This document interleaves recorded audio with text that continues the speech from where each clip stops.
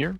It looks like we are finally live for our Uni2 beginner lobbies versus the Training Mode Network team tournament here. So it's going to be 2v2, pretty standard. Player 1 versus player 2, or player 1 from each team plays each other. Player 2 plays each other, and then the tiebreaker is whoever is the winner of both. I'm joined here with Vicarious and Turnup. So I'm pretty excited to run the couch commentary here. Personally, I guess I should introduce myself. I'm the Texas Hammer, guest commentating for a bit here. So thank you for having me. Yeah, of course. What's up, everybody? Hello. Hope everyone's having a good Saturday. Looks like we got our first teams up here, but I did want to just take a moment to talk about the event. So, yeah, this is our first crossover event with TMN and UNI2BL. My voice sounds rough right now.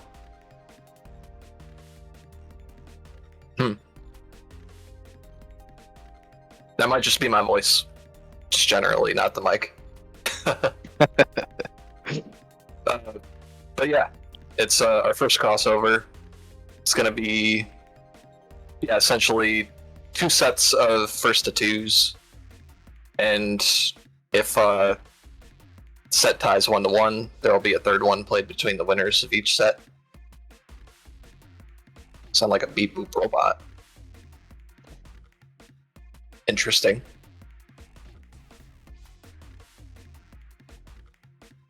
Don't know what to make of that information. But, yeah, Vic, how are you doing? Excited to see how this all shakes out. Been looking forward to it for a while. I think we announced registration like a month in advance, and we had been planning it like maybe a little less than a month before that. So it's been a long time coming. And we got our first matchup here. So we got crossover C-Heads, not gonna say the full team name, versus Teddy Roosevelt's Strongest Soldiers.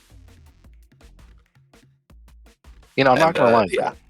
I was gonna say I think the implications of team names alone really it just leads to a powerful aura here of energy you bring into a match.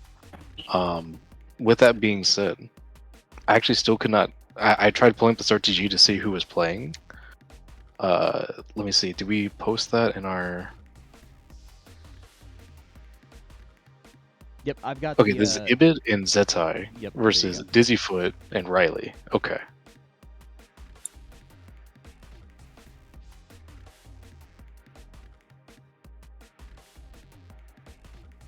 I guess, are we familiar with these players and like kind of who they play and stuff like that, or? Yeah, I'm not too familiar personally with the players, but from what I understand, this should be a UNI2BL team versus a TMN team. Ooh. Yep. Teddy Roosevelt. Also, I did just reset some stuff. Hopefully, my voice sounds better on the stream side of things. Yeah. But yeah, it should be fun. What were you gonna say, Vic? Oh, I was to say Teddy Roosevelt's Strongest Soldiers. That's Dizzyfoot and Riley. They're both TMN regulars.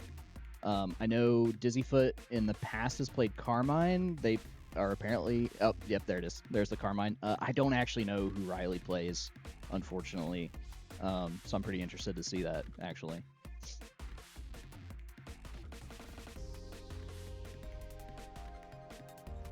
Oh. I don't know if Dizzyfoot is just currently making like a mental play here, switching between Carmine and Hyde. But me personally, if I didn't know who I was playing against and they kept character switching between Carmine and Hyde, I would be, beginning my prayers.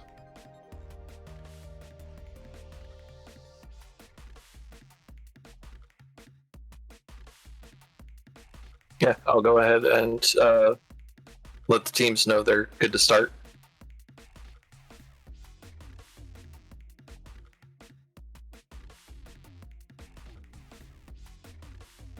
Riley apparently has not played this game in like 2 months, so so best of Peak. luck. Best of luck. I'm sure that she will do great.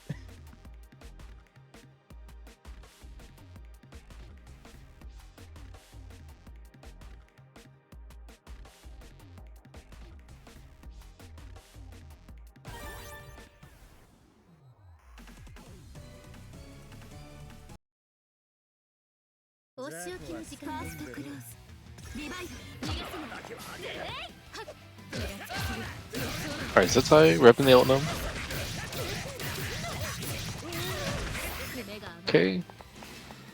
Decent bit of corner carry on that combo, but couldn't quite get all the way to the corner, but chose to set a bomb. This time we will get to the corner and set a bomb. 2-2-C. Alright. Yeah, nice little corner open setup.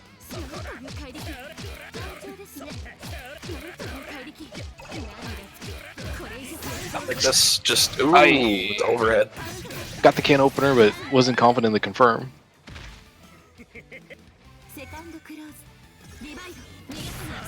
Yeah, Carmine is, I think once this character gets to the corner, obviously, much like many characters, many of the strong characters in Uni, right?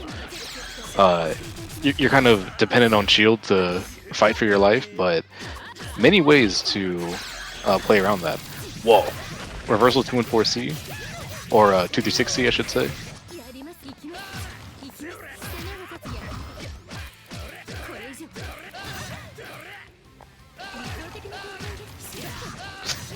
Ooh, yeah.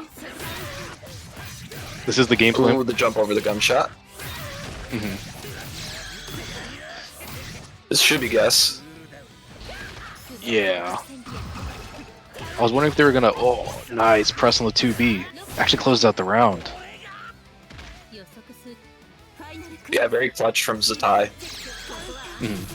Ooh, got the jump. Oh, but no combo.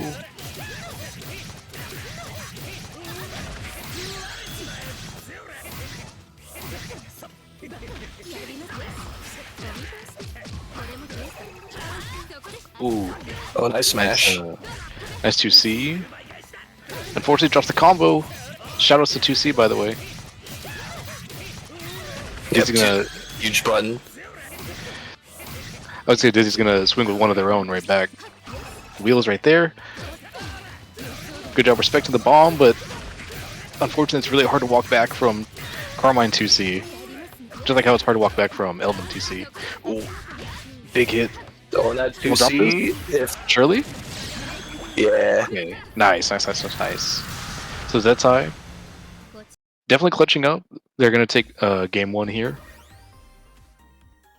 I feel like both players maybe either a little bit nervous or again like I think Zetai said is the first time they played in a couple months. So pretty interesting that they are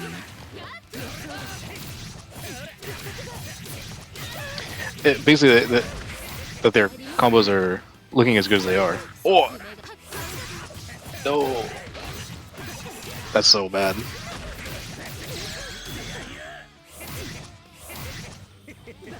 Okay, double bomb, TK wheel.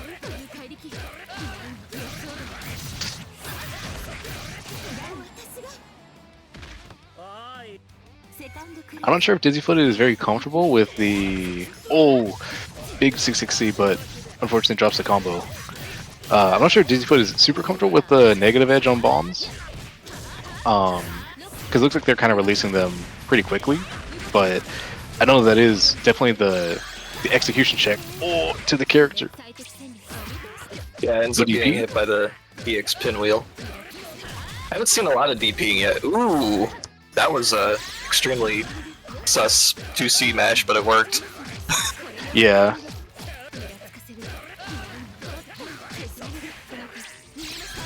Okay, now we'll see the DP. Nice.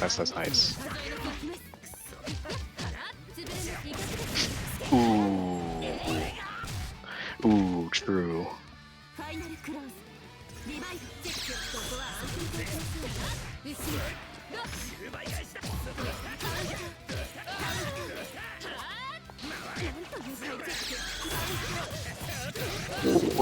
The 2-1-4-C with gonna be a big punish for Dizzy.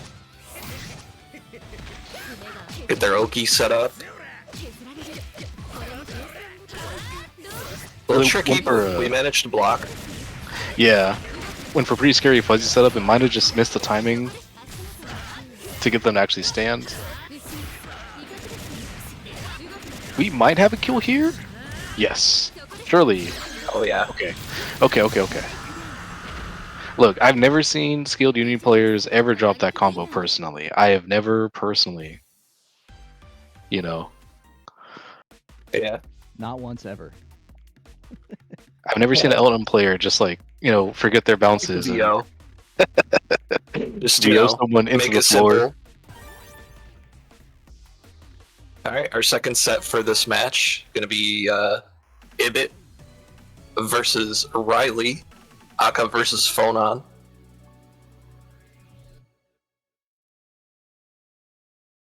Right now, crossover Crackhead. Oop, almost said it. I stopped myself. The crossover Sea-Heads. Uh-huh. Apologies. The crossover heads, you know. Crossover heads, I actually really like that. Also, I like that we can. I guess it might not be visible to the stream, but Ibit rocking the Tekken tournament in the tag. Riley also definitely has you know, culture behind their tag as well. Ooh. Yeah, Riley currently they're within like green shield on defense, but I think they're just trying to actively make sure they play for cycle here.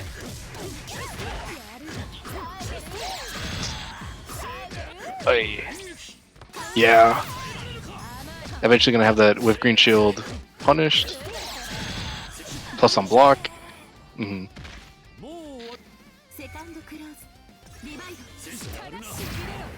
Yeah, Phonon definitely not known for having very clutch ways to get out of defensive situations. Yeah, these combos hurt. I was gonna say, Ibit currently putting on the one clutch defensive option from Phonon is a meter reversal. Oh, and the shield.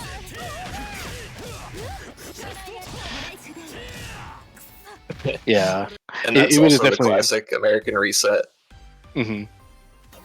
I feel like Ibit is like doing a lot of resets and also just kind of like not letting up on the pressure. I think it's kind of like a situation where it's like I feel like my opponent's nervous or might be making kind of panicky decisions. So I'm just gonna keep, you know, going in no matter what. 6B.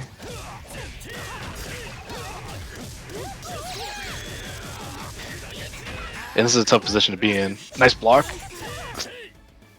Whips the green shield and gets grid broken for it.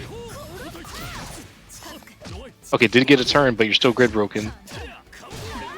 Oh, 6B. The overhead lands. Ooh, that actually beat 236C around start.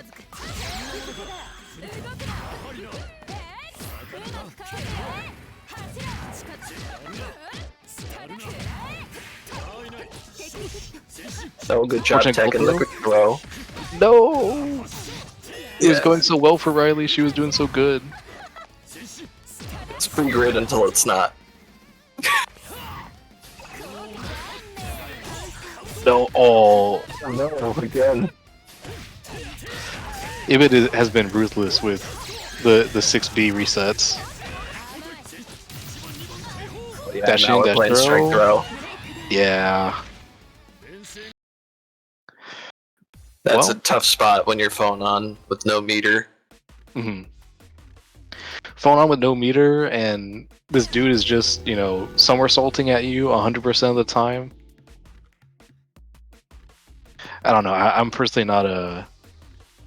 I am someone who has fear for my life. I have self-preservation tactics that kick in my natural body. So when Akatsuki is just like dashing at me and I'm grid broken and I'm just like, surely I just take a throw and then it's like 3 throw situations later, like, wait, I could lose right now?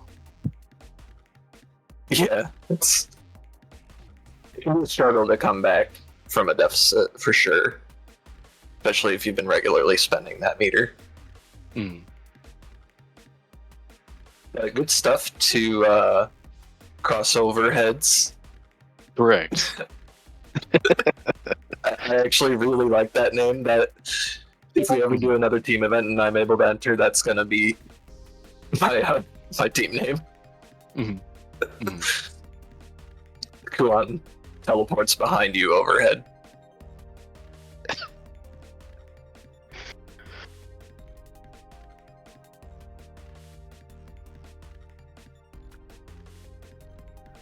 I guess, do we know the next stream match currently? Currently trying to check it out, see what's going on so far. Okay, okay. We were looking at getting a match from other side of bracket for most likely round 3, because round 2 is already going side by side, so maybe a little bit of a wait. Mhm.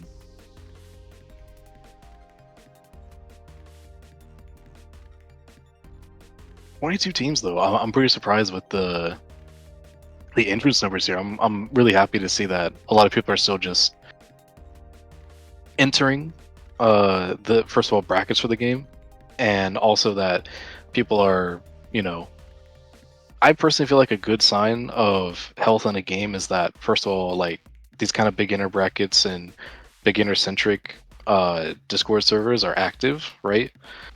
But also that just there's a lot of people dedicated to put their time into like playing in online brackets.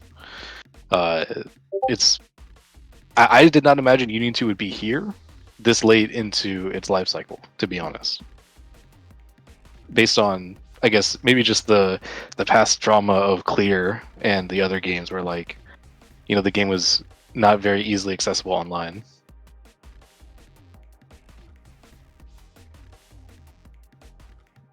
No, for sure. I mean, with how bad the initial port was, versus Yeah. like the level of excitement that there was for the announcement for a new game, Mhm.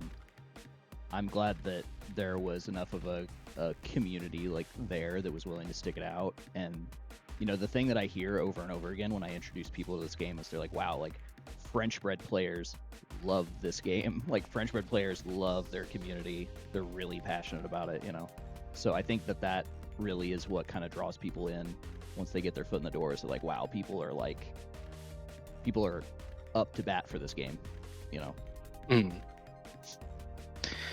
I mean, yeah, the thing that I've always envied about the Uni community when I played other games before, I guess primarily switching to playing Uni, was just that like the persistence, you know, of the community to continue just being like, okay, but if you wanted to play a game like that, you could still play Uni, you know.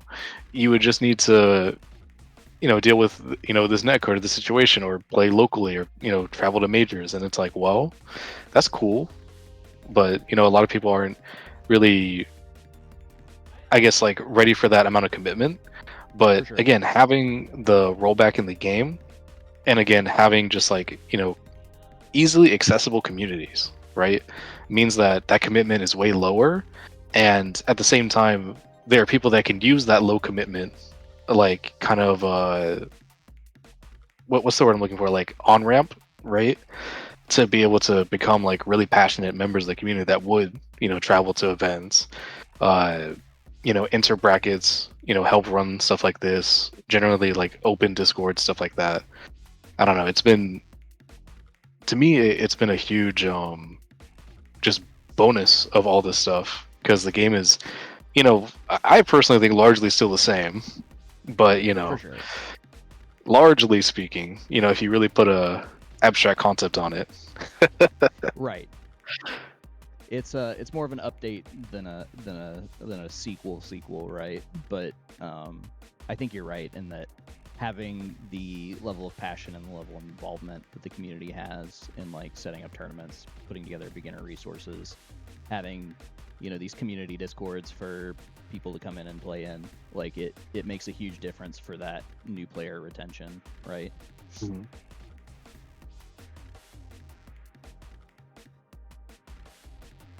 All right, I think most of round 1 has finished up, so we're just waiting for people to, you know, report scores, and then we should have a match we can get up on stream. Mhm. Yeah. It's going to be a little bit slow going for the start of the event anyways. You know, people are figuring stuff out. As the bracket narrows, it's going to become a bit more easy to get immediate matches.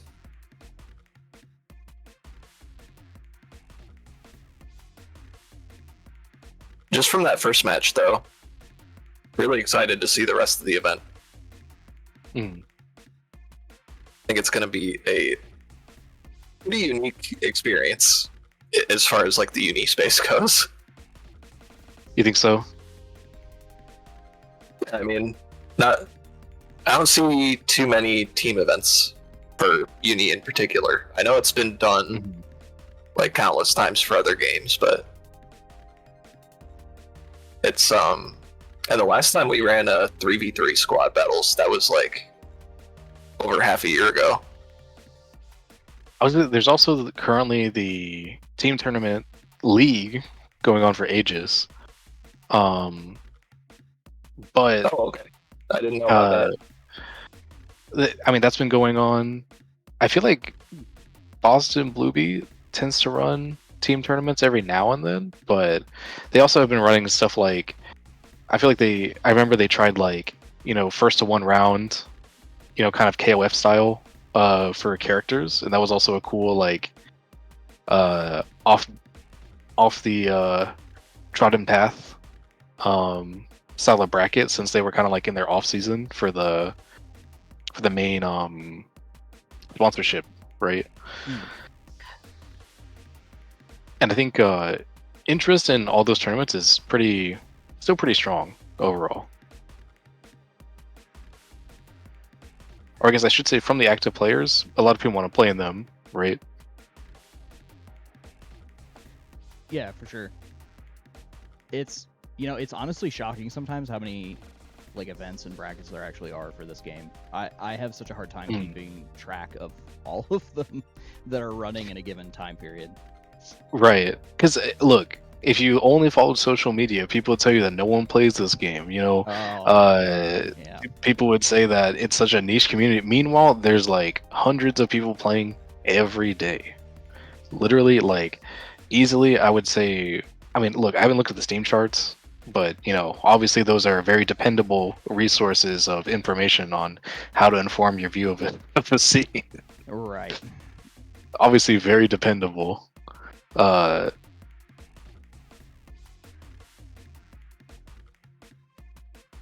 But point being, I think that the community is obviously very self-sustaining in its way, with its own communities, stuff like that. Just like how, again, in previous years for Uni, it was very self-sustained offline. But I think that seeing people take that resilience into the online era of the game has been pretty surprising. Just to see again that people continue to just keep making brackets, keep playing with their close knit group of friends, right? Servers like TMN and the beginner lobbies server kind of represent a lot of that to me, because it's interesting how many times I just look over at either server and there's someone just streaming the game playing, right? And it's just like, oh, there's open invite, whoever can join, right? And I'm more familiar, for example, with like the Southeast Danizen, more of a regional, kind of, pseudo ranked ladder thing, right? Actually, sorry, don't mean to cut you off. We can get a round 2 matchup. Actually, I think we have time. Okay. Thinking Deathclaw Dan and Pinhead Parry versus this high school uni stuff gets serious.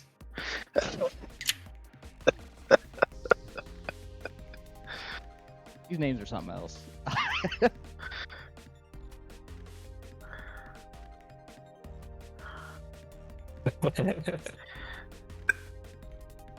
High school uni gets serious is like, I can believe it. Currently, I'm watching Haikyuu, and that high school volleyball gets like, I'm just saying, me personally, I start tearing up. It doesn't matter if they're just kids, you know. Oh, for sure.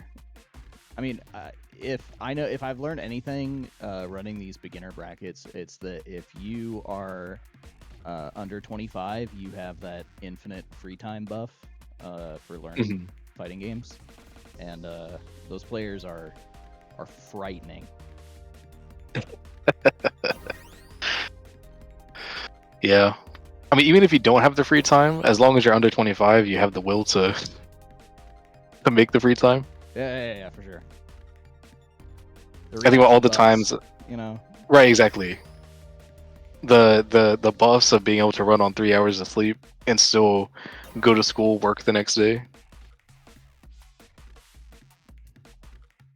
I'm almost 35. I don't have that anymore. I gotta be honest. I just turned, or not. Well, I guess old people. I am currently 25. As the kids would say.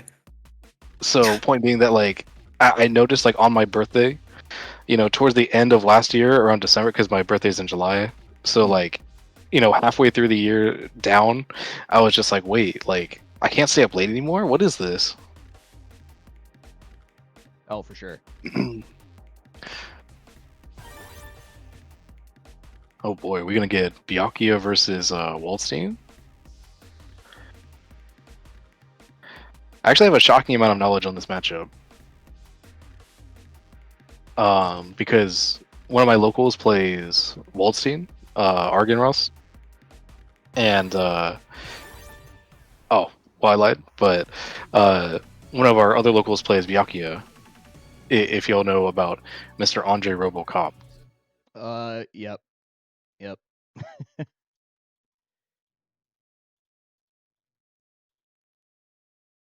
This Byakuya is actually Maddie, who's probably one of the more infamous TMN players.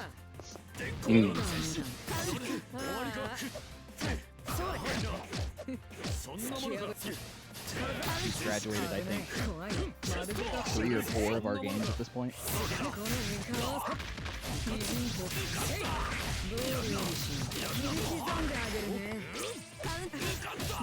I feel like it's always I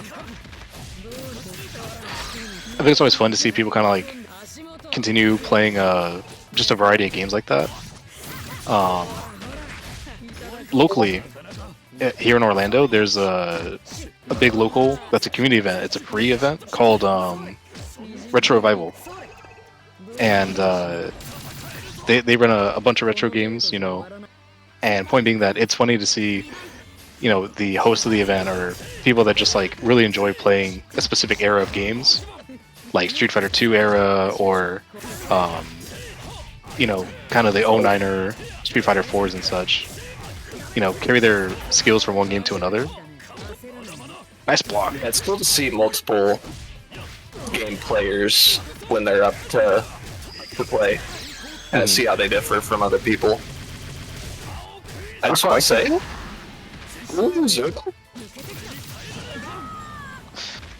yeah, sorry, Deathclaw Dan and Pinhead Parry. That's our mod squad for UNI2BL. The mod squad? Yeah, so Underzerdo and Idea, they're both mods for the server. I see. And they decided to team together. So low-key kind of rooting for him. Low-key. We'd love to see the host get a W. Low-key, high-key. Low-key, high-key, high-Q. Ooh. I'm not gonna lie. Oh, okay, this should close out as long as we don't drop. But it kind of works out. No! We didn't throw it in. Okay. Still close it out. See, again, whenever I watch general brackets, especially early in the bracket, I'm like, okay, let's make sure that the combo will actually kill, because it's going to be a long combo, and I'm not going to lie, the longer a combo is, the more time you have to drop it. So I'm like, I know it's a 6C starter, like a counter hit 5C starter, but this route is probably a little involved.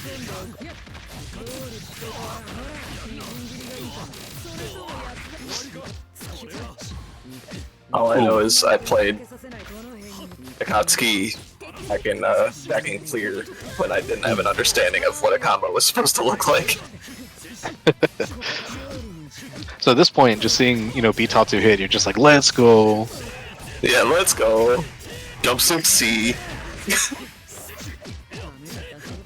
Do another 6B kind of thing, like. Oh, almost got the link. Wow, spent IW on that reversal. I'm pretty sure this does give a single web at least, right? Or okay, we're just gonna run up. Wow. Did not commit to the assault combo.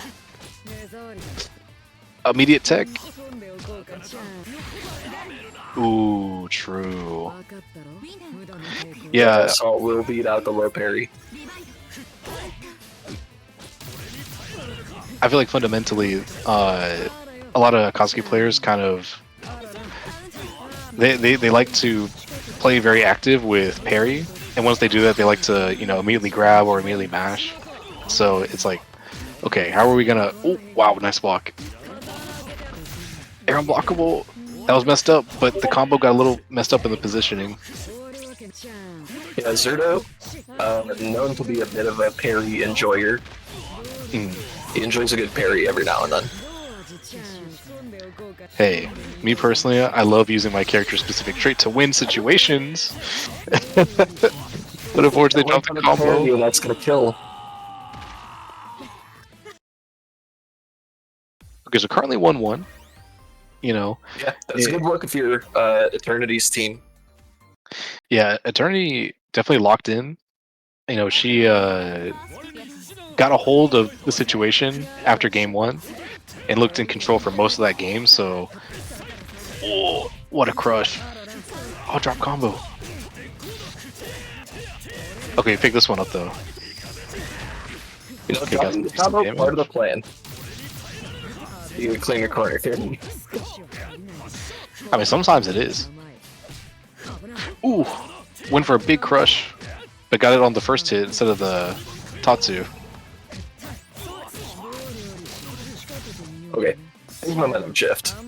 We got Eternity with the CS. They're able to put on some pressure now. Ooh, but the web set will get punished.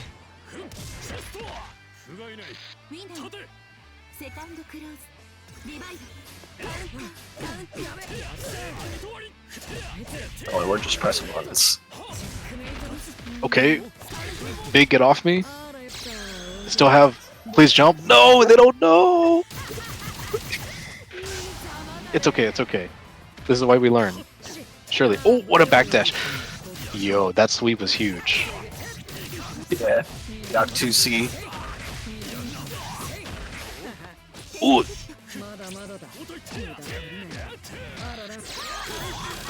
Okay, bust out with 2-3-6C. Dash throw. Nice block. Counter hit. If you got this, you might be dead. You got this? Okay, you got this. Well, very well played to Idea, right? Yeah. Okay. Yeah, that'll be first match point to Deathclaw Dan and Pinhead Parry. Next up will be Idea versus Maddie. Or wait, who is the other player on that team? It's either Maddie or Vendetta. I don't know. Vendetta. Okay. Our GG name's not lining up with Discord names. It's so confusing sometimes. Wait, so that was under. This is now Idea playing. Okay. Yes. My bad. Yeah. I apologize. Okay. The Steam names are kind of mixing me, but I'm doing my best. However, we'll be a little more straightforward. I appreciate the the visual clarity of Vendetta's name. Yeah.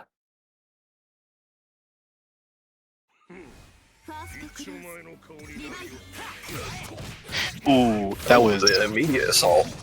I'm not gonna lie, that was kind of a pung move to round start immediately. J6C, assault J6C.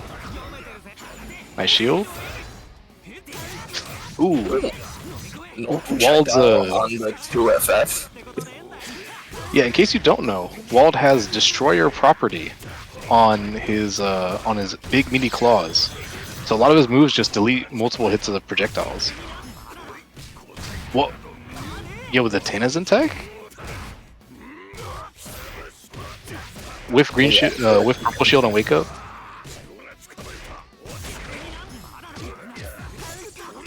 Ooh. Yeah, I got a little greedy for the cycle. Saw the clock was close and they were behind, but 6-6C frame trap. Oh no. That is a command grab super. Oh. Yeah, Vendetta's just kind of trapped in the corner. Spend the meter, get the damage. Oh, that's a clean hit. Might be a kill. Yes. Okay.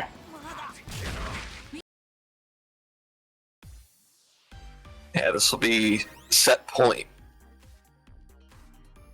Let's see if Vendetta can make the reverse 2-0 happen and bring it to a tie. I'd love to see a set number 3. Oh no! That actually whiffed Just punish. God press up rip. Ooh, yeah. Yeah, I will say Adea definitely is a fan of holding charge. Oh, 720 on wake up. Oh, Ben Sinister. Some nice background. Adea, before picking up Wall, they were a Yuzu main. I'm not sure how that affects things as far as style, but that one's kind of scary. I'm not gonna lie. Okay, this should be a decent combo. Okay, taking the knockdown instead of trying to cash out. Sent it on the DP. DP again? Oh, went for throw. Unfortunately, normal throw is a weak RPS option against Waldstein, who has many ways to counterplay it. Oh, nice whiff punish. Full combo. Okay. It got to the corner, so it doesn't matter. Kind of donating the cycle so here. Far. Oh, And a good mash. I would say Vendetta. Yeah, I'm not sure if they're aware convert. that they're kind of donating the cycle with using force function so much. But I think I understand the idea. You know, don't let Waldstein get away from a big move. Oh no, you're not dead. But this is pretty bad. You can't really go anywhere. Oh, no tech on the 360B. Painful loss there, I think. I feel like Vendetta had, momentum in the round starts in a lot of those situations, but, kind of uncomfortable with how to play defense against Wald. So, it definitely will go to Adea's favor. Shoutouts to Deathclaw Dan and Pinhead Parry. Taking that set 2-0 confidently, I think. Yeah. Sorry, I didn't mean to. Good showing. Oh, you're good. You're good. Let's go UNI2BL mod squad. True. Love to see my people succeeding and doing well for themselves.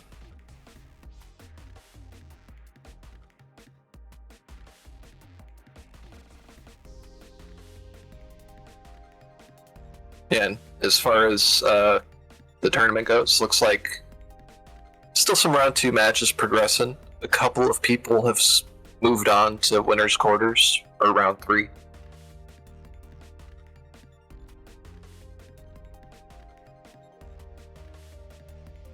A couple of teams on the losers side of the bracket have started playing, which is nice.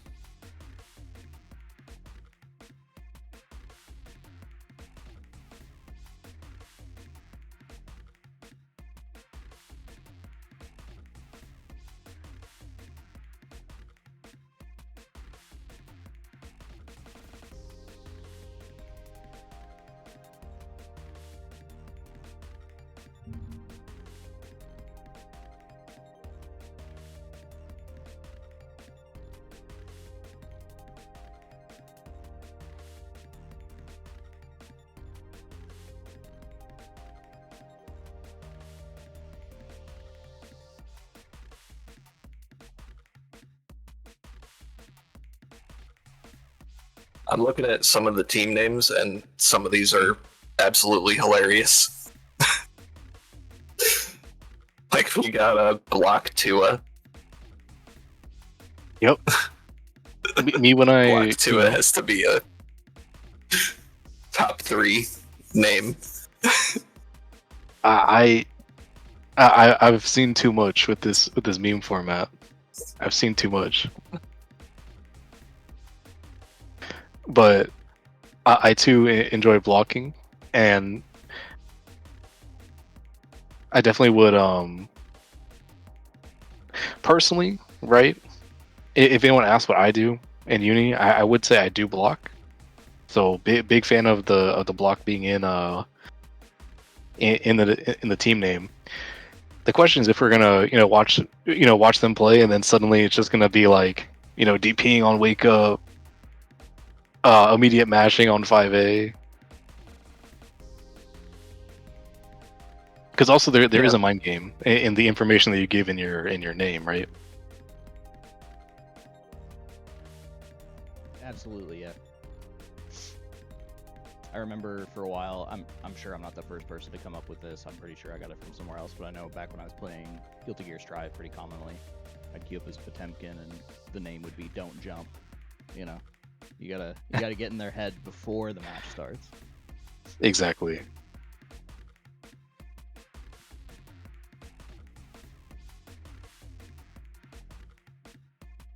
Yeah, so I'm looking at round 3. I think we should take go back over to the other side of the bracket. Let's commit to watching the Shadow Government, Team the Shadow Government, versus whoever the winner of G is. So they started their set about half an hour ago. It's a Legacy Setplay versus Block Tuah. I see. I went ahead and marked it that way. They know once they finish their set that it's up for stream. Mm-hmm.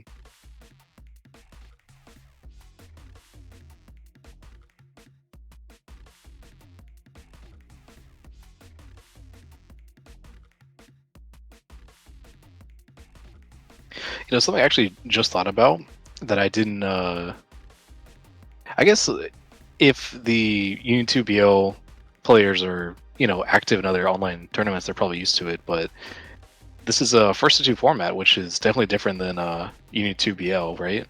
Is UNI2BL first to 3 all the way through? Yeah, typically we always run first to 3 all the way through. It's really only for these like special events that we ever break from that. Mm-hmm. We like our first to 3. I think it's absolute peak uni for both playing and watching. Yeah. Helps the beginners, gives you a little bit more time for adaptation. You tend to learn more from a best of 5 than a best of 3 as well. Mm-hmm. At least from my experience. I too would agree. I think, especially in a game like Uni where defense is very integral and also like a very sharpened skill, having more games to play It just means that everyone gets more data and has more interesting ways to keep interacting with their tools and game plan, right?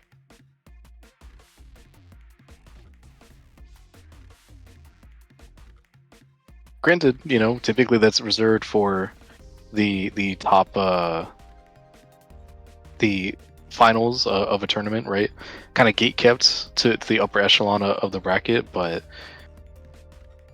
when it comes to first to two, I think this is where frequently I feel like in competition, right?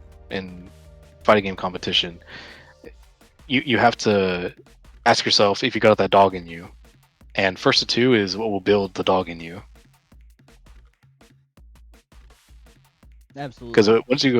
once you go down a game and you have to fight for your life, you're like, what do I do? I have to do something. No, for sure. All I did was Sorry, go ahead. it's just like all I did was block, or all I did was get counter hit the first game. Like, what do I do? No, for sure. That's obviously I think long sets are important for growth. Playing a variety of people are important for growth, but really, like, if you want to compete on some level, you have to jump into those like first to two formats and really just get in the mud and and learn how to adapt very quickly and under a lot of pressure. Yeah, that's one of the few things where I think sometimes ranked comes in handy. I am not like a big ranked fan. I've never played ranked on Uni, for example. Yeah, but it is a good environment for that. I definitely think ranked is it is what you can make out of it. Yeah, For sure. It is if you want to treat it like good versus two practice, then you can do that, and you can make it into that. But a lot of it is, so much of it is about your mentality going in to the play session, and I think it's very it can be a little daunting when you're running into, because I live in the southeast, so I live in Florida currently, and my rank queue is still Deafy, Defiant, Big Black, and the Georgia scenes, the Florida scene, and the East Coast. And point being that I'm just kind of like, sometimes I go into ranked and I'm like, man, it is time to get cooked from all the best players in the world and lose like 100,000 rip right now. And then sometimes it'd be like that. And then I'll be playing for so long because I'm like, sure, they'll get some of my points back. That it's finally 1 a.m. here on the East Coast, and then 2 gig boots up, and I'm like, all right, never mind. You know what? Some days you gotta admit that you just can't. There's not a lot of power you have over the situation.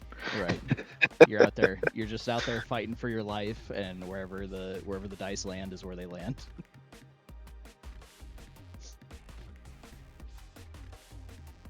I will say though, ranked is you will find a surprising amount of people that if you request a player match like immediately before the scenes transition on the character windscreen, a lot of people will play you if you ask for player matches. If you ask for like a first to 5 or first to 10 or another first to 3. My rank special is always like if someone asks for a player match to play a first to 5, because typically speaking, if I'm playing ranked, I'm kind of like I don't want to commit to long sets. Like I'm just trying to play short sets. Right. And first to 5 is still plenty long and under night, typically speaking. But I think it's definitely a fun way to also just interact with and meet other people if you're able to ask them for games and then find a mutual Discord you're in and just be like, hey, thank you for playing with me, stuff like that. It always feels good to meet other people that you may have heard about or may have played with in an online bracket, for example, might know through a Discord, stuff like that. No, for sure. That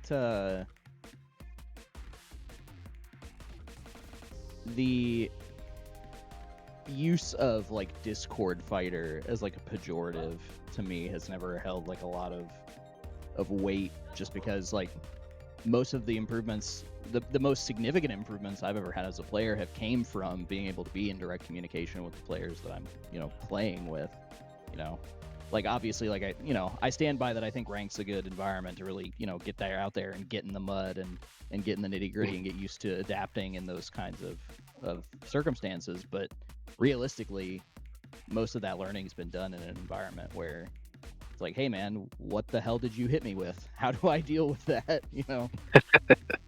Yeah. And so, having a, sort of being pushed into that interaction a little more firmly, because you don't have as much reliability with, queue game modes, I think is almost strictly a benefit. I would personally be inclined to agree, but again, I'm a little biased from doing a lot of the Discord era. I mean, technically we're still in the Discord era for Unity 2, but Discord era during like delay-based netcode, when it was Discord plus, it was very selective. Like, okay, this is the person you get a 2-frame connection with, so you gotta. This is gonna be one of your main practice partners, basically. Right. It's like these are the people that you're gonna be playing with over and over and over again. Pretty much no matter what.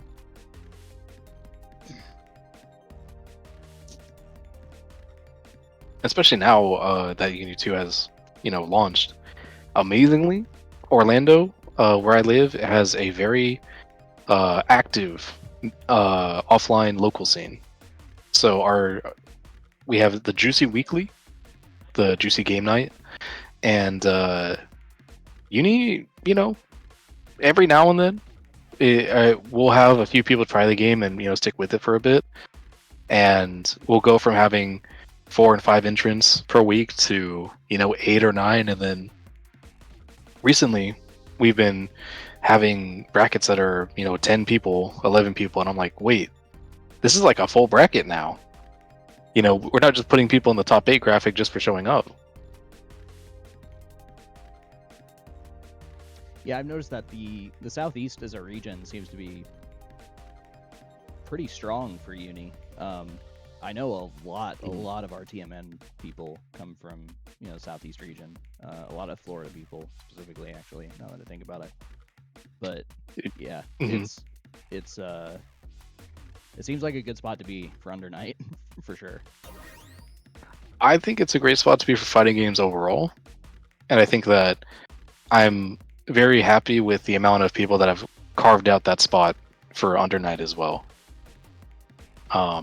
It warms my heart, especially from the initial launch of the game being like, oh, we had like 14, 15 people show up for a local or like a monthly or something, and then the following week was just like no one's playing the game, and I'm like, man, it's just going to be me and Argon, huh?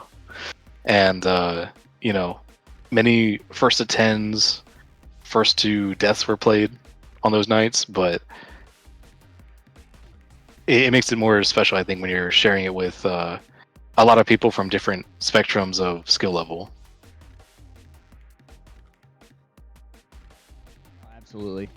I'm in the Northeast. Unfortunately, my local was Xanadu, which obviously shut down. And Under Night's been kind of recovering a little bit, at least in my immediate local area, trying to find a new spot to play on the regular. But obviously the Northeast is an entire region, right? I also feel is like pretty strong for this game. Yeah. I mean, the coasts are definitely no slouches in the US in this game. Yeah. I think that anywhere where there is even like, let's say like a monthly for Under Night consistently, those regions tend to end up being fairly strong over time based on the practice that people get and the amount of time they spend preparing for each other. at the end of the day, especially locally speaking, and this is something that I think is a big motivator for a lot of people that participate in like TMN in the beginner lobbies brackets, is that like if you are still, running into the similar faces, and you're like, I won this time, but then I lost the next time, and then the next time we played, the third time we played, they won again, and I just want to get back to the point where I'm winning, and that small motivation to just be like, I've played this person before, and I know that they know that we have a record together. Has a lot of it does a lot of the heavy lifting for your competitive motivation. Absolutely. Get yourself like I hesitate to say rival because that's a bit too anime, but Yeah, We're playing anime fighting games. It's Friendly it's the partner. perfect amount of anime. someone to measure yourself against. hmm If you're both regularly playing, you can kind of like see each other's progression, and that may give you some motivation.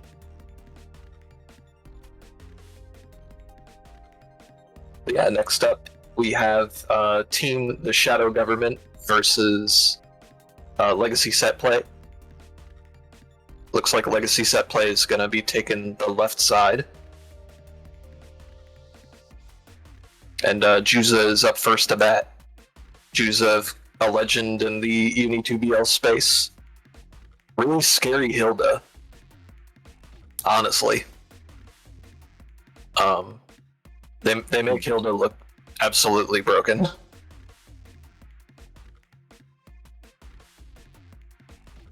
And it looks like I'm not sure who that is across from them. I'm assuming that's Noelle. That is Noelle. Yep. She was previously doing TO duties with me over at TMN for Undernight. She no longer does, but she's still a regular. And as far as I know, she doesn't play that much Undernight anymore. She's mostly all in on Type Lumina. But she was good enough to graduate from our brackets. She is a very formidable Landrekia. Okay, so we've got a pretty stacked winner's quarters, it looks like. Rocking the yellow Lond. Ooh, big frame trap. I was gonna say I know Noelle from interacting in the Landrekia chat in the main Discord. Oi. I respect the blocking here, especially as with Landrekia, it can definitely be hard to. I personally think it can be hard to get in on Hilda. Ooh, reset with the pin. Should be able to close it out here. Oh, but the link turned into a reset, and that's okay. As long as we close it out, Ooh, big punish on the back that dash. catches backdash.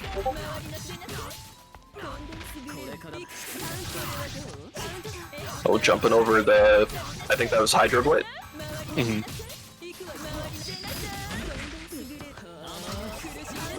Roll through. Still not quite plus. Unfortunately. Yeah, Hilda...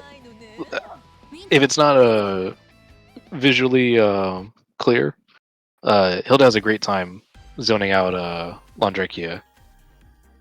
I think that something that people have talked about with like a struggle with playing Hilda is that like 5BB is not a great option against a lot of characters. Meanwhile, like 5BB is probably one of the best buttons to hit against Landrekia. Ooh, got through. Yeah, getting it started. I think part of the struggle for Lond is his DP doesn't have too much horizontal range. Yeah. So, very limited in the ways that you can punish Hilda pressing from a distance. Oh, fireball. Let's get in. Got the gold throw with the yellow color. That's cheating. Ooh, got the frame trap. Yeah. Yeah, Juza loves his FF. one of Hilda's only tools to get out of the corner. Not sure what Noelle tried to do there when she saw the red mist. Maybe try to roll. Backdash will get punished again. Yeah, in general, this is where dash blocking has to be. Oh, wow. Nice cancel to the Frozen Vine. Gonna end it C-Rekka.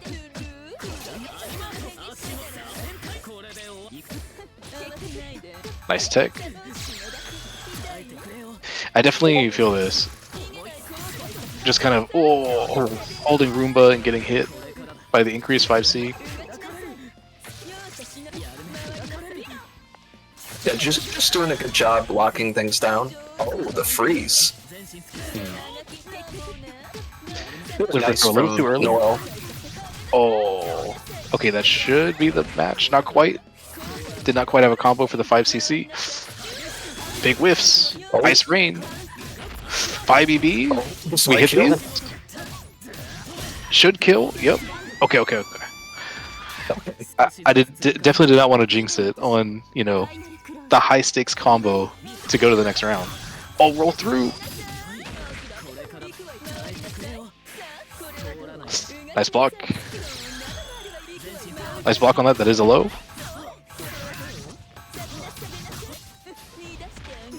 Set up Gloom. Nice control here. Went low, but couldn't get the combo. Oh, immediate 2-2x out of the 5cc. Yeah. Well, you know, good stuff to... that would be Juza. Yep. And, you know, very, very textbook Hilda matchup play, I feel like. Just kind of sitting at ranges where you have to interact with 5C and 5BB, using 2-2x to catch people walking back when they're just kind of trying to continue dash blocking.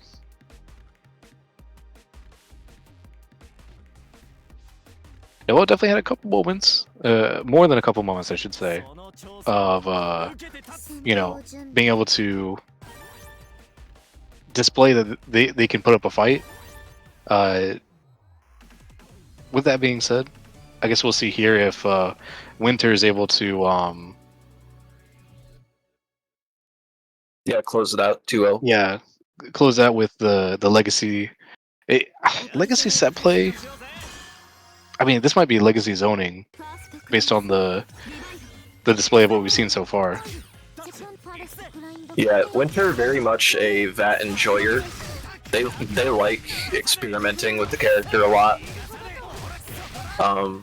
It's a really wacky stuff with FF. They have a lot of charge partition knowledge. A lot of different routes too.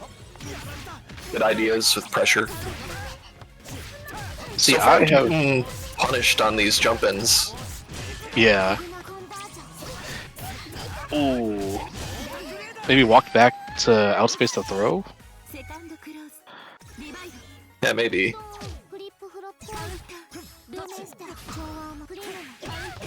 Ria's doing a really good job getting it. You know, managing to deal with the zoning.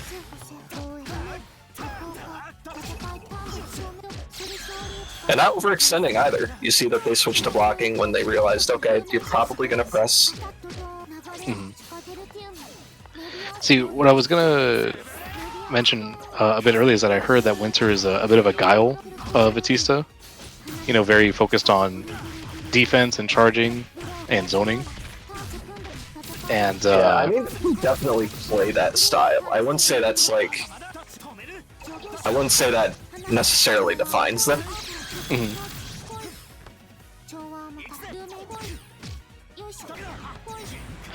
Oh no! I'm not sure what they wanted there. Maybe, you know, just another dash block using the macro, but whiffing that VO going to the next round is pretty costly. Wow, cancel to the had time to cancel to 2FF. Nice a flash kick. Oh, couldn't get the crush on the shield. Nice block. Oh, Try to interrupt, but really, I feel like in between B drill, I'm pretty sure that you can only interrupt with invincible moves. Oh, between the hits. Big whiff. B flash kick won't kill though. Maybe try to use the armor to get through the ball there. yeah, maybe. Winter taking game 1 of the second set.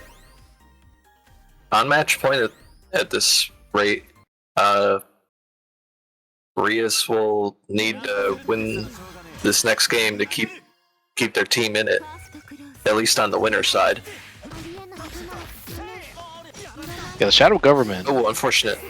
You know, the agenda is not winning currently.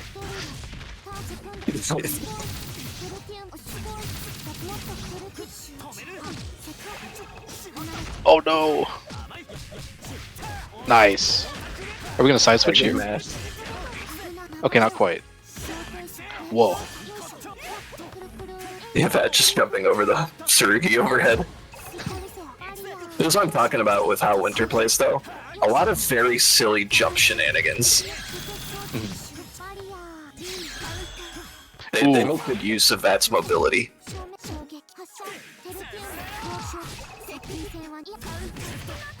Fair enough. Yeah. At that stage, I'll blame Winter for guessing. Rip the DP. Or the flash kick, rather. I mean, especially when you're in the health range to kill, right? Yeah, and you have plenty of spare health. Why not? Nice combo here. Attack on a quick little 3.8. I'm not sure if I agree with the CS. Oh. Getting reset on hit.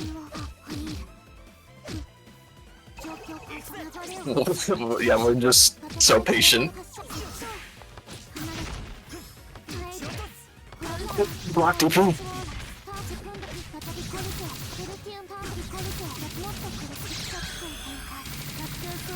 Big meter spend. I like that jab to get rid of the gem. That's nice.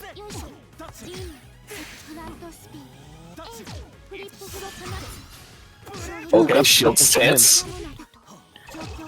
Oh. Try to do something with the concentrator shield. Nice. I really like the 2A redashing behind the ball. Yeah. It's a bit hard to deal with because you never really...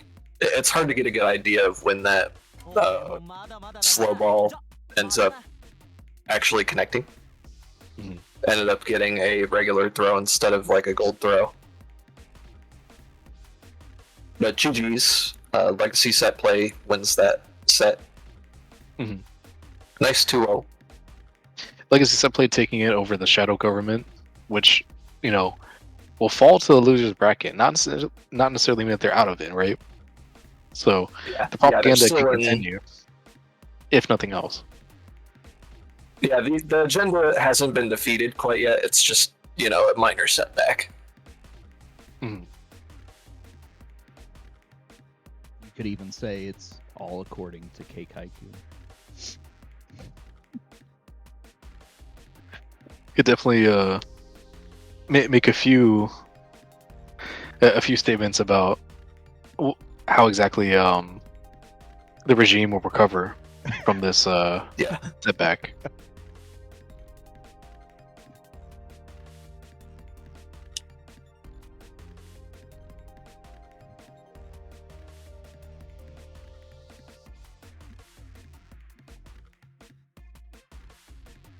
Okay, I think our next match is going to be the Jonkler versus the Reserve. Hopping back over to the other side of winners.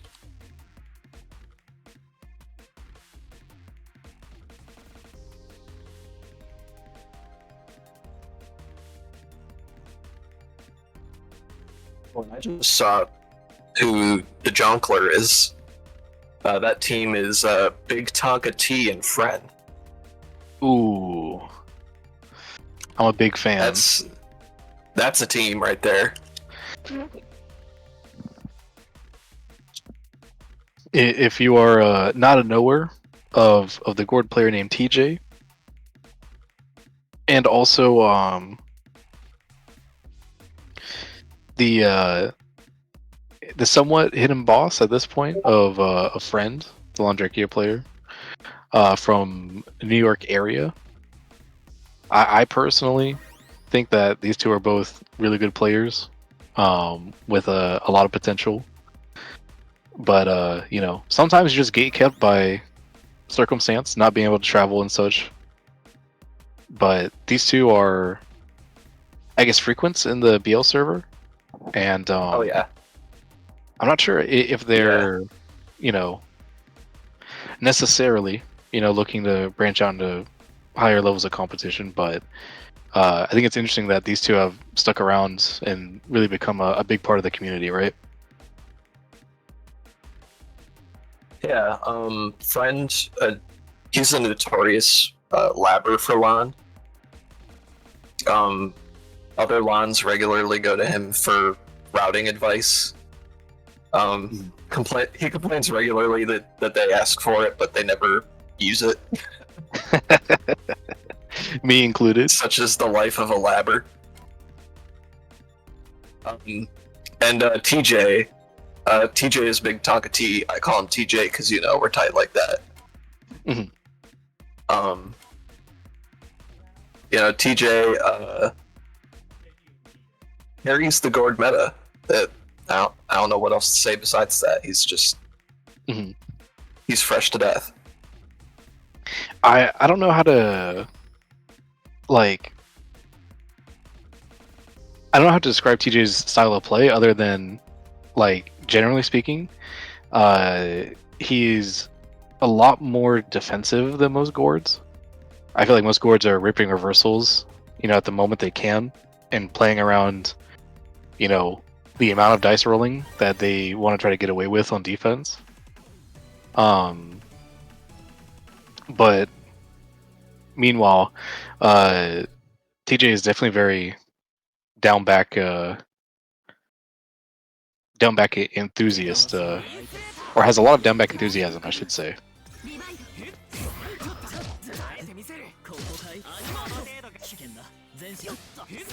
That being said, the first up is going to be Black Ace versus Friend. So we're going to see Hyde versus Landrekia. Oh, drop the 2C link. Classic. So I am personally gonna, you know, show a little bit of bias here because I actually play Landrekia. So I could talk forever about how, yeah, these dash in back dashes are, you know, the classic. Wow, nice Palebringer right back in response to the EX flash. Yeah, I like this from Black Ace. They're not being cowed into just holding block. You know, they're still willing to press even after dealing with a pretty oppressive round one. Wow, you kind of need that mentality. I would like to see a guard thrust at some point in this pressure, but we still get an opening. Oh, a little bit of a drop. Yeah, but that would get DP'd. Not too bad. Oh, I actually got whiff punished with the 5BB. That's crazy.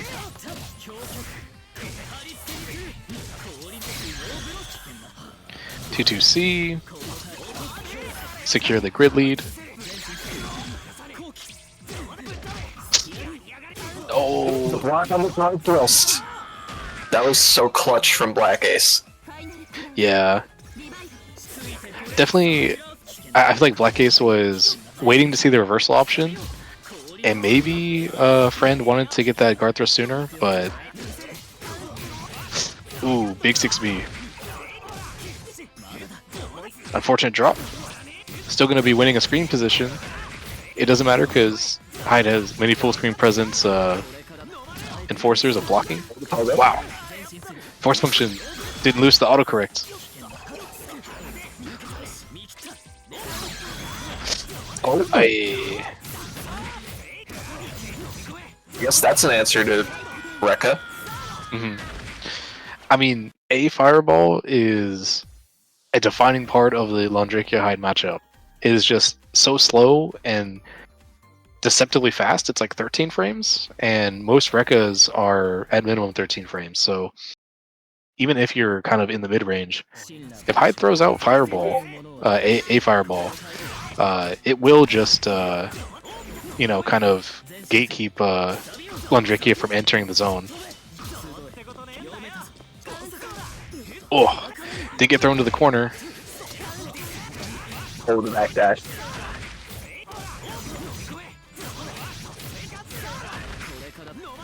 Yeah, Black Ace cooking right now. Definitely, nice. Delay low. Using those plus frames to, give a little bit of a stare down illusion to a friend. Immediate tech. Meaty.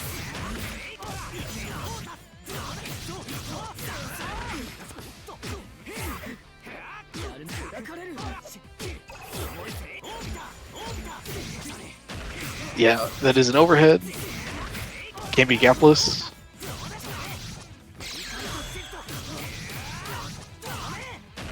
Wait, that's should be a mid, right? Maybe I'm tripping. Oh, clutch tech. Big sweep. And live. Full corner to corner here. Okay, set. Yeah, please CS to stay safe. Friend's got plenty of meter to use in his pressure too. Okay. EX flower. Throw. That's a big chunk of damage for a throw. Didn't set up another. No. Friend went for the ultra mind game and it didn't pan out. Just assume that Hyde would swing into you. Did a DP from 14 feet away. I have been there personally. Me personally, I have been there, and I understand. It happens. And now we got the Gord Ditto. We do have a Gore Ditto on our hands. Big Tonka T, versus, I guess, let me make sure. Is their tag different than their Should Steam be game? Godkey. Godkey. Okay.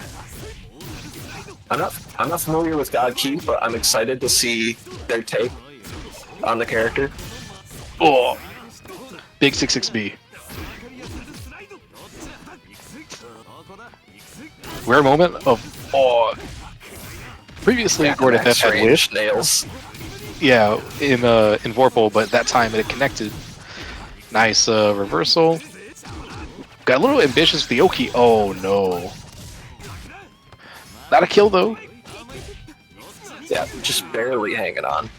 Ends up getting 3-seeded.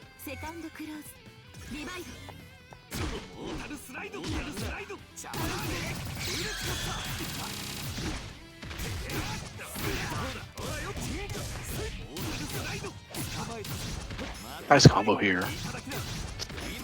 Oh yeah, Rest in and the peace, real yeah. fun begins. Yeah, now you're really ahead in life and grid. DJ when he has you in the corner. You better I start could. jumping. I think it will die actually. Oh, it was so close. TJ's optimization is so 5.2. I'm not sure if he accounted specifically for the fact that he'd be just in range for that to kill when he got the hit, but I feel like his corner combos are, especially with resources, very clean. Oh, I say that as he drops. My bad. I'll talk a little less about his combos. Commentator's curse. Though. That happened. Currently got some momentum, but has a drop of their own. Nice 2B. Oh. We are teching right now.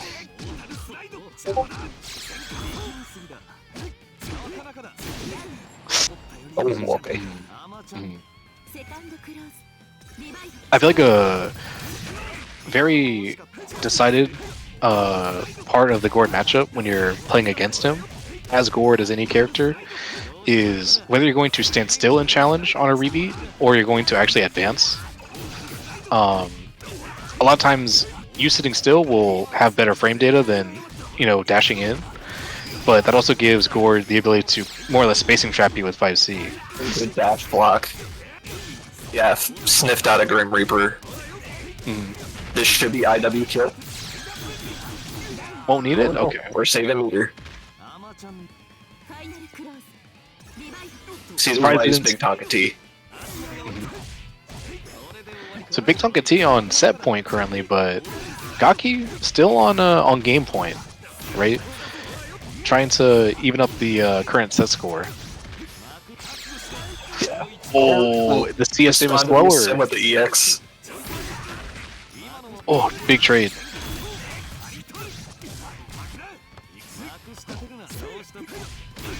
Ooh. Big 2B. Gonna get cycle off that decision too. If Gaki can get one combo, that would be huge. And might be able to close it out here. Yeah, should be able to get it.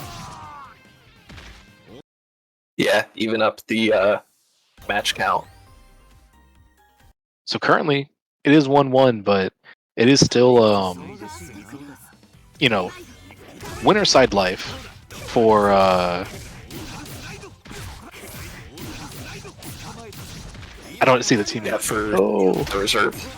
For the reserve. Yeah. Yeah, at this point, Big Tonka T, DJ, he has to win this set just to keep his team in it for the winner side. Yeah. That might be a tall ask, because there's a lot of pressure coming out. Good reversal. Oh, gets thrown out of his pressure. Oh wait, I totally misspoke previously about the situation. Oh, that's so cringe. Oh, you're good. I forgot TJ was not on the team that won the first match. Anyways, TJ though, getting the winning situation here. Oh, nice. I feel like there are many situations where Gord is going to trade with you, but both players are still going to get knocked down. Oh, slower command grab wins again. Win for the big OS crush.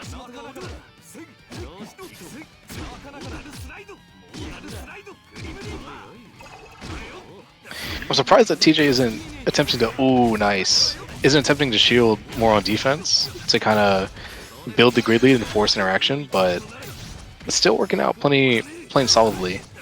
Oh no! Oh no! The low hit of 2C ends up. It's in transfer state though, so not going to be fully grid broken. Oh, okay. 2 and 4C again. Yeah, I got to getting a little tricky, a little fancy. Nice. Oh, Grim Reaper CS confirmed. This is actually a huge pickup. This will kill? Wow. Oh my nice. God. Huge pickup off the counter hit B Reaper. Gets TJ the W and brings it to 1-1 between the Jonkler. Yeah, our first tiebreaker. Yeah, so of course it's the winners of those two sets, TJ versus Black Ace. Mm. Gonna be an interesting match. Both players kind of cooking.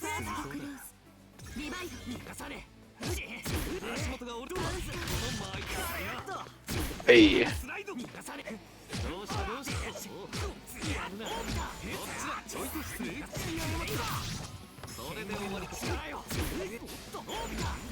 And just some small hits here, trying to set neutral. Big opening though for TJ. Ooh. Alright, good reaction to the red mist.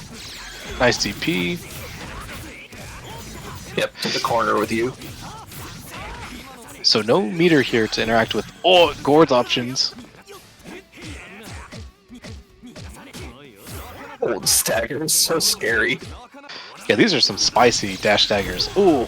B Reaper, EX cancel. Still early in cycle, so Gord advancing forward. Took a lot of grid, but backdashing lost a lot. Not gonna be a kill because he can't get Warple. Oh, so much gapless pressure. Nice tech. Good job predicting the DP on the tech. Yo, TJ is blocking. Oh, he got Celestial. And then immediately got pressed on. No. Okay, gonna carry 200 meter, basically, into the next round. Oh, frame trap. Didn't believe. Media overhead though will. Oh! Should have led to a combo. Would it be like that? Now you're gonna hold a high Doki with resources and a big grid lead. Nice shield. Snuck one in there to get the lead. Oh! Throw tech might cost him the cycle though. It does. Oh. 2-4C. Whiffs it, immediately hits 5C. Switches sides. Ooh, big 3C. Max range 3C. Really late in the active frame. Kill. No! Throw tech. Spend the CS. Plus. Nice block. Yeah, that's a big momentum shift getting that IW blocked. Now Black Ace is playing with no meter on his side. Nice whiff punish.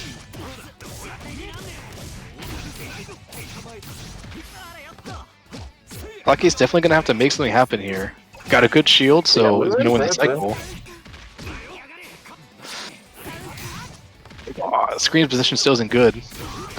Yeah. Yeah, maybe could have gotten a little bit more off of that chain shift. It's hard. It's hard when you're facing down a Gordo. Ooh, immediate tech. Wow, what a clutch 2A immediate mash. TJ might have, you know, stolen the momentum from the previous set and brought it into this one. Potentially.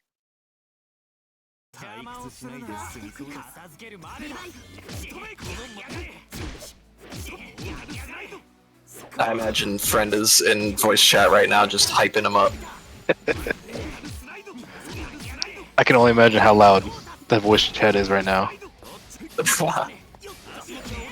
Oh, nice block. Nice. Black Ace wasn't able to get much off that orbiter because it didn't immediately cancel. Oh! Whip green Scout on the shield. green shield. And now you're grid broken versus Gordo in the corner. Oh! Big VO.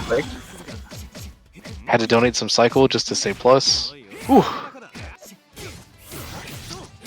6B is so good, man. That quick 6B cancel. These staggers. Oh, and the charge. Oh my goodness. Oh! Ah! Throw bait. Big commitment to, again, have been doing a lot of dash 2A. That time committed to 2A immediate assault to beat the throw OS. Nice combo here from TJ. From Mr. Tonka T.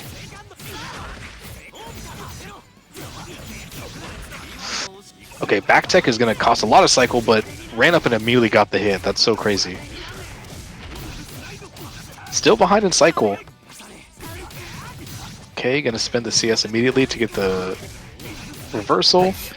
The thing is, yeah, Mr. Tonka T has not been very respectful of the DP knockdown from Black Ace. Because Black Ace is spending it a lot on doing CS, you know, see red mist on the meaty DP. But it hasn't really been discouraging TJ. That being said though, TJ's got to play from behind in this meter deficit. Kind of forced to make a play. It got the cycle, but at what cost here, right? And the stagger eventually gets through. Won't be able to secure this cycle. Yeah, I mean, if there's one thing I can compliment Black Ace on, it's their stagger. Their stagger is incredibly scary to commit to a mash on. Mm.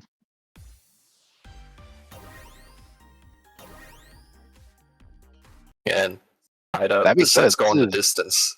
Yeah, this is 1-1 on set point for both teams.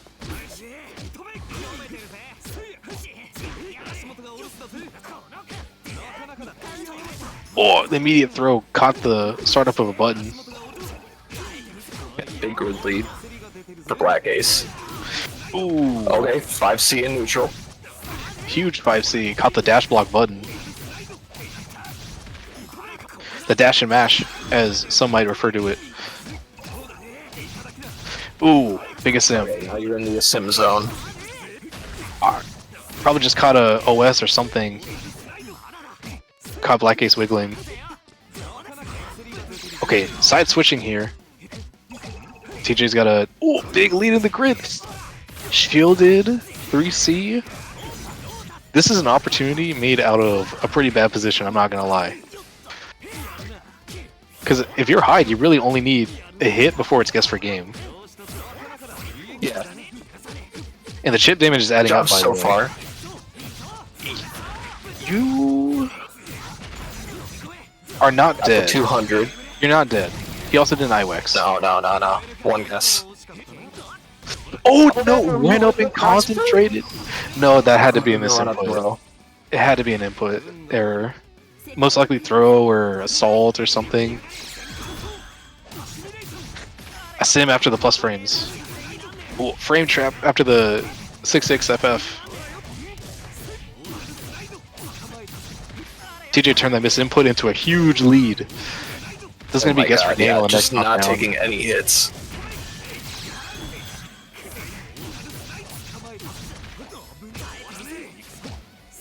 Okay. Alright, VO. Okay. Wow. Okay, got the shield off, so we'll have cycle after this combo. Yeah, respected the CS. Didn't want to meaty on that. I believe. Oh, is that gonna do it? CSM, That it's not gonna fight. kill. Yeah, it Catches still has enough meter. the immediate backdash with J236C and TJ, Mr. Tonka T, appearing huge in the victory. I think. Yeah, that was a roller coaster of a set. Roller coaster of a team match. Don't get it Black twisted Ace though. in Black Ace Discord was, saying, I sold GG's. hey, Black Ace was definitely he was in there every time he got a hit.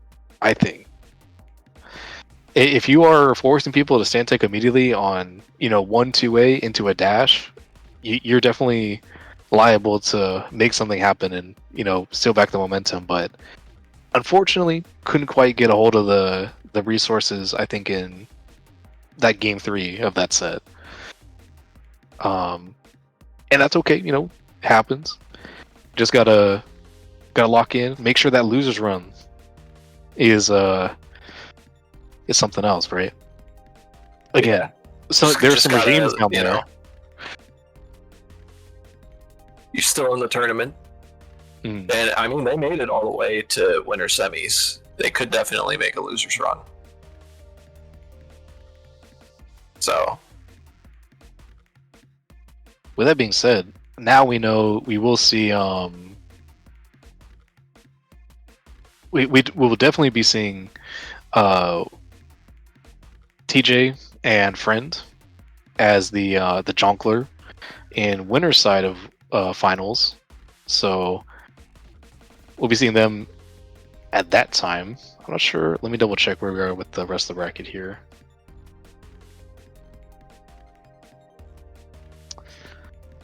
yeah, while you do Okay. that, I'm just getting our next match organized. Okay, so Legacy Setplay, it looks like is going to take it over the crossover heads. Based on the start GG score of 2-1, I'm not sure why this isn't confirmed, but you know, Start We need GG a is refresh. obviously you know, a well-maintained website. There we go. Okay, so winners finals, we will see Legacy Setplay versus the Jonkler. Currently, we're catching up on the loser side here for the rest of the bracket until we get there. We still have the Shadow Government, you know, shout outs to the Dark Regime, keeping it alive in loser side here. The Greepy Glorpers, you know, potentially coming up next here. Foliage Fandango and Block Tuah, you know, fell to losers but have been making a run since then. 2-0ing JFK's Blood Drain, parentheses again, and 4-frame subscription. 4-frame subscription cancel. There's more to this? Hold on, how long is this name? Yeah, you have to. You have Four to click in frame. there. I think about if there's 4-frame more than subscription 3 cancel words. window. That might My be fault. my favorite of the whole night, to be honest with you. Yeah, that one I think it's kind of like it's a bit of dry humor for the situation, but I think it really sells it quite well. You know.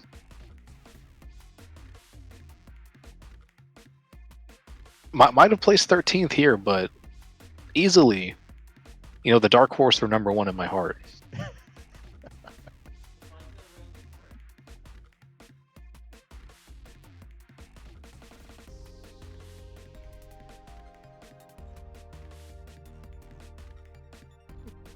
Oh, yeah. I guess Start GG is doing some weird stuff. They already started, I guess.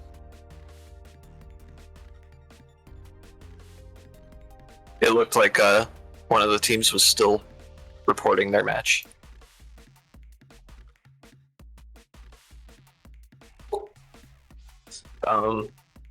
Let's see.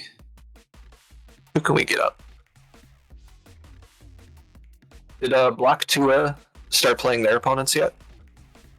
Let me Noir see. and Burnout? Let me see what Start GG says, I should say.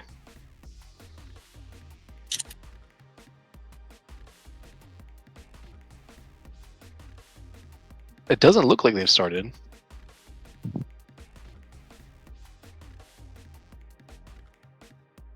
They'd be versus Foliage Fandango. That should be Video James and Dohan.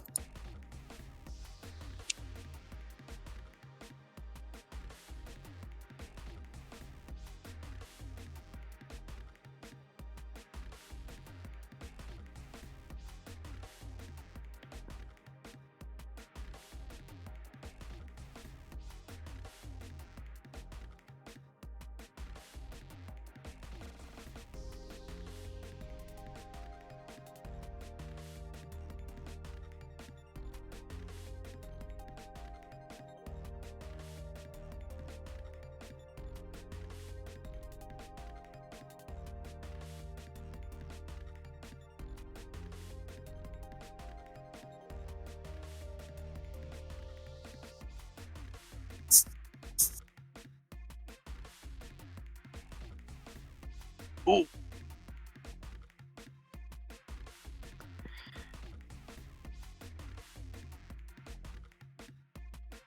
Oh wait, I looked at the wrong. I'm so sorry. I have another Start GG open. I thought I missed something. Oh, all good. All good.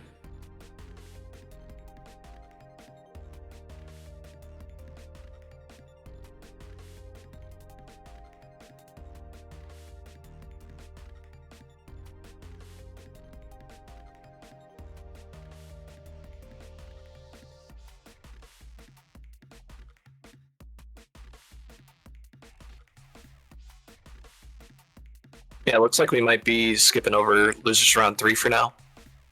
I see. We'll, Going straight to winners. we'll just throw for some losers round 4 matches.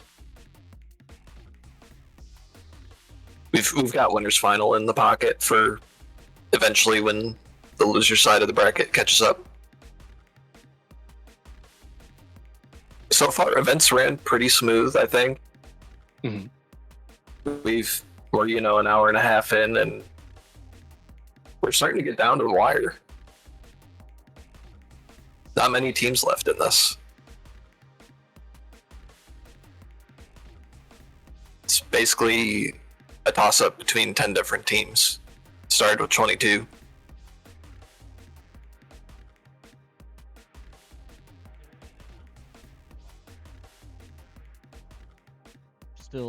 Still quite happy with the turnout. I did not think we were gonna have this many people show up, so it's been pretty cool to see. To get to see just how many different people and people that we don't normally get to see in the beginner brackets necessarily pull up and play.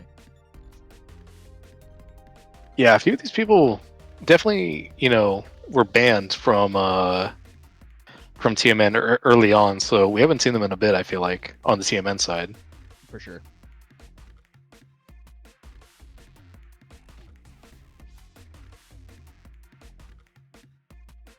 That was a goal. TMN, y'all showed up for this event. Yeah, I was shocked once I started going through it. Someone had mentioned that, it's like 2/3 of the teams are like TMN, and I started going through it, and I was like, wait, you might be right. There's a lot of TMN people in there. Yeah.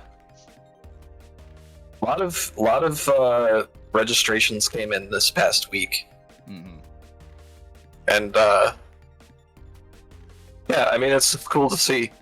I think both of our communities have really,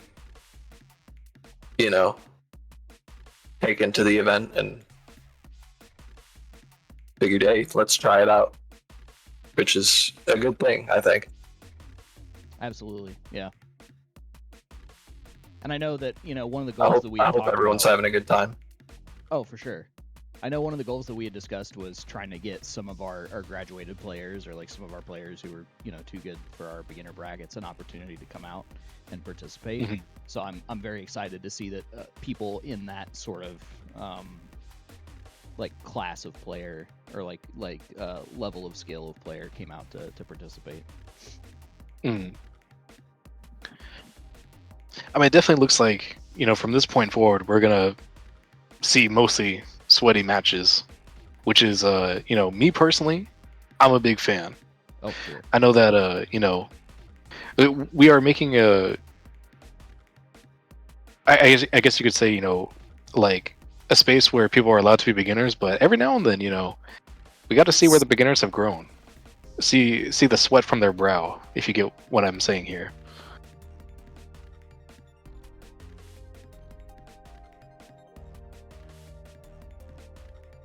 I just think team events are so hype. Mm-hmm. I definitely think the team format adds to a lot of it. I feel like there's a lot more just like passion behind it in the investment, I should say.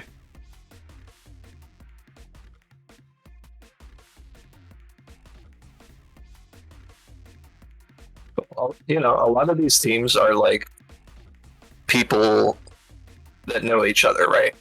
Mm-hmm. They might be like training partners or buddies. UNI2's been out for around like, what would you say, 14 months now? Or no, not 14. It's like 13. maybe a little more than that. Yeah, 13 to 15? Question mark? Because it was 12 months in January. At the end of January, it was 12 months. So probably around 13, 14 months here.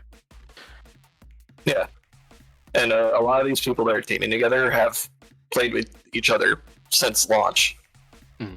So it's kind of cool to see people actually that actually came up together really get an opportunity to support each other and play as a unit.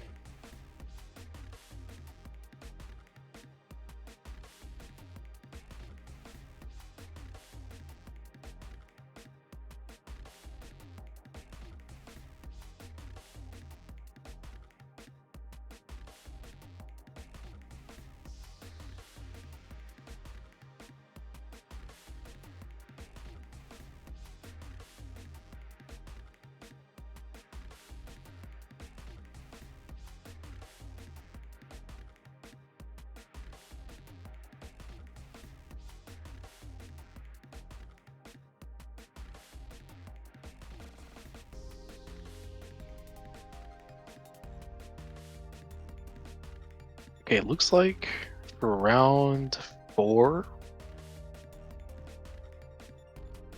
Okay, so we have again this high school uni gets serious. Oh, we have the shadow government. Yet another regretful TMN team kill. Mhm.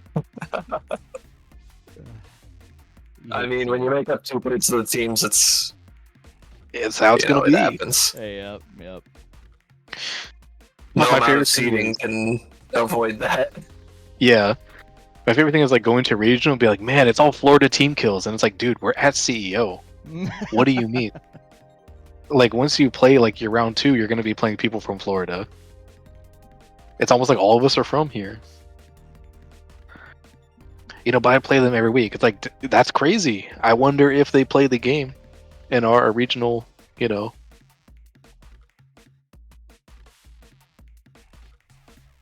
Are we gonna have this high school uni stuff and the Shadow Dark Evil regime on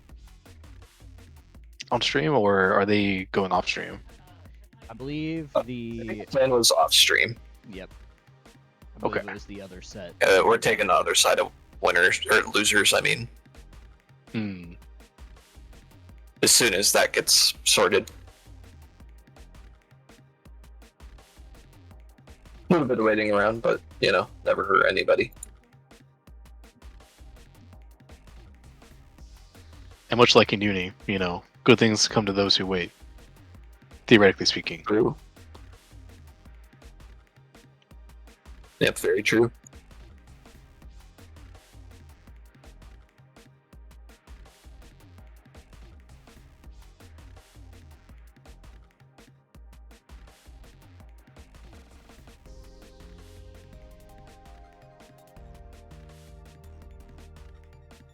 While we're sitting here, just curious, how many people do we got watching the TMN stream?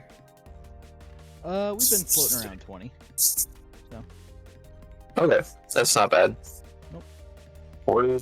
We're sitting at about 10 to 15 people between like each on my Twitch and on the UNI2BL YouTube.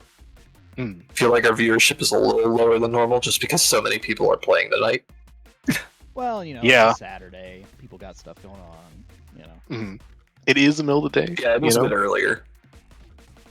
That too. I know how these fighting game players are. It's I'm gonna roll out of bed at noon or 1 o'clock, and you want Yeah. to start playing a bracket at 3 in the afternoon. That's so early. So I think that might be I part haven't of even it. brushed my teeth yet. Right. What is this?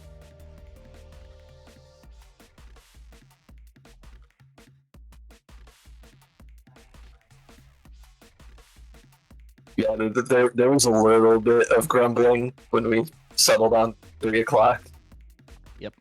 I heard But- it too. We really just didn't know how time would go. Mm. So I was like, let's play it safe. Like, super safe. Give us an extra 4 hours to play with.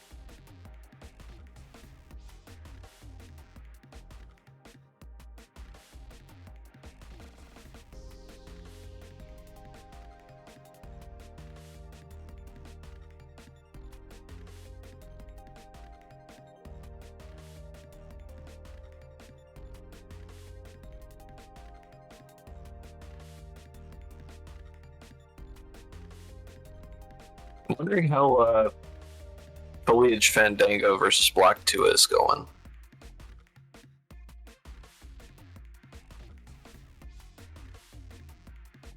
Video James and Dolahan versus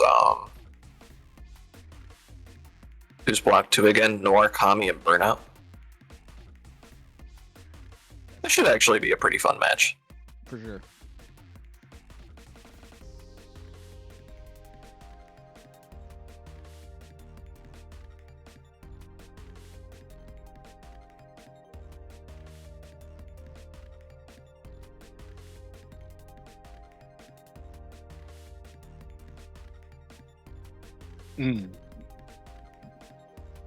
Also looks like Deathclaw Dan and Pinhead Parry going up against Team Hold This, which, you know, again, from the name alone, sounds like a bit of an explosive matchup for Pinhead Parry. Well, I know Team Hold This has our fresh, you know, TMN winner inventory, you know. So, yeah, they might be riding the momentum from that. I'm interested to see how much that matters, or if it does. Or... Yeah, and Dolahan on the Mika, most likely. One of our UNI2BL coaches. They've been giving out some pretty good advice in our Discord chats. Yeah, I've noticed Dullahan is very prolific when it comes to handing out advice, answering questions from new players. It feels like every time I turn around, I see them responding to someone, you know, asking about one thing or another.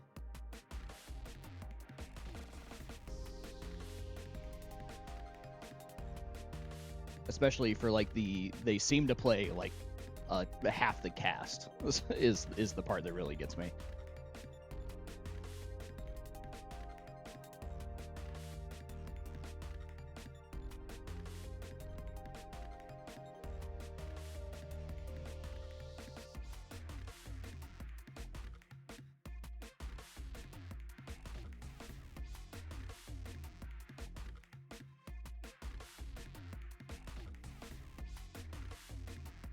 I know, just as an example, when I started picking up Kaguya for the first time, they were like, "Oh, hey, here's some tips, here's some, you know, a little bit of knowledge." Mm-hmm. And I've seen them on Mika. I think I've seen them on Seth. Like,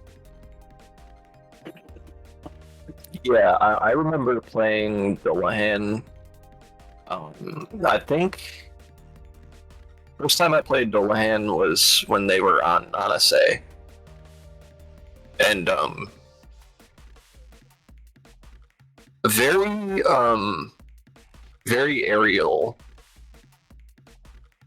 based, just as a player. He really likes his non-standard options for neutral game, which I mean is cool. Like, you know, there's a certain what's the right way to say it? There are good things about having standard grounded pressure and being more grounded, but you don't typically see people taking being in the air to as far of an extreme as he does. So it's interesting to see how that works.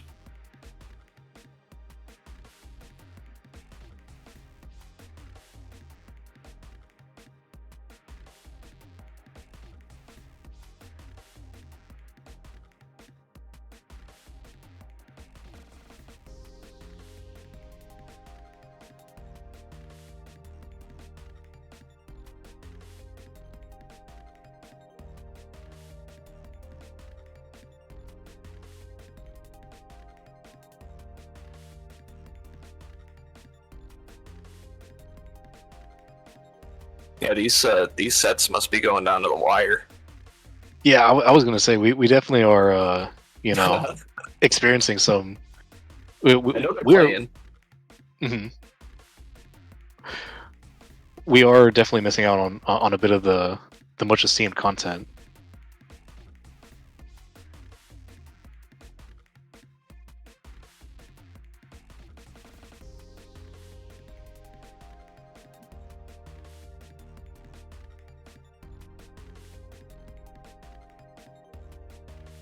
Okay. Looks like yeah, Team Holdus has finished their match. They're moving on.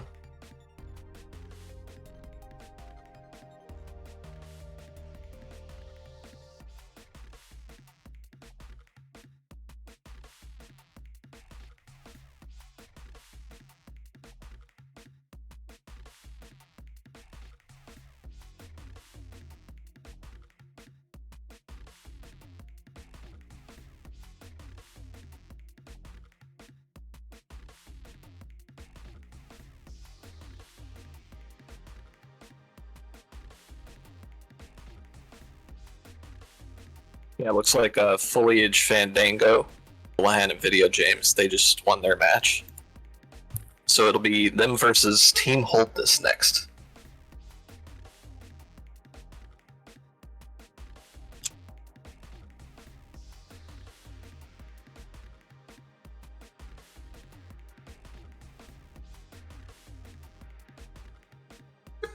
Okay, I assume they won because they did the immediate GGs. That's my bad. It's actually Block Tuah moving on. Play Team Holdus.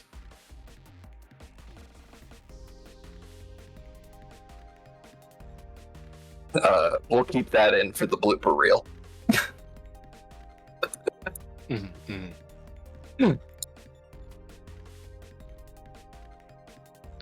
Meanwhile, it looks like the shadow government in the high school, in this high school uni stuff, still having a competitive set here.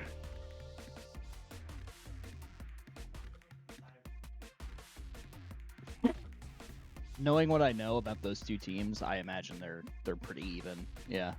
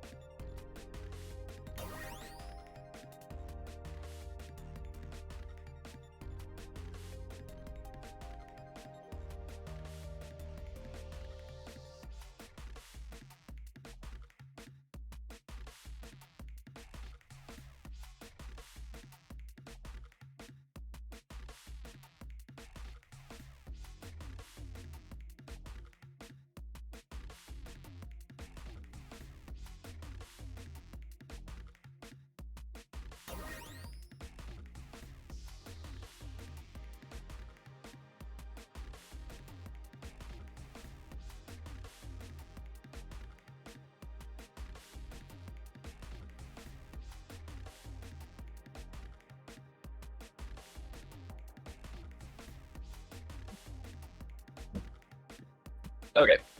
I should be getting into the set here. Just gotta wait for Team Block Tuah to join up. Or Team Holdus, I don't know. I'm confused at this point. I think Team Holdus is in here. There's one. There's one of them.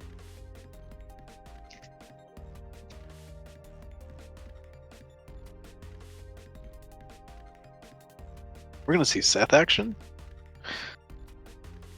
In a, I mean, again, not necessarily saying that everyone here is a beginner, but in a beginner bracket Discord match.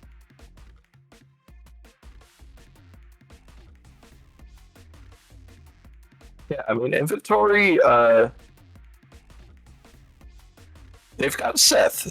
It's interesting being in a beginner space and having people pick characters like Seth, Yuzu, Fatista. Yeah. Because they're very execution-heavy characters. If you're confident that, like, this character you're picking is for you as a beginner, and you commit to them, you can definitely learn it. Correct. I think just throughout the course of UNI2BL existing, we've seen that to be true. And on top of that, playing against other beginners is incredibly beneficial for like the outlook of your growth, right? Playing against people who are actually new to the game versus just kind of playing these characters with high execution checks where people are gonna see every drop and just immediately pick up a combo, right?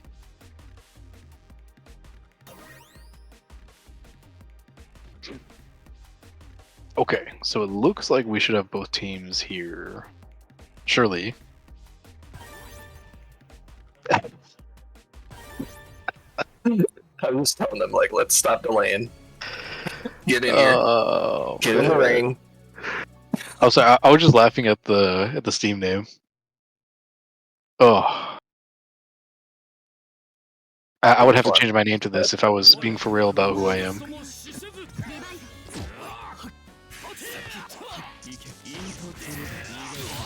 Okay, so that is inventory on the Seth. Alright, inventory on Seth. And let me see, do we have the names written out here? Yes. So this is Noir Kami or Burnout on Akatsuki? I believe it's Burnout. Okay. Oh, unfortunate drop. I'm not gonna lie, as Seth, you are in a dangerous situation against Akatsuki with the 100-meter. Okay, never mind. We know how to, you know, satisfy an itch, you could say, on defense. So we might be able to cook. Wow. That Seth fireball. Oh. Big 2B.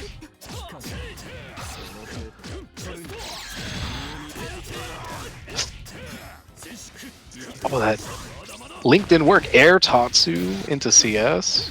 Okay. Burnout would be kind of woke. Ooh. Okay, reversal. Set the orb. Ooh, was ready for the parry RPS, but I'm pretty sure tried to shield mash and got counter hit. Yeah, that was a funny interaction. Oh, good shield on the Seth orb. No air unblockable. Oh, The cross up. Again, the run under.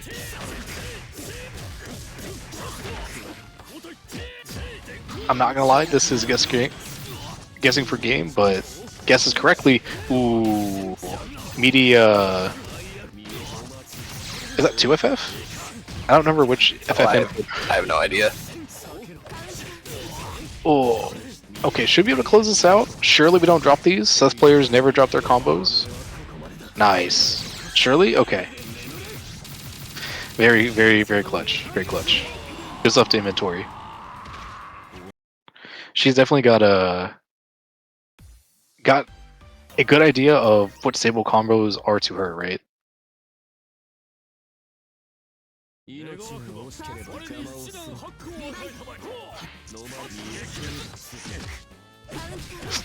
Oh, nice mash on the dive.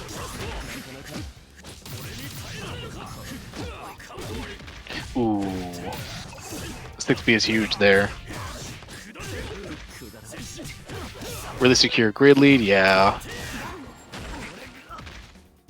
Really hard to guess on what to do against Akatsuki, and really any kind of fast strike throw character when you're in the throw kill range, but also you're really behind and most of the resources in the round. Oh, J60 clears the Seth orb. 66C, corner starter. 4.2, wow. Nice cash out. Whoa, 2-2-A just whiffs. Nothing happens.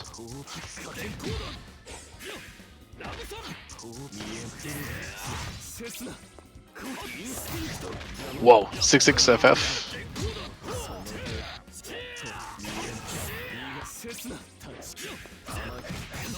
Ooh, actually gets the shield this time on the assault jump in. full conversion. Will we see 63C? Yeah. Set the orb. Wow. Both these players are currently just playing super aggressive with their movement and positioning. Won't be able to kill here.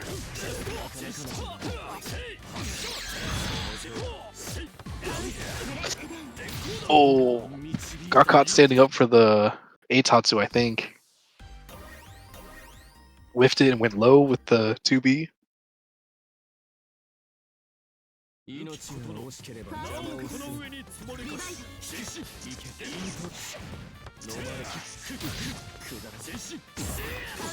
Ooh, good recognition. break. T2B? Oh, Parry just barely didn't connect with the set normal. I'm amazed it wasn't still active. 228. Oh, really try to go for a delayed link on the close 5B.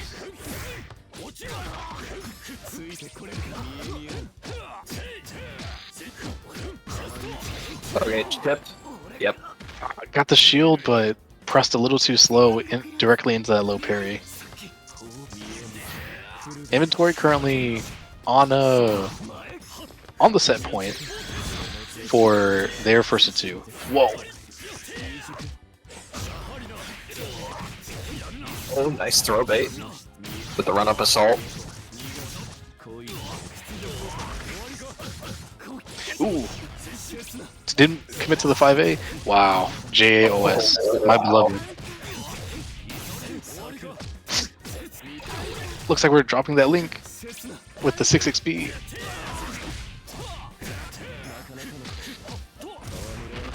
VO? Okay, currently in danger time. Assistance, I need help. Okay, nice combo. Unless? Okay, no, we got it, we got it.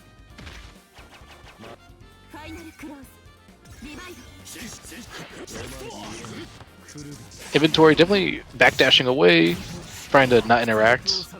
We'll get hit by the FF, and unfortunately it does mess up the combo.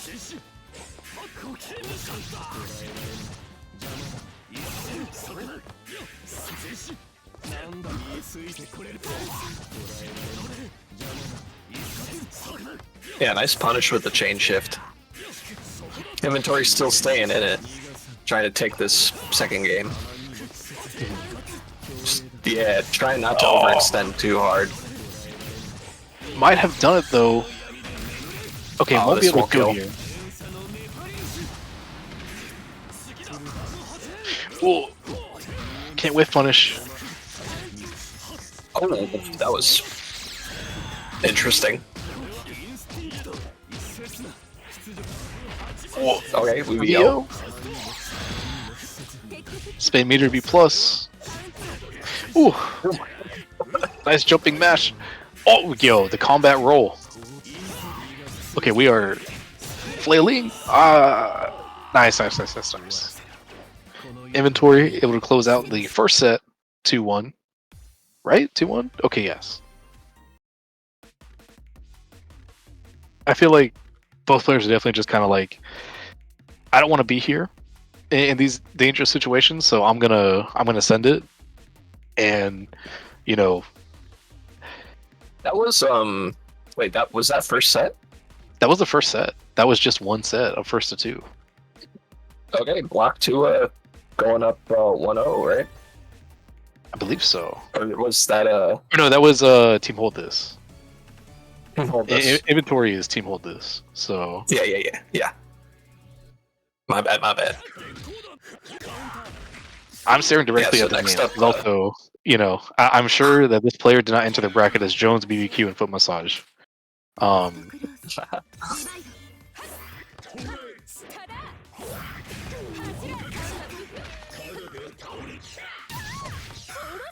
Currently, I feel like I'm looking at an ST matchup, which would not be inaccurate. Oh, no conversion on the 6-6C grid break.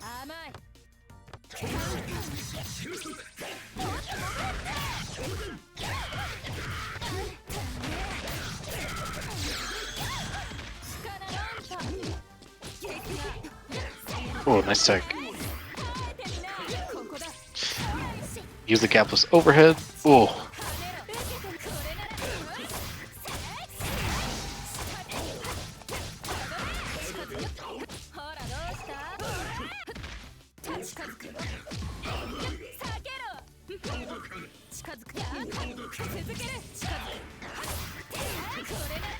Oh, okay.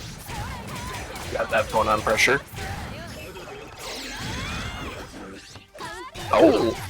Went over the guard Yeah, thrust. avoided the guard thrust, but immediately got thrown. So Diabetes gonna close out round 1 there. Oh, 5B, so huge. Oh my gosh.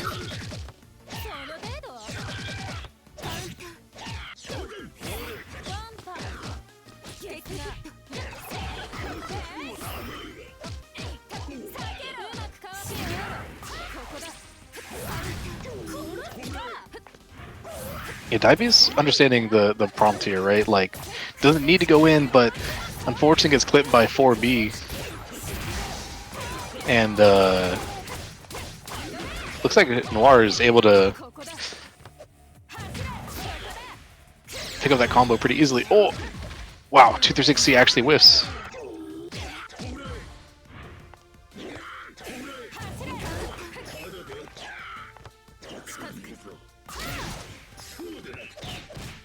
Ooh, nice frame trap. Oh, fortunate drop from Noir here. Gonna lead to a full combo here on the 236C from Dio. Nice. EX Fireball deals with the little worm. This will be a conversion off the EX. They gonna build the bar back? Potentially? Okay, not quite. Oh, the FF. Or 2FF, I think. Oh, no, it was a cost grid. Big bounce, you know what I mean?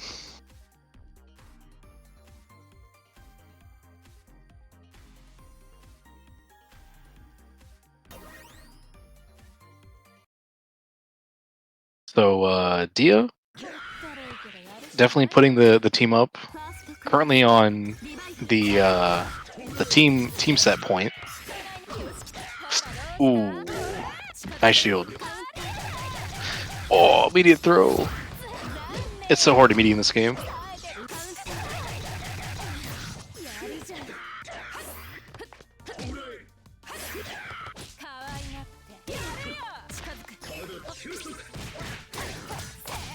Okay, Noir gets a nice back throw of their own.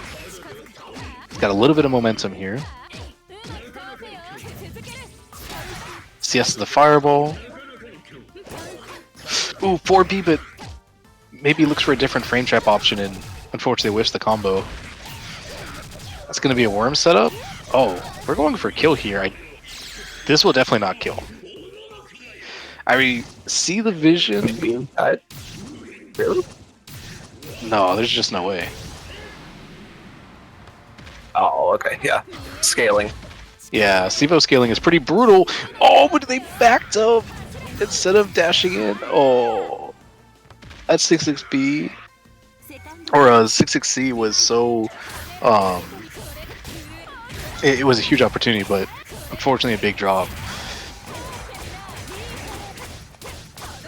Noir taking the winning interaction into the next round though. Oh, that kick OS is kind of crazy though.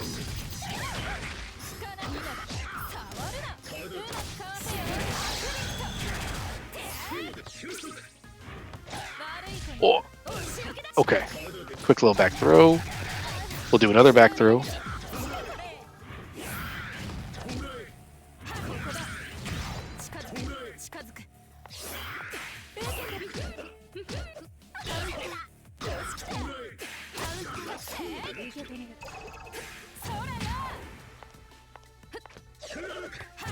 Oh, no whiff punish.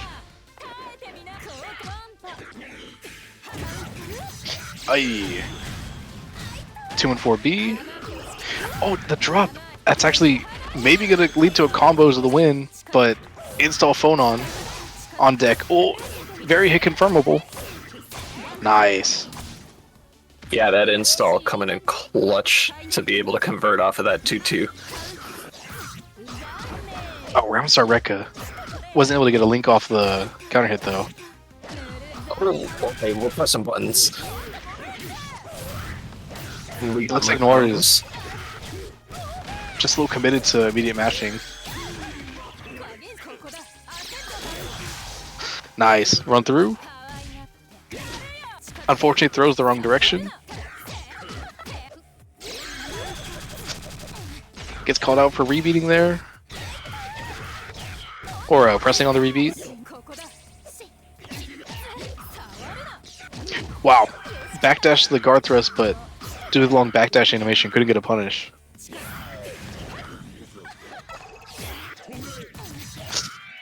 Nice.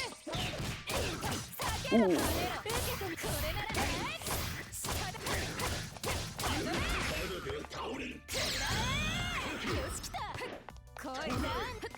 Yep, just flying right out of there.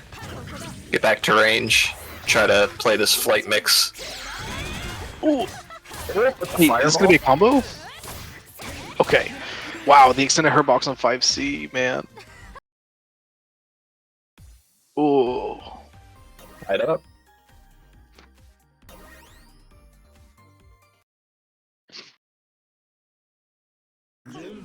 That was such a crazy way to even up that game.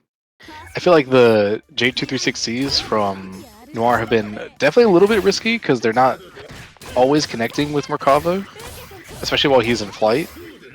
But that did call out his grounded option there.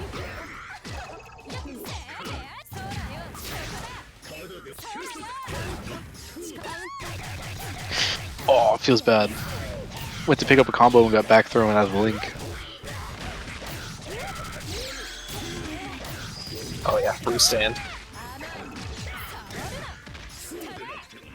A little bit of a weird timing with the smart steer ender to restand, but it works.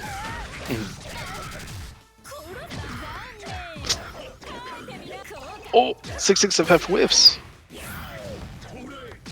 Oh my. Yeah, now we just need to yep, find some way to connect with the normal. Wait, do you have these? You had to IWEX. Maybe IWEX would have killed.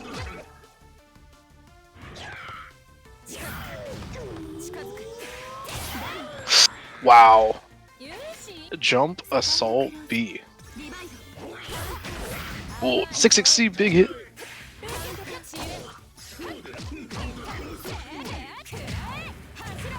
Both players are definitely just kind of fighting for their stray hits here.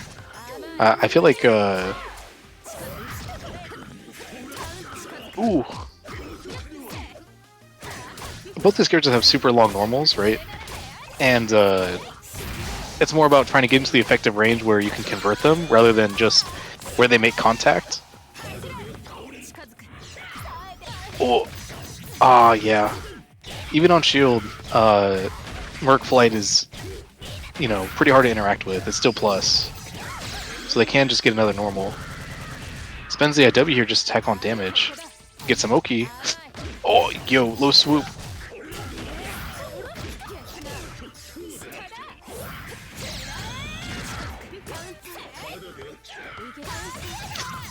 Oh, trying to shield the dive kick and ends up getting punished. Might be dead here.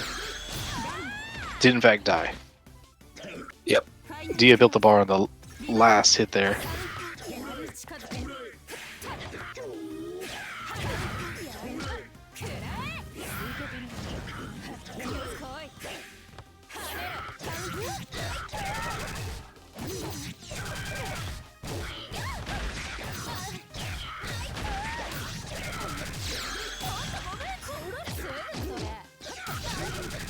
Ooh, the worms got him.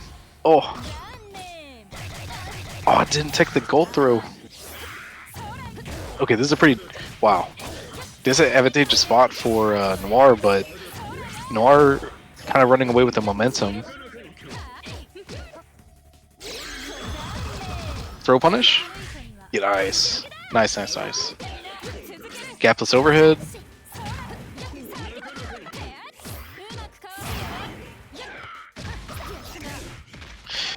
Oh, Garthos just to get Merkava off of him. Ooh, couldn't get the pickup there, but it got a big hit to stay in head and grid. Oh, got the frame trap on the fireball, but couldn't convert. Oh no, I was gonna say the blocks were clutch, but Noel ends up taking it.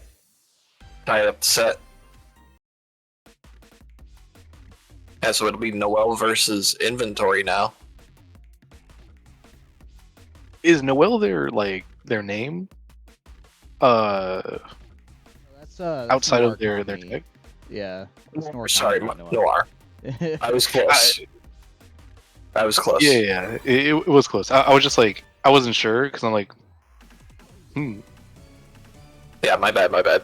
You're good. Didn't mean to do that.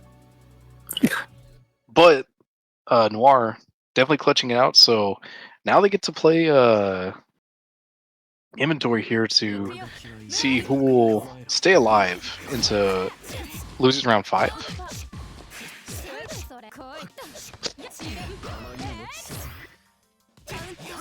Well, JA makes contact, but the angle of that jump in. Oh, if nobody got me. In the orb. Me when orb has got me.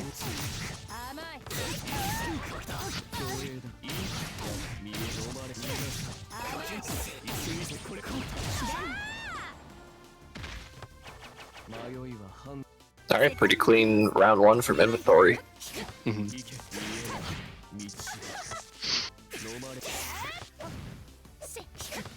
Nope. Oh. The 63x the whip. combo a little bit. Orb just hits from full screen. Wow. Immediate VO. Pop the install. I mash 2A. Gonna secure the scramble situation.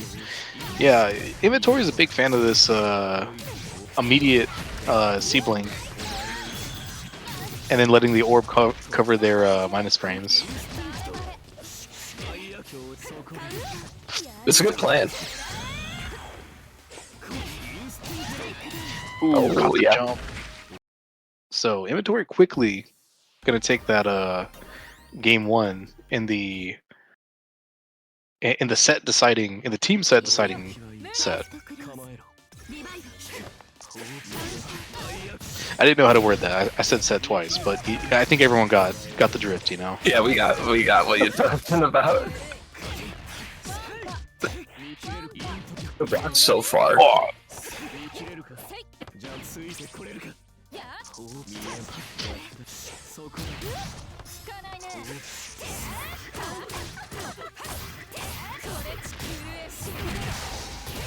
Nice conversion here.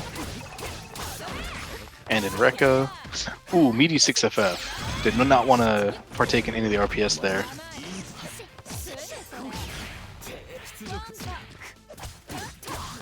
Ooh, nice jump button, but drops the combo. Sea orbs coming in soon. Seth got hit though, so they should be gone.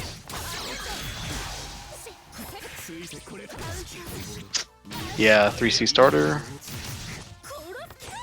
Oh, yeah. Bashing on Seth drops is really hard because of orb in the combo.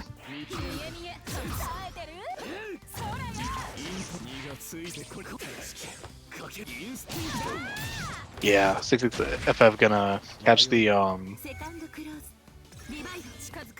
jump back attempt. Wow, nice JB there.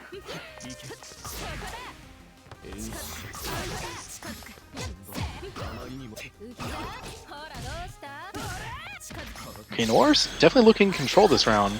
Oh, I say that as soon as they whiff a super. Oh, okay. Cross up action. Oh, I would have got hit by that reset.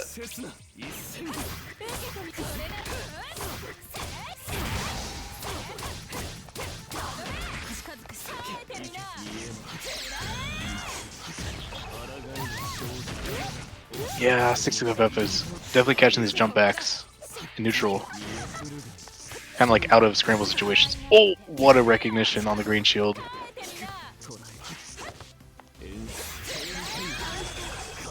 Unfortunately, those are all going to hit, but Untech, no, gets punished for increasing the orbs.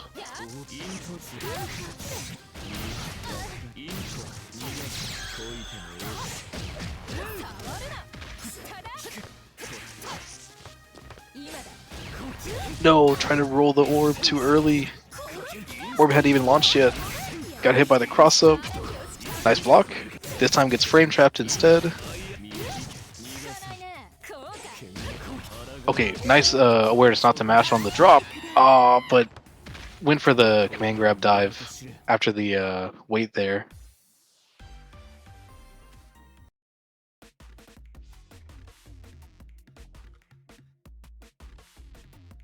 Well, good stuff.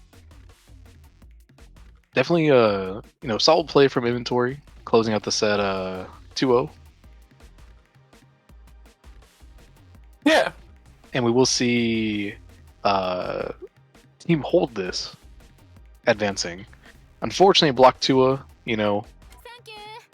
will not be advancing forward.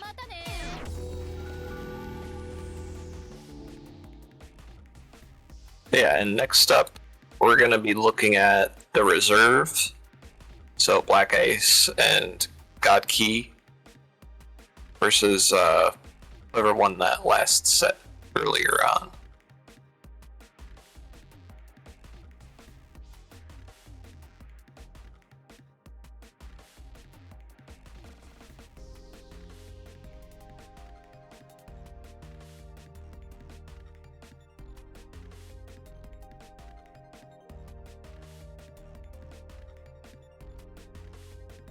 Yep, just waiting for some match reporting to occur.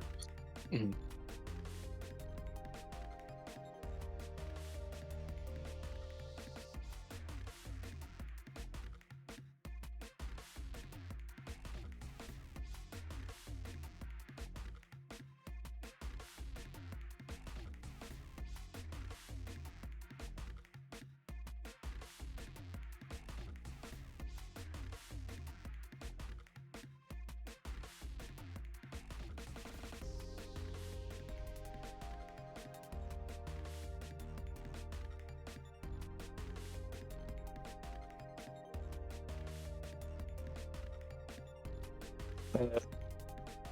I wanted to say thanks, Vic, for helping with the connection issues.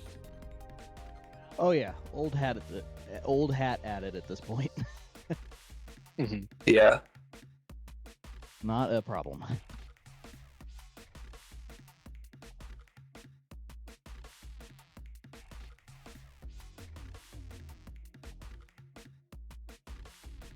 I don't know if it's something on the ports end or what, but even though the lobby issues are mostly fixed, I find that there's still sometimes some like random connection issues between random players. It's a little unfortunate.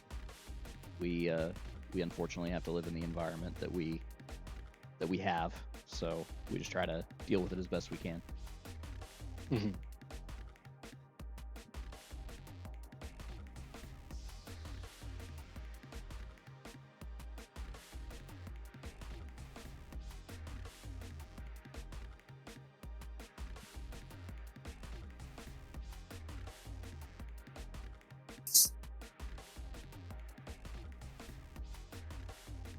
You need to be like that sometimes. It's hard when there's player-to-player connection issues Mm-hmm. that don't immediately show themselves as like either player being the issue.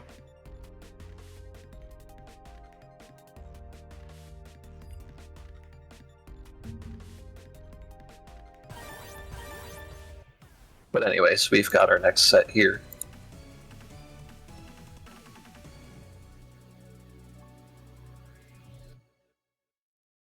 Yeah, so the reserve versus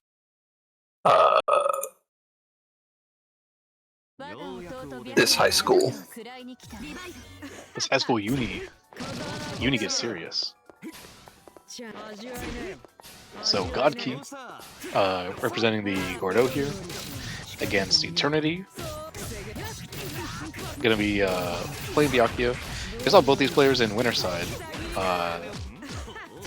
or both these teams in Winterside, I should say.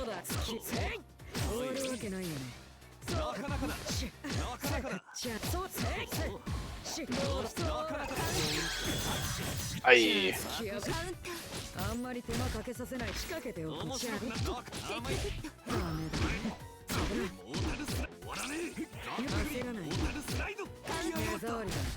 Wow, immediate throw actually beats the start of the command grab.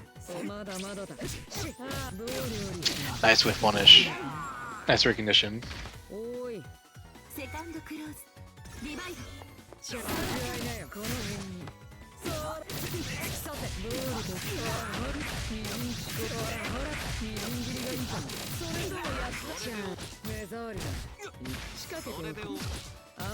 Yeah, this is looking oppressive. He's still trying to, you know, take some momentum back. Gets hit by the 2-2C. Oh, man. Yeah, and then an unfortunate reset. I personally am one of those people that believes that there are certain characters that are more privileged on their drops than others. And I don't know how Byakuya... I feel like this character has the, you know, the heavens mandate when it comes to, like, was this drop safe? The answer is probably yes. Yeah.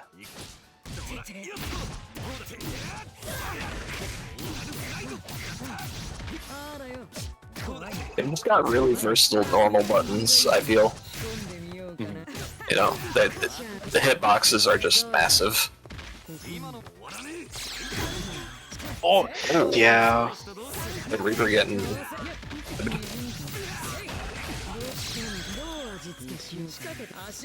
See, this is actually not very well-known knowledge, to my understanding, but if you CS with the Byakuya web on top of you, the web activates immediately after the CS. So you can do an invincible reversal, and like if you hit Byakuya, obviously the web clears, but more often than not, you're just reversing into the web. Oh. Big 3C hit.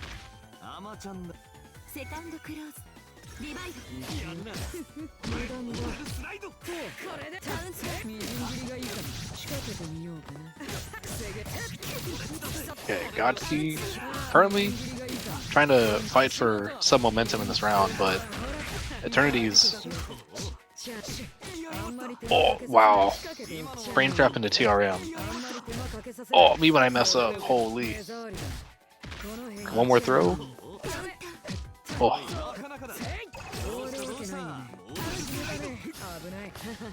Nice mortal slide.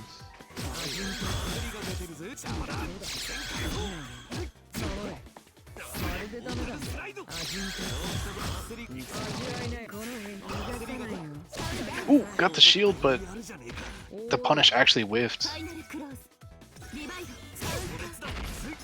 Oh, okay. God, keep trying to mount this comeback. Even up the first set here. Doing a pretty good job. I mean, like, they got Meteor on their side, they got the Vorpal. Oh, nice little health lead, but gets opened up. These drops from Eternity are getting a little brutal. Especially if they keep counter hitting God Key. Again, this winning situation got turned around in about 2 drops. Wow. TRM will kill. Yeah. Well, Eternity will take it 2-0. Saw the lead slipping away in that you know, the first half of that 3rd round, and immediately just, you know, decided that they were going to you know, present stronger options, right? Simply be more correct, and that's a winning mindset in my opinion. Yeah. Next up, we got Hide Ditto.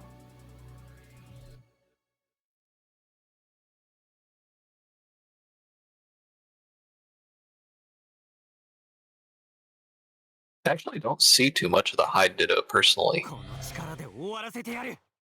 I personally am surprised how uncommon Hyde is in like offline tournament play for how popular he is in online tournament play.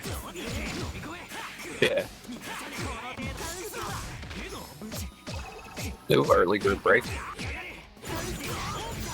Cool.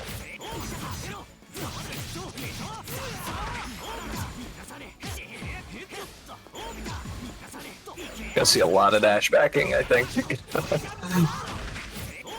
A lot of shuttles.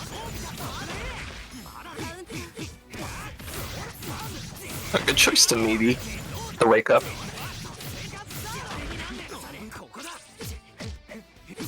Oh, no reversal. Okay, Even that spends it there. I'd see a DP eventually.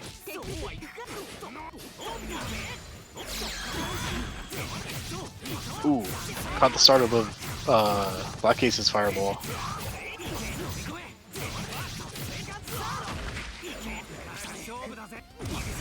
Wow, spent the VO. Interesting.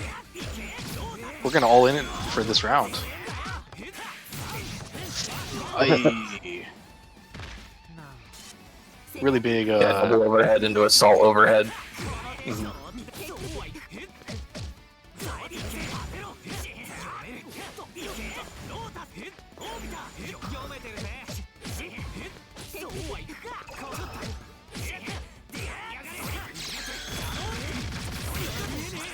Oh, increase force function.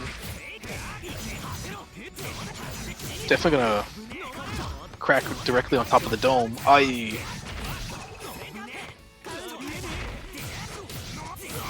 Yeah, Vendetta with the little tricks, the side swap pogo. I'd be able to That deal kill a lot of damage here, but not kill. Good block.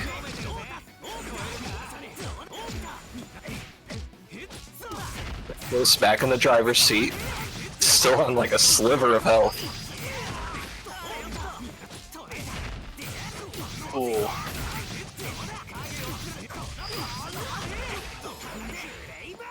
No.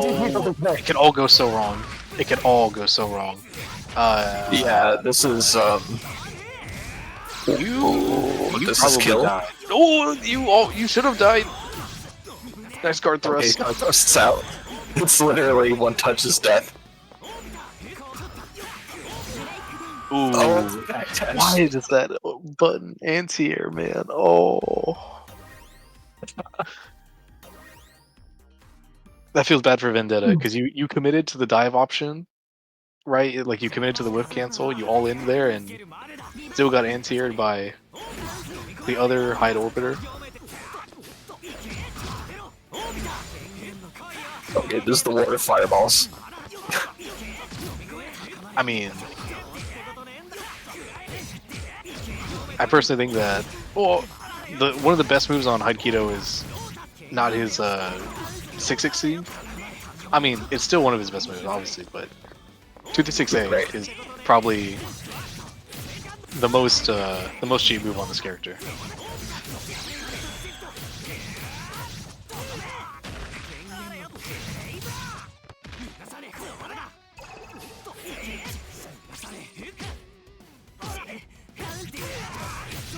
Hey, 5B. Really good match on that rebeat. Should be able to kill here. Yeah. Yeah, good decision to spend the meter. Just secure that kill. Double fireball start.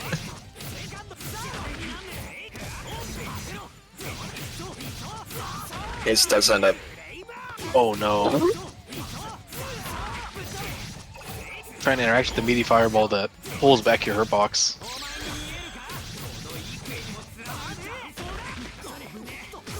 So Black Ace is going to be, down around, but in a good position to take this one. Until this combo, I should say. Gets the backdash out of the way of the hide 5B.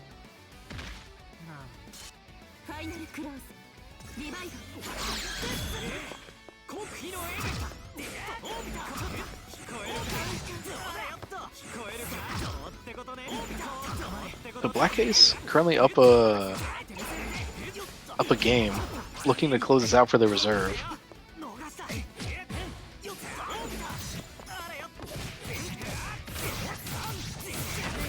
Even up the set score. Nice delay on the 2 and 4C.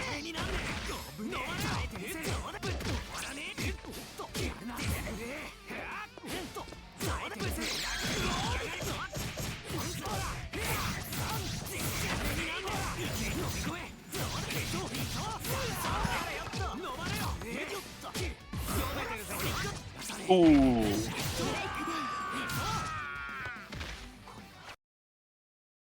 Unfortunately, when hide is switched between really tight frame traps and really fast resets, you miss the trees for the forest, or that whatever that analogy is for hide FF.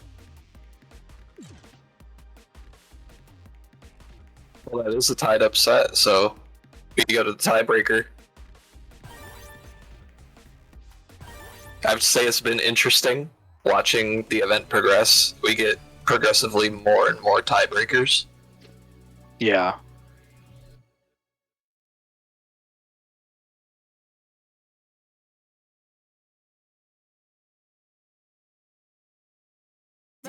Oh yeah, Texas Hammer, are you good if the Beast comes on comms for after this set? Yeah, of course. Alright, sweet. Ooh. I really like how Black Ace is using the 2A into 6B stagger to catch some mash timings.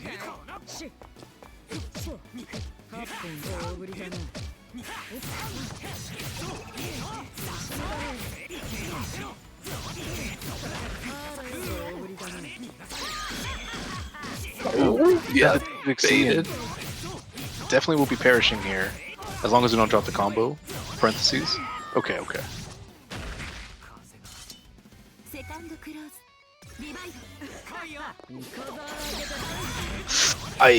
Man. Hide Fireball is so good.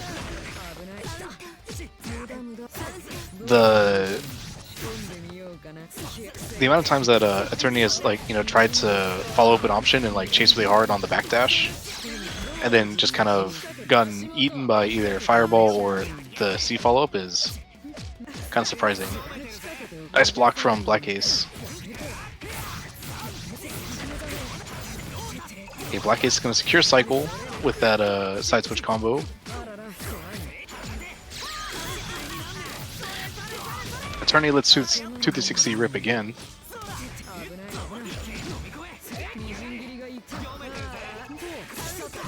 Wow. Ooh, yeah. Into Assault. Gets a good break. Oh, good tech. Nice chase on the backdash.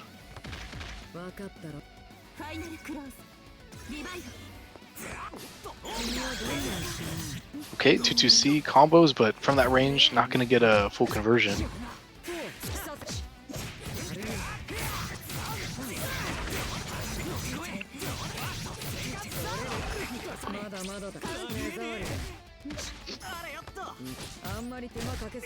Nice throw. Ooh. Okay. Yeah, that's a winning position. Yeah. Tech immediately on the TRM. Please jump. Oh, no. No. That's it. It could happen to you. It could happen to me. We all could just, not be aware of how Byakuya command grab IW works. Just sink into the spider pit. Mhm. Me when I'm being transported to the sunken place.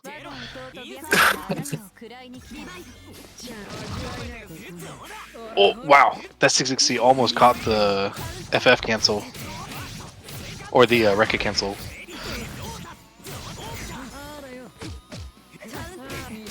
Wow, 2B is so good at challenging. Oh, drop! But we're safe with those drops. You gotta be aware of web position on wake up. Nice block on the 3C.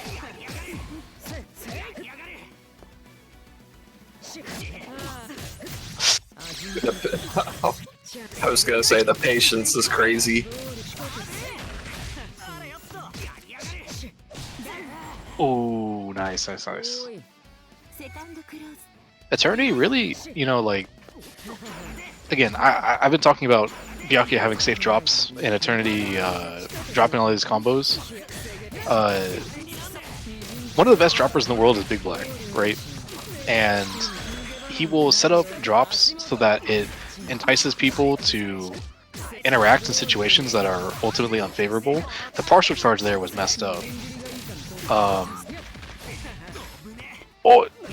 Okay, that was probably just a drop, but we still got the shimmy on the drop and secured the game. Let's go. Eternity. Yeah, the walk forward, walk back shimmy is diabolical. Very tasteful IMO. Very tasteful. Some would even say demure.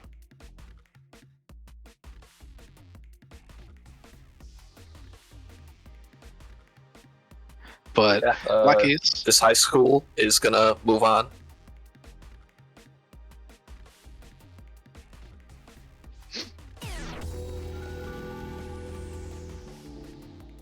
Yeah, so next I think we're gonna switch up back to winners finals. They've been sitting for a while, waiting for a match. Want to make sure they're still alive. I actually got a message from friend that he opened his controller and, in the hubris of trying to fix a controller issue, has now lost some screws. Oh my god. Mid-bracket run controller opening, I think that is an act of pride. That's ambitious. Do they need more time? I don't think they need more time. He said he's just going to keep playing. Okay. Unless friend wants to DM me right now and contest the charges.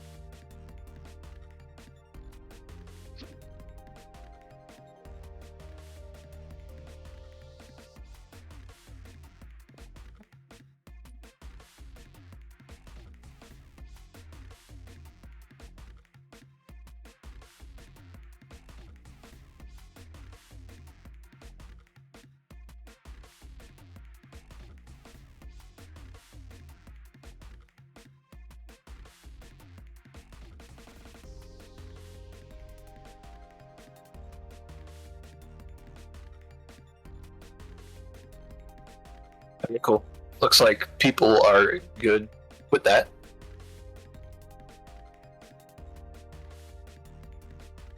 Yeah, so if we take a look at winner's side, we got the Jonkler, Team the Jonkler, versus Legacy Setplay. This is a UNI2BL matchup right here. I was going to say, I feel like both these two are pretty common presences in the UNI2BL server. Yeah, Legacy Setplay, of course, Winter and Juza. We saw them earlier on stream. Making the run. You love to see it. And also the Jonkler, Big Tonka T and friend. Yep. The target employee and the man known as TJ. Mm-hmm.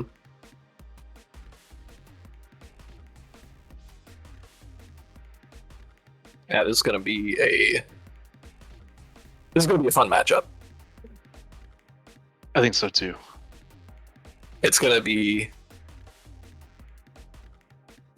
Okay, looks like TJ's stepping up first to play. First up to bat. Looks like friend may be out of action for the moment, so TJ has gracefully stepped up first to play.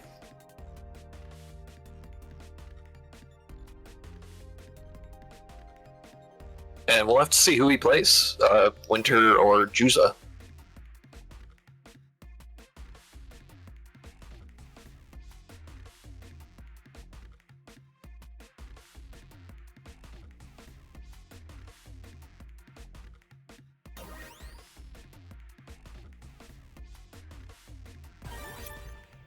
Never fear. Hey, what's up, Beast? We're Kava players here. Oh yeah. We got Big Tonka T in Winter. Oh my god. Crazy Hey, set. Big Tonka T Big has Tonka been holding it down. Bro. He's I don't know the copy cost off the top of my head actually. Fuck. Oh man. But the you know, He's fresh to death. He's fresh to death. TJ, I call him TJ because we're close like that. We're chill like that. In Winter, TJ, it seems me. I'm leaning in. yeah. Winter being a fantastic vat, knows all the tech. I played against the vat on ranked, and I was all scared. And then I realized quickly that Winter's just built different in that. The majority of people. Oh, and there's a flash kick. TJ running Gorge things.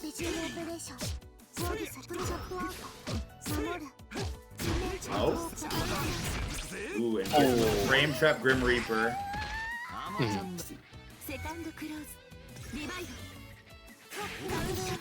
Yeah, super patient stare down to begin the round, but These are both both players- very patient players.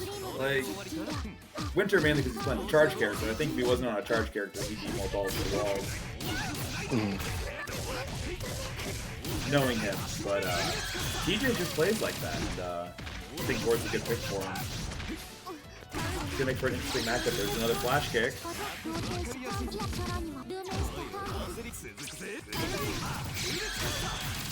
We're gonna get the combo off the Grim Reaper. Bend the bar.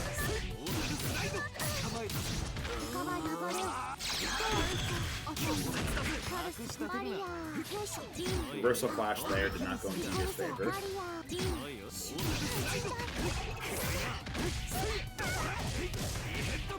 I cannot imagine Batista players liking this matchup, I feel like. yeah, especially with the amount of charging. That doesn't kill. Oh. And we get the Mega Ball off of the ADP, A flash kick, I should say. And we're gonna see a Veil off for a kill.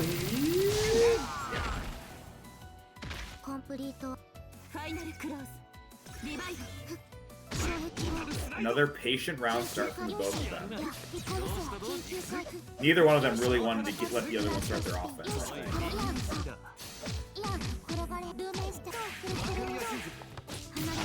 The empty assault throw. 2 and 4C, hop right over. Steal that corner away. Ooh, normal grab.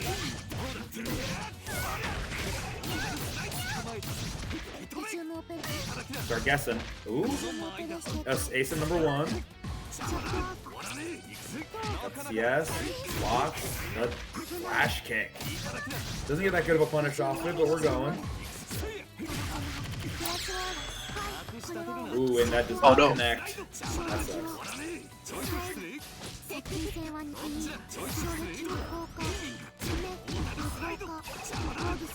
Celestial for Winter.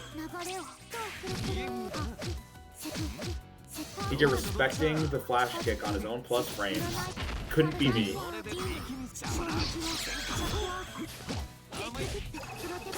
What a tech! Oh, Great throw.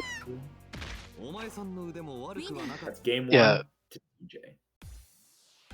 Yeah, TJ caught on to Winter being a little bit greedy for the cycle at the end of the clock there. Yeah. Taking a little breath over there for on Winter's side. sorting out his mental notes for the matchup. See what he's got for game 2.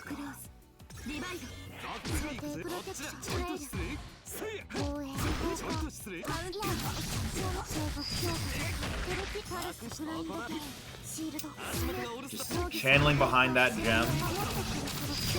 Getting a lot of grid there. Nice block. Great block on the dive kick. Okay, nice routing. Just set up a Just going gem. to AB Ender, set up gem, cycle. Good tech. Lots of grid again on Winter's side. Blocks the dive kick again. Another EX orb. Yellow throw.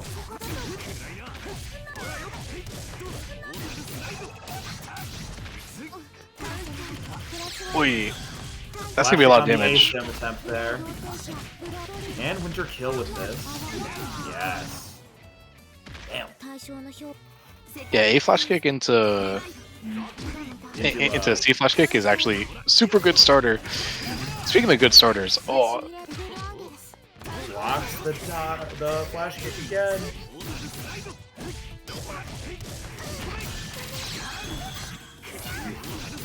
The damage. took so much damage from grid break. Ace him. Sim. I'm leaning in.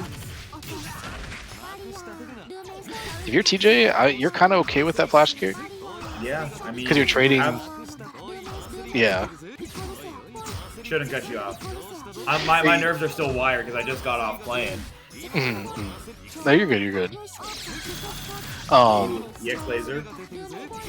Batista doing Batista things. Oh, and that just barely got there with that rusty nail and Vorpal, that extra range because of his Vorpal trait. Yep. Wow, what a check. Another great block on the dive kick. No point trying to steal cycle back there, I think Winter realized. TJ currently trying to, complete the dash block challenge. The double beam. Ooh, force I know function. Winter tells me every single time how amazing and cool the double beam and how hard it is. It just looks boring to me. Like I respect that it takes a lot of effort for Batista to do it. It still looks boring. Ooh. Are you dead? Might be close. Oh! 5K Gord. off of Rusty Nail, was it? Was that a Rusty Nail starter? Yeah. Oh Gord. my God. IW damage. That's going to be TJ taking the first game. Now we're going to see Friend versus Juza, Lon versus Hilda.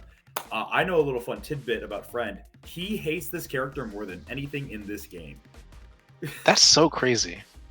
That's so crazy. We were watching AWT, and every time Hilda did a 50-50 with Roomba, he audibly groaned. Every single time, without fail. Ugh!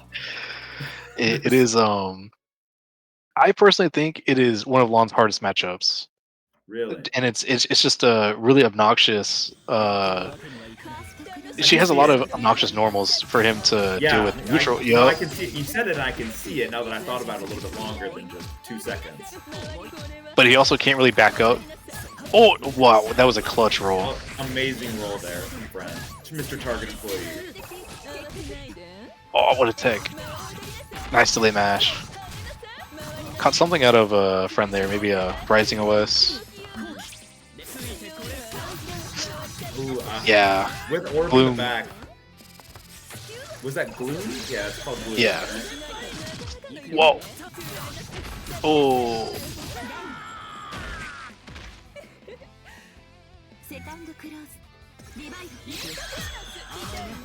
Another Wow, what a clutch roll. I will say, Hydroblading today. as much as Friend does hate this matchup, he plays it a lot because Molly's one of the main people he plays against, and Molly has been playing a lot of Hilda lately. And I think he has a lot of matchup experience. I think that might come in his favor as the set goes on. He can make an adaptation to what he's doing.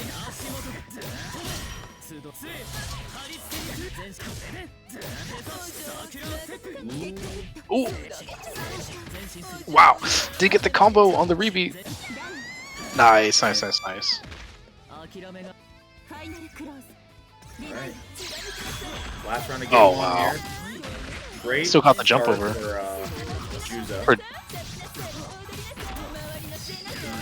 Hits him with that mid-screen 50-50. Sometimes. That wasn't a 50-50. I just like saying it. Ooh, nice. Nice. Yeah, if it's not known, Hilda FF, that move is pretty minus on block, so as long as you're close enough, you are pretty easily able to punish. And Fred knowing that, got his punish into his corner OP, but Juzo being able to mash out. 5BB. Oh. Used universal defensive mechanics yet. He's just got a raw dog in this defense. I mean, to be fair, the only options you're going to see from Hilda are VO and guard thrust. Yeah, I mean, I'm just surprised that against Lon, I'm not seeing them more often. Especially early on in the set. It feels like that's something I would represent early to see if they are actively looking for the blocks. And Aye, pin.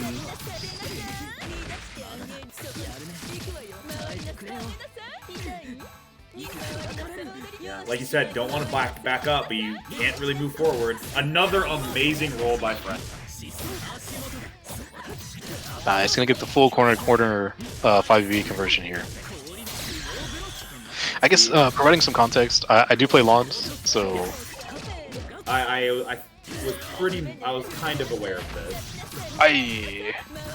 You know, I thought you played Lon, and then I saw you in the channel with a different character role. I was a little confused, but I'm like, I see you in the I see you and Jade and Friend all in the calls. I'm like, that's Lon time. I do know that this is Lon time. yeah. Oh, immediate throw. Oh, that feels bad when, you know, had a smidge of momentum there before the last knockdown. He's on Setplay. Yeah. I also do not think. I feel like Gore does not like this matchup either. I don't know though. I would have to ask TJ about it. I don't know how TJ feels. Yeah. I still think this character's cool as hell though. I'm not gonna lie. This building character.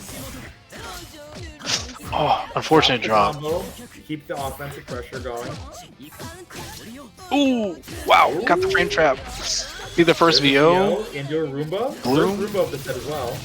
Yeah. Only Roomba of the set as well. So that's gonna be 1-1 between these two teams. Right. And we're gonna see the tiebreaker match now going between TJ and Juza. So Mr. Tonka T has got to lock in. Big Tonka T is always locked in my experience.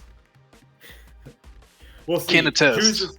Juza has been. It looks like he was playing fantastic. I'm not gonna lie. Like defense looked really good. Defense is pretty sharp. The usage of meter in general was very accurate, right? Yeah. Especially at round start. Just kind of like enforcing something and seeing how someone's gonna respond. Yeah. Backdash from both on round start. Oh. I see whiffs there. Hate to see it. I just feel like, what do you do as a board player at that distance from Zelda? Oh, Well, Rusty Nail. I guess when just you have play the for Vorpal Cycle and Cycle. Rusty Nail. I guess Yeah. play for Cycle and go for Rusty Nail. I was talking to Onyx Dude about the board matchup, and he said, hey, best advice I can give is, have you ever done crack? That's what Rusty Nail is in Vorpal for board players. So.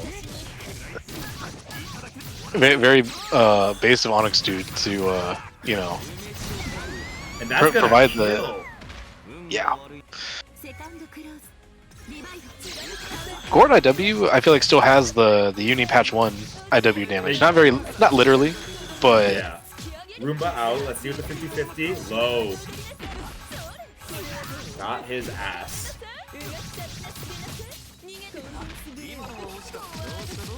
Aye. And the overhead catches.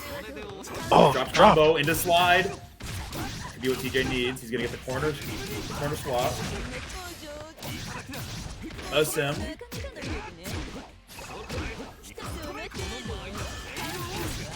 Double 2-2, kinda nuts. Then using the 2-2 follow-up to catch the OS. I've been notified I need to not swear as much. That's my bad.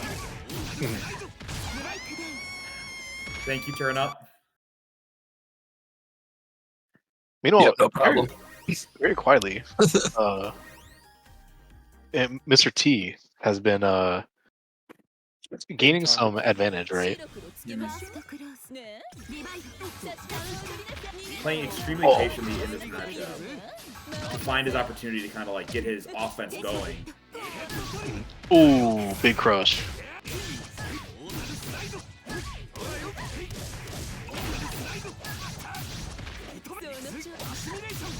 Great asim. Yeah, frame trap. You're gonna take a lot of damage off this. Yeah, we're gonna get close to 4K here. Yeah. And that's and doesn't get the No punish.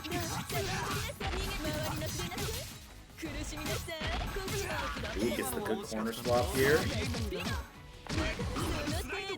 Great blocks by TJ there. He's gonna be looking for that rusty nail here. Gets caught.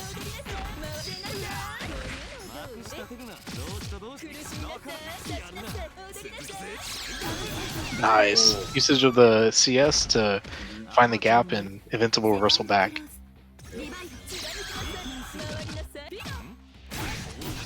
Great 5C there. Doesn't get the combo off of it. Finds the 6-6C though.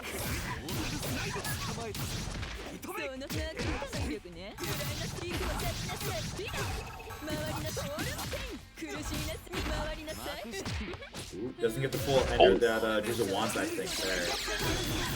Oh, Nice. That's gonna wait. That wastes a lot of Juice's grit meter. It looks like we're gonna get cycle here for TJ. Watch out for an insane rusty nail incoming. Ooh. Oh, he went for it too. The rusty nail awareness. Ooh, wow.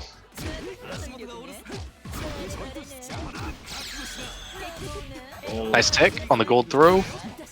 Oh, immediate check with 5C. That's gonna be it for that round. 6B actually whiffs there. About So even going on back meter to here. Plus frames. Oh, Frame trap.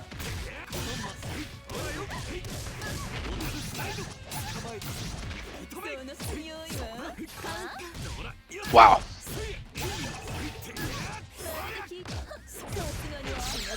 Okay, this time we'll see the VO into 200 spend immediately. A lot of meter. Great job by TJ blocking the 50-50. We're gambling.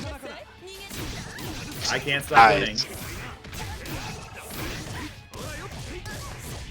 So that will not quite close it out, surely? Okay, not quite. I thought he could have killed there maybe, but doesn't need it.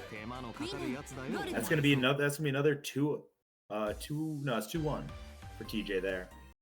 But wait, no, it was a 2-0. Oh my. Yeah. Big Tonka T. My goat. That will be sending Legacy Setplay down to losers finals. And yeah. Mhm. I'm pretty sure Turnup's going to come in here and talk about the next match, right? I can do that. You did it last time, so I was just double checking. Yeah. That or not. Yeah, so next up we have two team names which are very inappropriate to say on stream. I see. But yeah, it'll I be did say Maddie both of those and words Vendetta. and a few worse ones. My bad. No, you did. It'll be Maddie and Vendetta versus Ibit and Zatai. My team lost both times to Ibit and Satai. Is that was it? Yeah. They are the Akatsuki and Eltnum. Both are extremely solid players, and yeah, looking forward to seeing how they do here in loser semis. Mhm.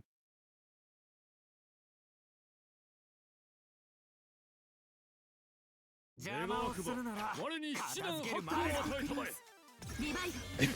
feel like we saw this match in winners. Maybe I'm just there were a couple. I think I'll double check for us here.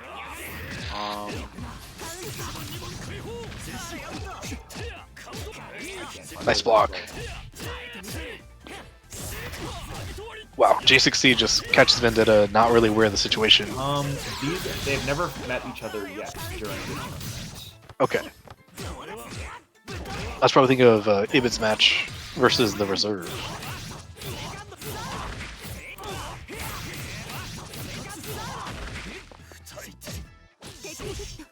Oh.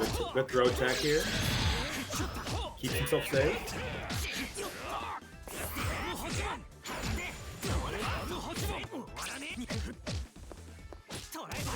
Ooh, the walk-up grab. ICJC, every Aka's favorite. That's J. Is that 6JC? J6C. Yeah. J6C, yeah. ICJ6C, every Aka's favorite move. Oh, big starter here. Oh, Combo though. big drop. Committed to the buffer and not the hit confirm. Just fall after the CS throws, kind of sick. David here is really showing that Aka's kind of got some sauce. I think this character, I used to not like this character. I've come around full circle on this character. I think this character is sick. Me personally, I've gone from I'm a big fan to like, maybe it's not that great, and then I'm a big fan, and then I have come full circle again to J6C. I will say, when I see J6C for the 8th time in one round or one match, I do think the same thing. It's like maybe I haven't come around. Oh, Maybe not today. You got some good high pressure going on here. nice block. Look at the chip damage. With Oh no! Wide Vorpal Cycle. Ooh. Almost picked that drop up. Corner belongs to Ibit now. Blocks the DP. Big damage. 4.3.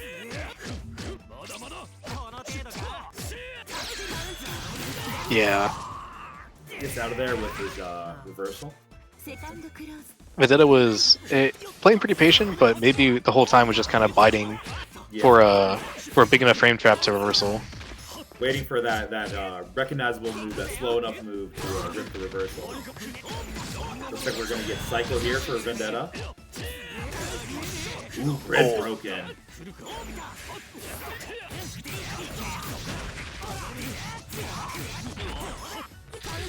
Drops the combo.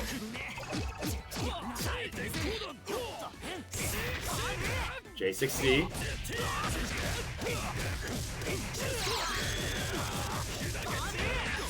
Okay, nice spin. Blocks the reversal again.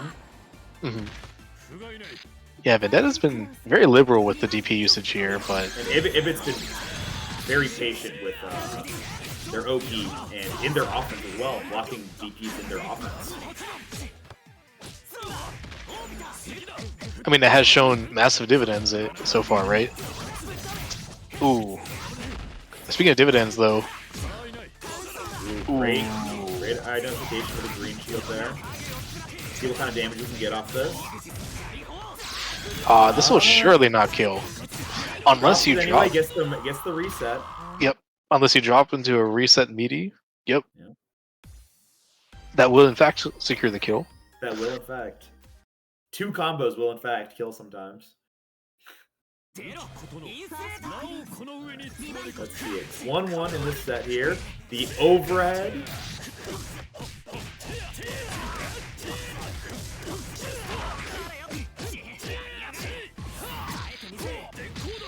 Fireball. Ooh, 6-6C slid right through the 6B gap. Cashing out a little bit for some more damage. The delay wake up throw. Big fan, personally. Yeah. You are... Oh, combo drop? They get the reset, and they do spend the meter, though.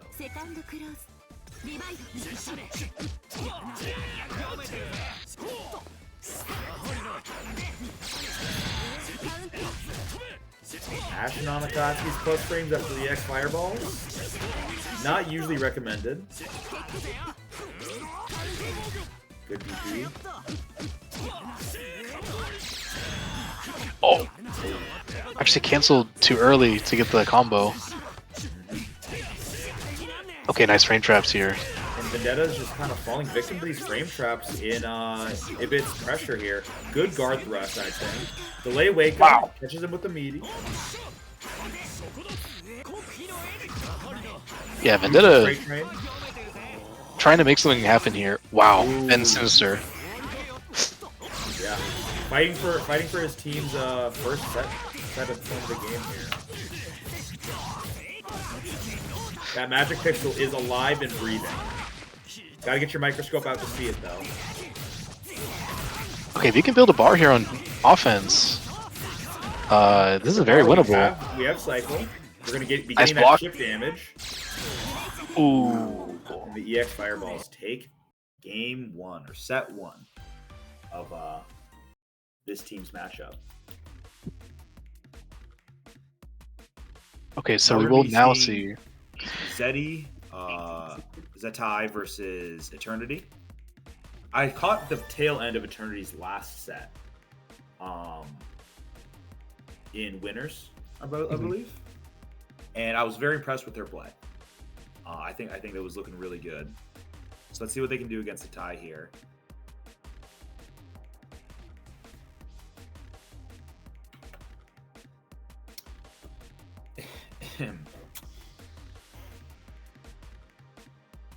I'm just surprised we're still kind of sitting here. I'm like, Maybe Zetai is talking over strategy with with her teammate. Maybe getting a drink of water, calming down the nerves a little bit, icing the kicker, if you will.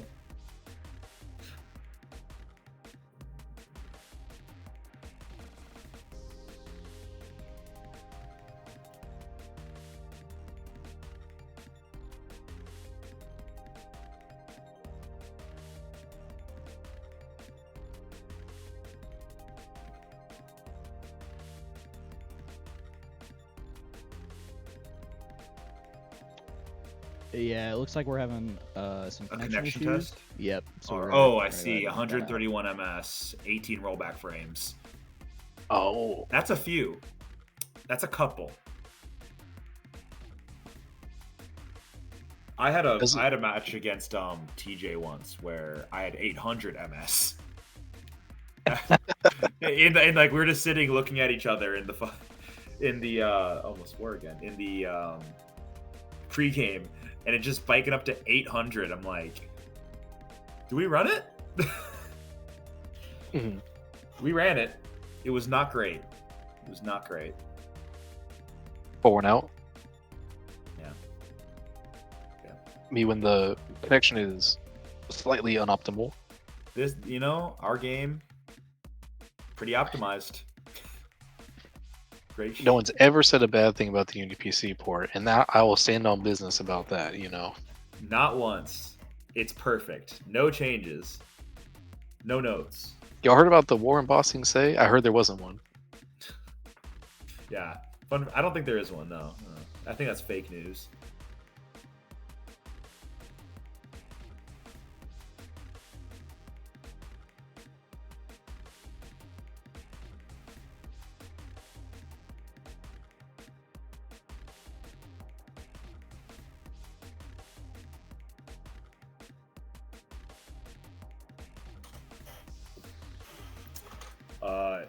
Do you want to tell me why my partner for this event this morning was playing League of Legends for 3 hours? I mean, I think you have the answer in and of itself. Yeah, I think I do know why. And then like, Yeah. Mhm. and then I'm talking to her and she's like, "All right, I'm getting off that. I'm getting off. We can warm up a little bit." And then I see in the bottom of my screen, CS:GO. Mhm. You never play CS:GO. Mhm. They're like, "I'm just playing one game." I'm like, "We have a bracket." Okay, but trust me, I can get it in. Look, it's fine. Trust me, they almost did. I- I'm not I'm gonna just- lie. I'm just gonna secure the objective. It's gonna be. Look, I've got this. I don't know why you're not trusting me.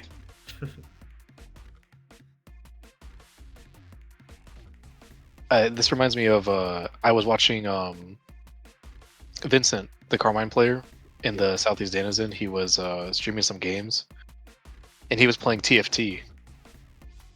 He was queuing for TFT at the same time. Yeah. And it was just like making plays and then going back to the game in between rounds. Would put someone in a 2-2C setup with Carmine, put down the buffer the bomb and then click some buttons. And then he starts playing TFT. No, that's criminal. Actually criminal. I was just like, man, it gets serious over here. Apparently, this TFT. Anyways, either way, I will say, I I'm definitely- not much better. I was playing Zenless Zone Zero this morning. Mhm. As, I mean, at least that one is a little more idle. yeah, Gotcha it's a little bit games. more chill. It's a little bit more chill. Yeah, like you literally there's not much to do there. Not much aside from thinking maybe hit some involved. buttons. I'm just kind of mashing X on my Xbox One controller. Mhm.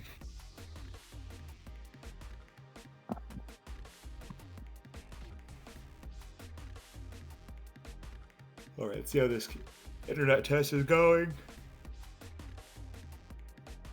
I think Maddie had problems Yeah, so- before. Oh, this is so Eternity is Maddie. Good to know. Yeah, so it seems like both players are getting a fair amount of jitter. I see. It may be router related. We're gonna give them some time to do some router resets. See if I maybe see. we can get. Maddie's saying that she's fixed it. Her brother was downloading something.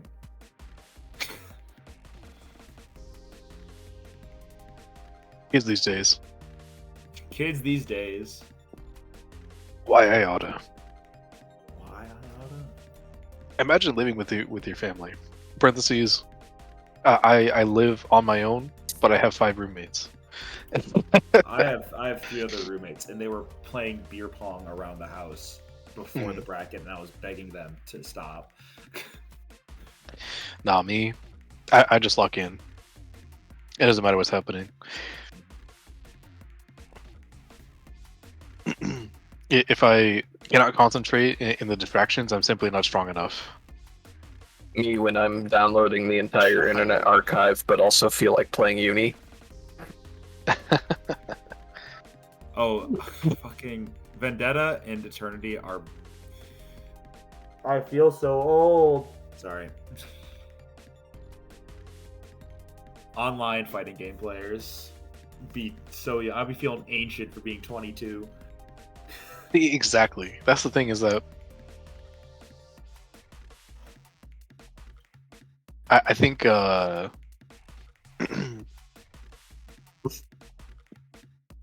I think a funny thing is that like when you play fighting games on the internet, you're like, man, it might be, people might be kind of young here. That's crazy. Like I didn't know like the young people really likes fighting games like that. But then you go to your locals and suddenly I literally saw a tweet that was saying the exact same thing this morning. yeah. Maybe we saw the same tweet.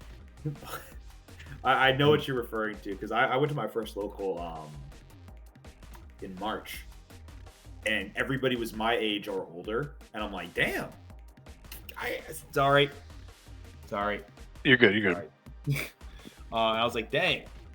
Mhm. Everybody's just like me, for real. I don't feel old. Good. And then I come back on, and whenever I play an online bracket, it's always like, oh yeah, I'm 18 or younger, and I'm like, oh god. They can react to all the overheads. Mhm.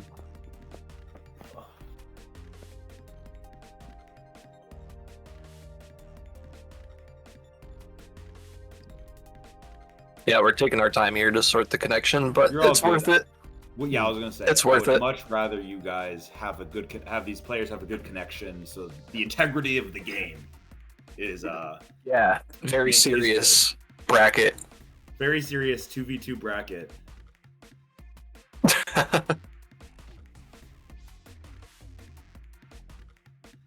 Have y'all ever played Uni2 Beast. with nothing but your 5 cents on teammates the line? complaining on the line? Yeah. I was actually just gonna ask. You were in the bracket earlier. It was. How was the actually- event? Did you have fun? It was really fun. It was actually Zatai and Ibit who knocked us out. Both times. They knocked us to losers and out of the bracket. So hoping to see them do good here. They were really good players. I really playing against them. It was a good time. Just overall, it was a very fun time. I'm glad to hear it. Playing against a lot of new players too. Like I was playing, I knew nobody until we ended up playing against from the beginner lobbies, and immediately I felt more comfortable and I started pulling out more of my goofy stuff, reaching deeper into the toolbox and doing more fun stuff with people that I played against more often. But it was a great time.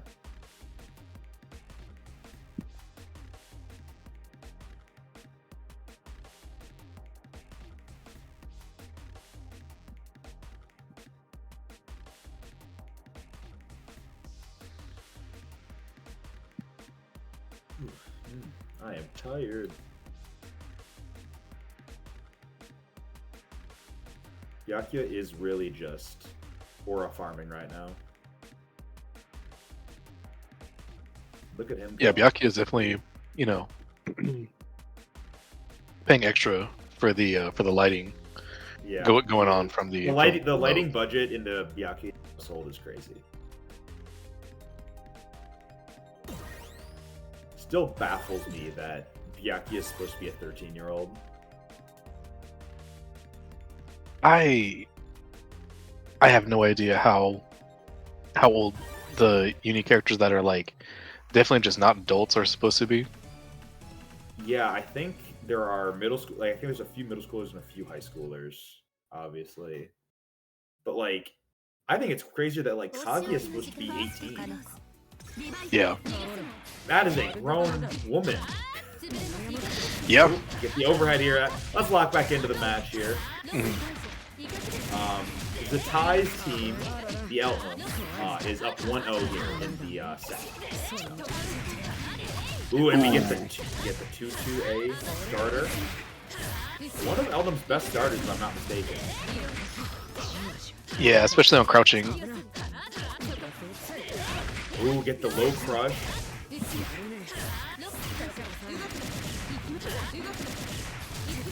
Go for the kill here. Looks like we are going for it.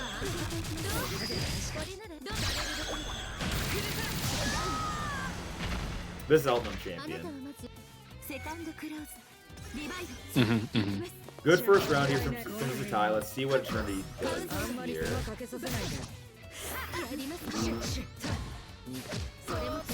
Web was a little bit high to get the follow up there.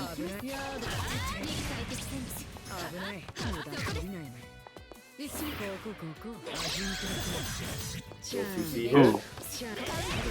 Unfortunately, couldn't get a punish. Yeah, Eternity probably thought that the Tide maybe would have backed off and went to chase the backdash, but 660 just kind of busted through the dead zone. Or Elt 660 came through the dead zone of Byakuya 660. Either way, Eternity got the next hit. Got Haunted House. Is that a TRM or is that straight yellow? I couldn't tell. That was a yellow throw, but it was not quite as slow as most yellow throws. I was gonna say it looked pretty quick. Ooh. Nice block. Another Oh, grab here. threw Zatai out of the startup at 3C. Eternity just got some good offense going there. I think once Byakuya gets into the corner, they're very comfortable. Let's see what adaptations they can continue to make here in the neutral game. Because I think that's where they were losing more against Zatai.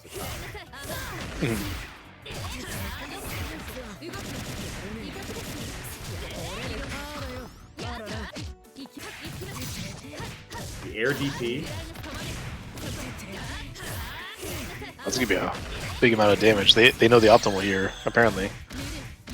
Or one of them. Reload. 4.6. I get Celestial And now. Celestial, Yeah. And you're dead. I will say, I also am a up backer, obviously because I play Merkava. Mhm. That caught me a few times when I was playing against Zatai as well. Was that 2-0? No. That No, I was definitely gonna was say only that one def- game. That was only one game. No, that was just Oh, they're one game. changing the color. They're changing the color. She's just locking it, don't worry. Yeah, she's just locking in. Melanin's, yeah, I was gonna say, I think Byakuya's skin got a shade darker. Melanin installed from. So Zatai just said in the match scheduling. Gotta get a little bit more melanin because of how white Zatai's Eltham is. Yeah, you know, just needed more contrast. Things were visually unclear.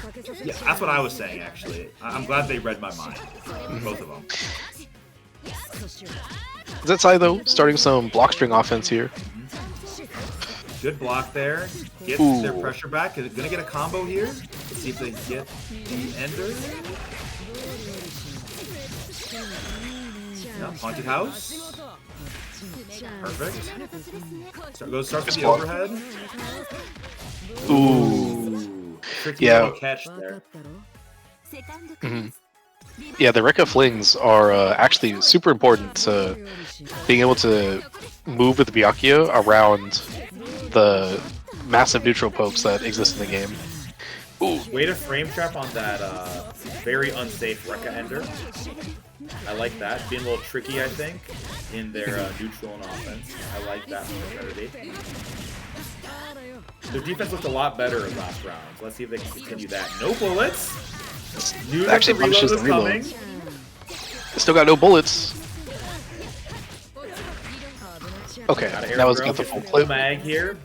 Lost a lot of pressure though. Ooh, but we're gonna get a kill here probably from this route.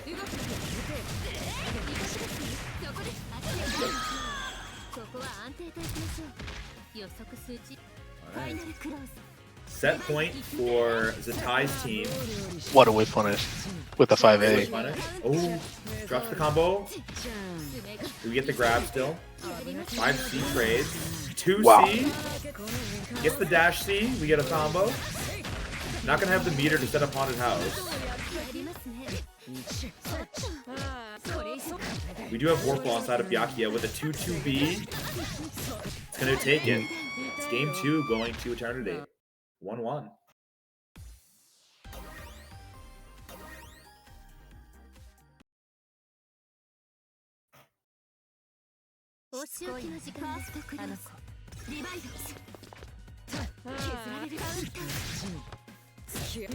Ty really getting caught by these 2-2B frame traps. Really wanting to dash block in as soon as they can.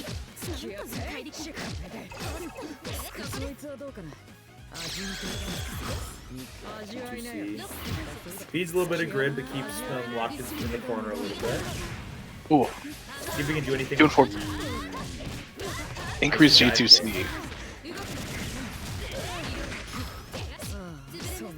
Nice block. A lot of grid on the side of the tie here. Gonna be getting Celestial after this combo's over. Or during this combo, I should say.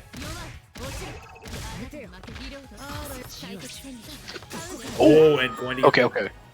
grid break throw, CSing on Eternity's wake up. Wow, that was a punish. Great whip punish. Wasn't quite close enough to combo though. Almost at it though, which would have been so sick.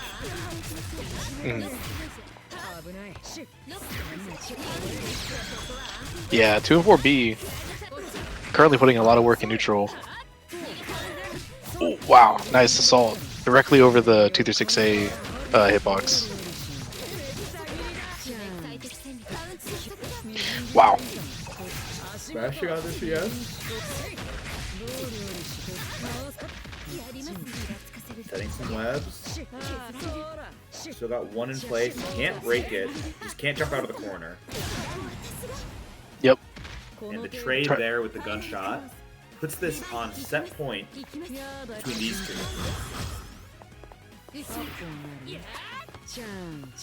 Eternity needs to keep their team alive here Ooh, by winning this round. got the cycle with the webs Get the cycle with connecting. the extra web hit, yeah. That's really important. Backdash 2-4-C. Gets the side switch. DP's on Eternity CS. Criminal behavior. Lock them up in the haunted house right now.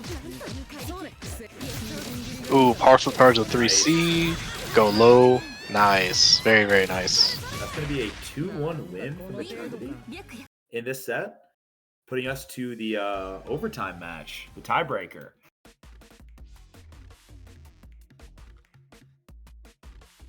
So now Eternity's going to have to play against, Ibit. Ibit. Deikatsuki.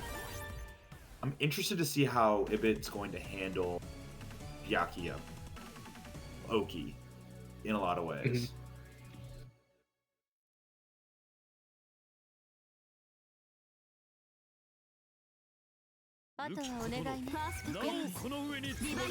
Katsuki actually one of the characters that has the most options to try to interact with Byakuya webs.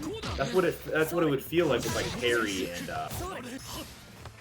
yeah, I think like Parry. What other options would he have besides like DP, obviously?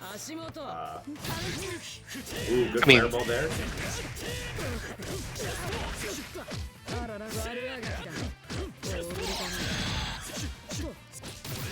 Nice throw after the plus situation. Wow.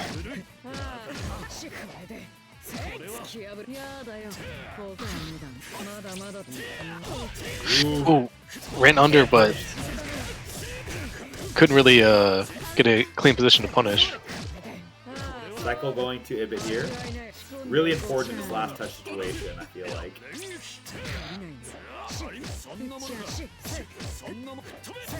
Ooh, big whiff. Great whiff punish by Eternity. Yeah, Ibit went for the reversal Y Iota. Oh. Ibit's gonna take that round with a grab, punishing the drop combo. Dash up plus frames. Big starter. See what Ibit's got. Oh, drops the combo. Ibit taking cycle here.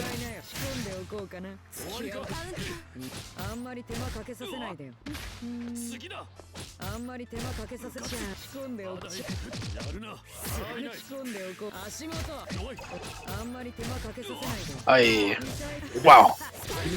Oh, great DP. I feel like Ibit's struggling with the neutral that Eternity's playing right now. Oh, wow. No. Reverse side W. I think this kills. Yeah, I think it does too, yeah. I think it had a little bit more on it. Yeah, maybe a little bit more on it. Wow. JB hitting from, that global angle.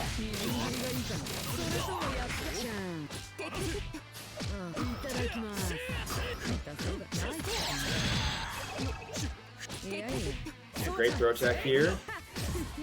Lots of grid on Eternity's side. The chase.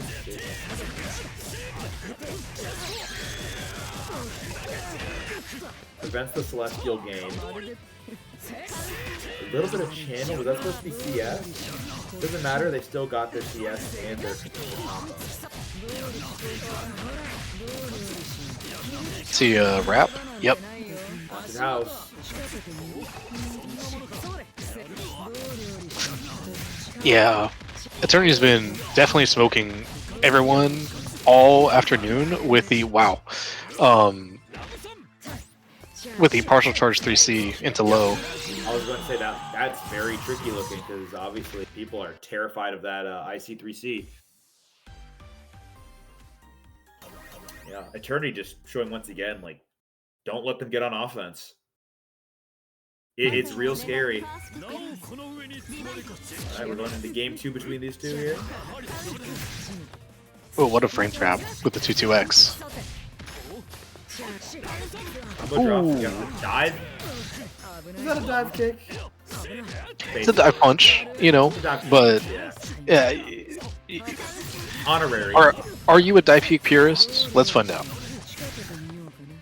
I personally think it's a dive. I think if you fall at an accelerated rate with a hurtbox or hitbox. Haunted House again doesn't get the correct setup. Ooh, whiff parry. CS into DP. This starter should kill meterless? Oh no, it doesn't kill at all. I didn't see the starter correctly, I guess. Ooh. Bad situation for Ibit here.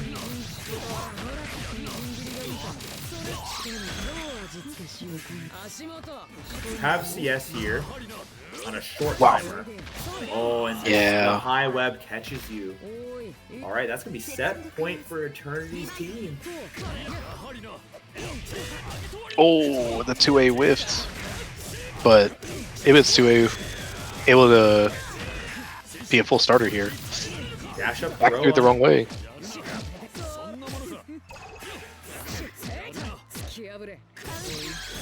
Ooh. Interesting 6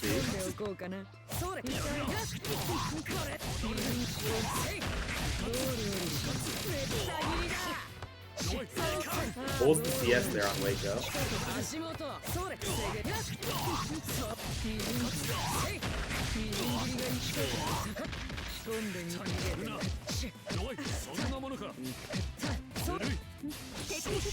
Great throw tag. Celestial. Oh, but I don't think it matters. I think that's going to be the set if Eternity can finish this combo without dropping. Oh no! Yep. Back throw incident? It could happen to you. Eternity's been super clutch in all these situations up to this point, though. Still CS on the side of Ibit. Yep. And punishes with 2-2C to take the set. Wow. That was a Eternity. Just incredible play, I gotta say. Yeah, she definitely has just the general, you know, reactive, neutral idea. Down pat, right? Kind of waiting for risks to be taken when she knows that she's in the lead. And then, you know, calculating exactly how she should take her risks on defense, right? Yeah. Best, I guess, right? I think that both Ibit and Zatai played extremely well as well, but I think Eternity just had like the offense that they couldn't really stop. I feel like they never looked comfortable sitting and blocking Byakuya. And Akatsuki just kind of suffering in neutral against those long Byakuya normals led to that offense getting started a lot more often than he wanted to. It was very interesting to see. It was a good one.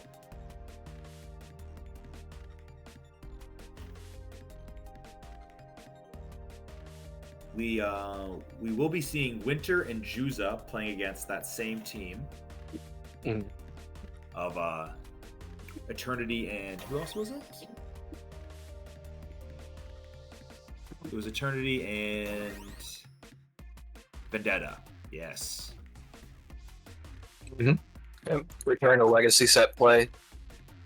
Of course, got knocked down the losers by team the Jonkler, friend and TJ. They're waiting in the grands for whoever wins this. So let's see. Our Legacy set play gonna earn the run back, or are we gonna see a different matchup? So yeah, Legacy set play. We got Winter and Juza versus Eternity and Vendetta. We got a lot of set play on the screen here. Hyde is the only non-set player in this matchup. Curious. Yeah, we'll see. Byakuya, I think, will struggle against zoning here of Batista. Maybe a strategic weak point for Winter and Juza here. I just don't know how Byakuya matchups look in general. I just know that he loses to Merkaba. I mean, I feel like that's if you know that he loses to Merkaba, Yeah. for example, or that a lot of Byakuya players don't like the Merkaba matchup, it would stand to reason then that Hilda, Batista, phone on. Are pretty similar, yeah. That's what I was thinking. Hilda maybe a little bit less because her normals more seem about similar distance almost. Kind of like how Gord was more, so like the Gord Hilda matchup was. But I think Batista, Byakuya will struggle to get that approach. Probably relying on 2-2-C a lot. We'll probably be seeing that a lot in this matchup. CDP's on the red mist. Or BDP. The falling. Yeah. Oh, The falling JC. So Byakuya does have a hard time anti-airing characters, especially like directly above his head.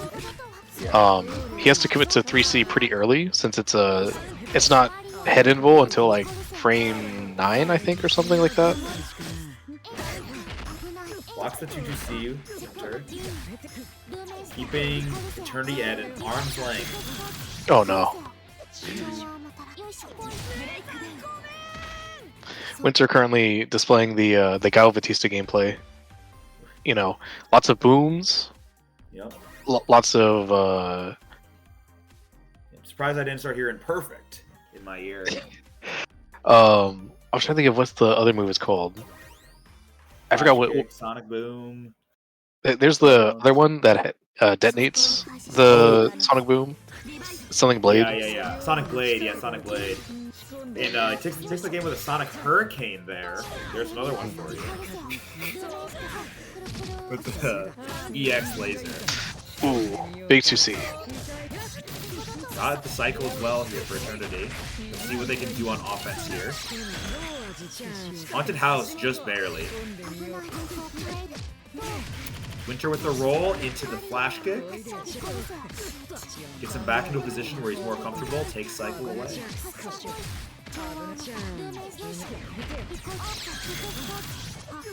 Okay, not quite gonna close the round, but we'll close it on the next immediate meaty boom from full screen.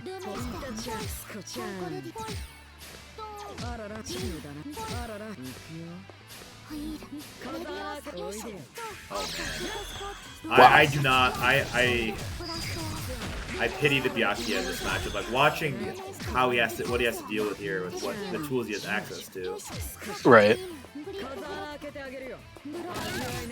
Nice. Ooh, 6C whiff punish. See? We're gonna get a haunted Able to house secure with cycle this. too.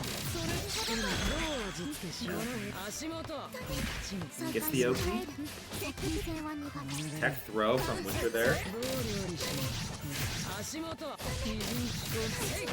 Going back to the house.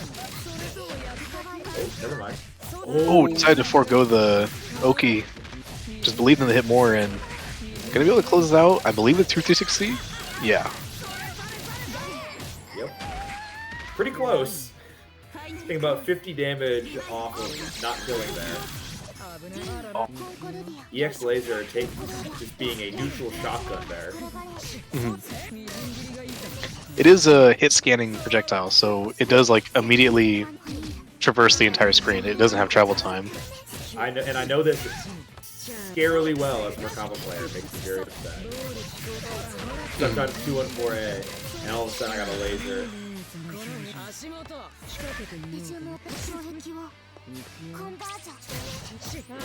Yep. This is looking good with cycle and 100 bar coming online here. Gonna play it slow, go for the Oki here. Gets the 5B hit. That can be 1-1 in the set. Yes, Yeah. it is. So it'd be very interesting to see what this game 3 is going to look like, because I feel like we saw a lot of good adaptations from Eternity there. Brute forcing a lot of neutral, and getting on offense and staying on offense to the best of her ability. Mhm. Let's see if she can keep that up, because that's what she's going to need. Again, some amazing dash blocking challenges here. Winter knowing the game plan, I will also say. Ooh, drops the combo, but gets the throw. Doesn't punish the 6XP on block. Maybe he was respecting CS a little too hard.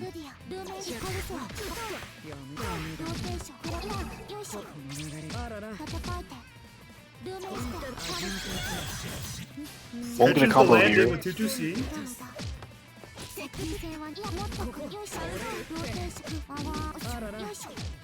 Cycle going to Winter here.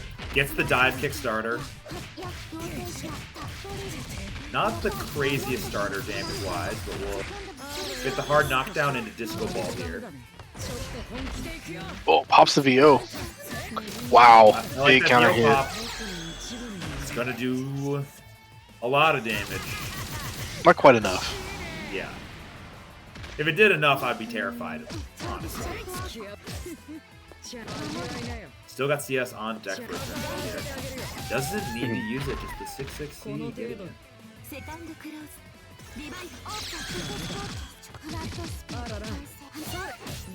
Wow, caught the backdash. 5B The punish. really active 5B. I tried to play Biaku for a little bit. I will say, his normal felt awesome. I could not finish combos.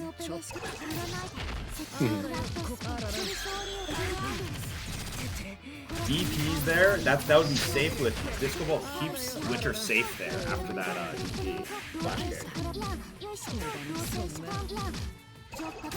Big cycle here.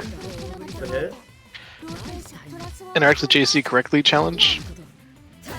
Parentheses, it's really plus. Unless you shield specifically last hit. Yep. Okay. Not easy to Nice do. twitch. Set down the wrap. Oh, Oh no, no. okay. Oh, Hard thrust is no. blocked. Good starter here. They, I don't know, he's going for the AB ender. TB clears the gem. 2-2-C is hit out by laser. Cycle is about to transfer over to Eternity here. See what she does with it. Wow. Run up throw. That's going to be 2-1 in Eternity's favor. Immediately test just the, the willingness to either OS or reversal on the dash. Betting it all on that Mhm. run up throw after CSing the 6-6-C. Crazy. But that's probably why it worked. Meanwhile, that was just the first set. It was just the first set, which is insane, actually. Now we're going to see Juza versus Vendetta. Juza now has to play with the mindset of, oh my god, I got to beat both of these players back to back now. So we're going to see like how... First, he has to handle this high.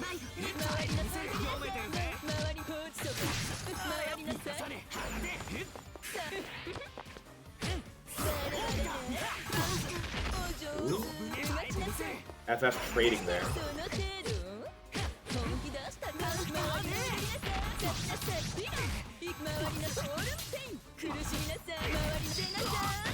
The corner. Oh, Gets the throw with the Gloom extra damage. Roomba. remember actually making that DP punish a little harder than it needed to be, I think. Definitely. Wow. EX 63.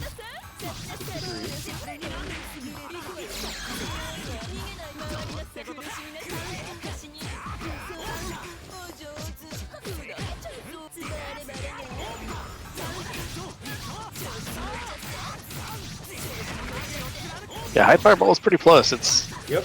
generally, I was about to say. yeah, really hard to challenge. Oh, 660 catching there. it caught the backdash from that far back. Okay, guessing for game. Throw Wow.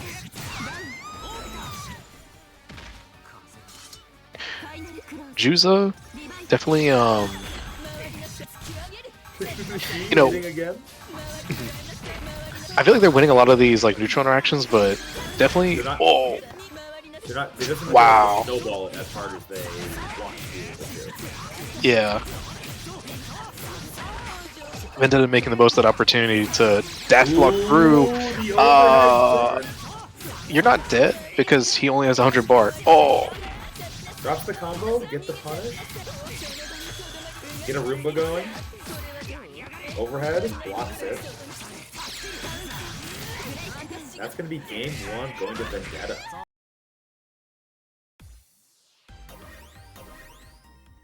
Instant rematches from both sides. Juza definitely looking to shake off the frustrations with the last match. I think Juza's play has been looking fantastic, but like you said, this hasn't been able to snowball their offense like they've been wanting to. 6-6C from Hyde, sneaking through the dead zone on building normal. Hate to see it.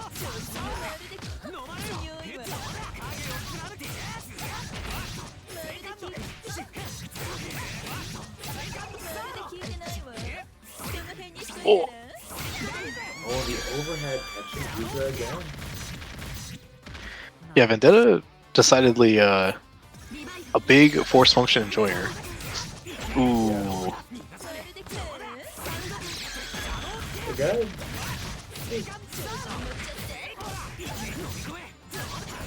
Good damage here. Next throw. Gets Ruba out. yep. Gets. Saves the Ruba as well, notably.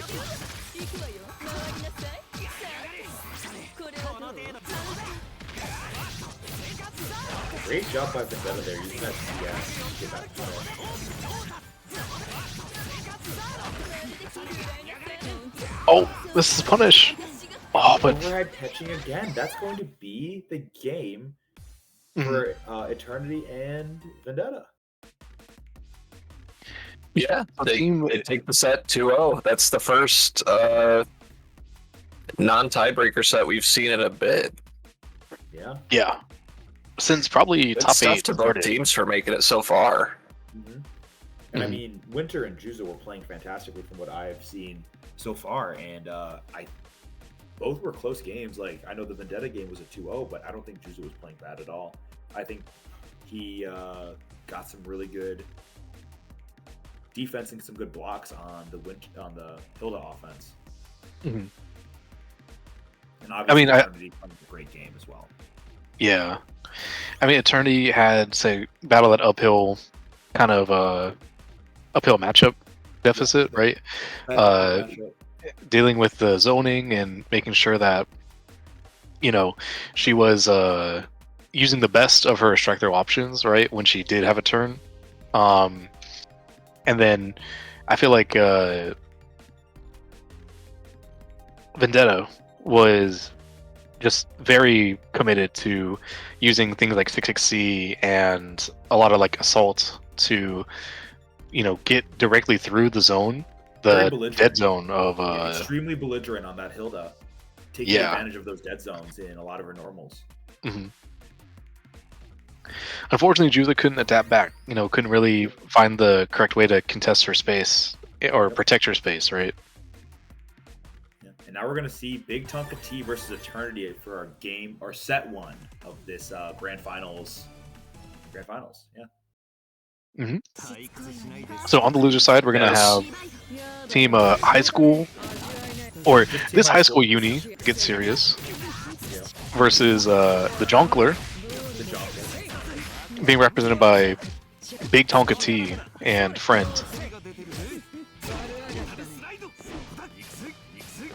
Got cycle here for Oh, out by the orb. The Wow. wake up Rusty Nail. I think he's just gonna be able to keep cycle here. Yep, because of all the grid gain he gets in his combos. CP. DJ deciding to hold on to that cycle for that exact moment where 2-2B came out.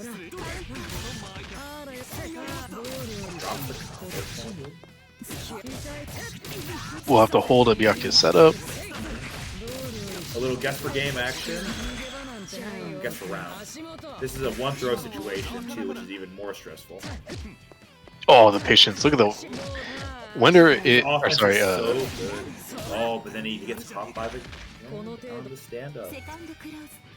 Yeah, Eternity really trying to bait something out with the walking to entice like a twitch.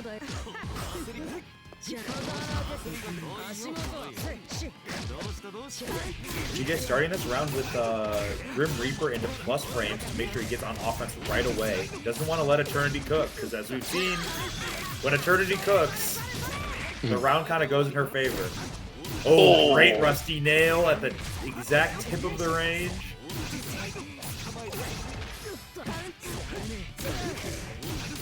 Big chunk of tea. Gonna close this round out if he can finish the combo. Yep.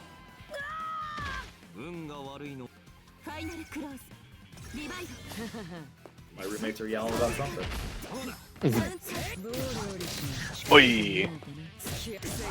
Big side switch here. The haunted house.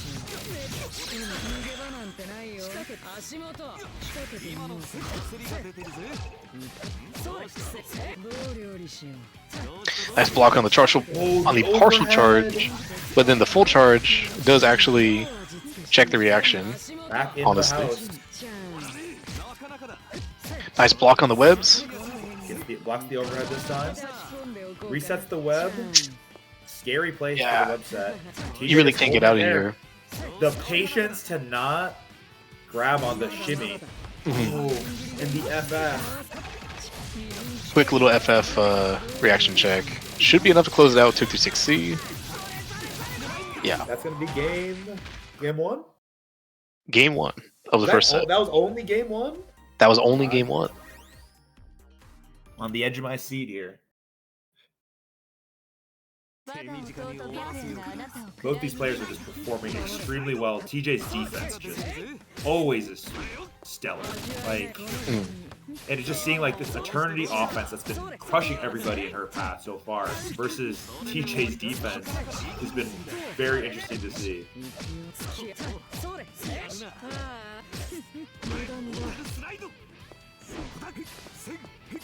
Using that Rusty Nail a little bit more now that he just got Cycle. Keep Cycle.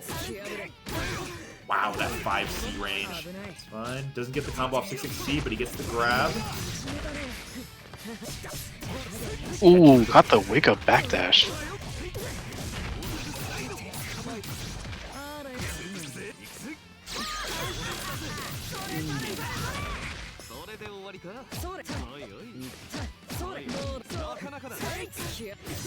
Ooh. Nice frame trap with the 2C. Now we get to see what the mix is. Oh, partial charge, go low. Yeah. Eternity gonna take a lot of that momentum into the round even if they couldn't keep the bar. Could be getting that bar right back though with this combo. Ooh, drops it though. Throw tech. He's gonna be getting Cycle here for TJ.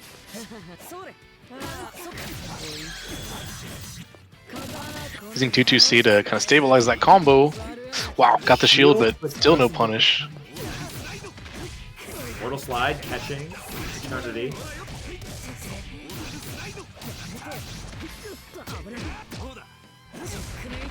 Oh.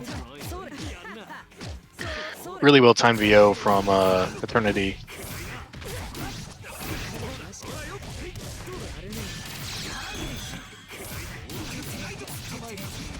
Good damage here from TJ. Into the ASIM. CS. Gonna finish out the round.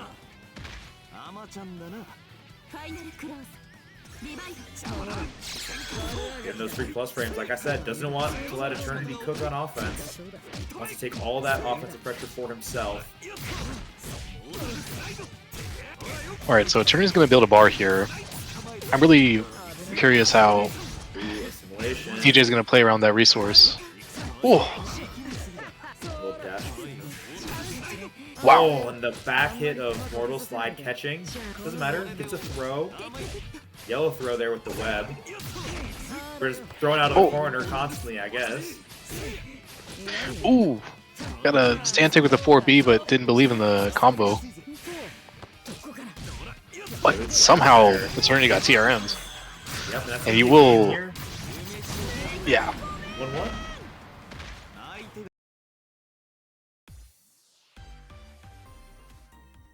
This is an interesting matchup to me. Mm. With Gord's like button length, but not being as what's the word? Oppressive as something like Batista or Kava at like longer range, but still having that range advantage. It's interesting to see how Eternity has to play around. Feels very even. It feels like a good matchup to watch. Obviously, I don't play those characters. Don't get mad at me if you do, and you hate this matchup. This is definitely a matchup where neither player likes playing defense. Yeah. Because both these characters are kind of stuck once they get put into block stun. Is Gord a 5-framer now, or is that just Sarugi? No, Gord is a 6-framer now. Okay. I wasn't sure who got changed to 5-framers in the new update. I forget. Because I know that like Azuki and Sarugi changes, but I don't know who else did. I mean, Izuki and Kaguya both got new 5-framers. Really, Kaguya did as well. Yeah. I was shocked to learn recently that Enkidu is a 6-framer. Yeah. That's, you know, I should probably be talking about the actual match. Ooh. Ooh, drops the pickup on 2-2-C. Wow, what a link on for easy seeing. kill. Yeah.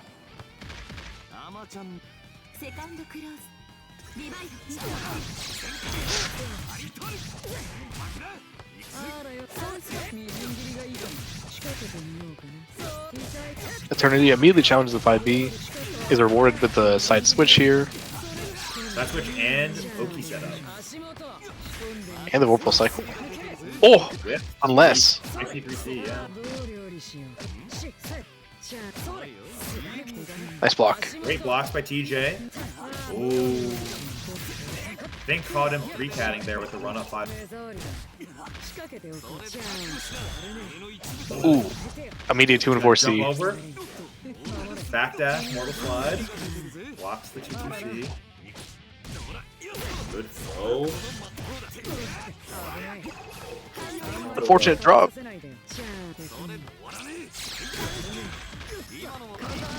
Web saving Eternity's butt there.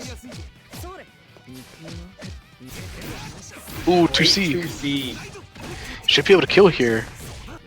Keep it simple. Yep. Nice. Great routing from TJ to take this set from Eternity.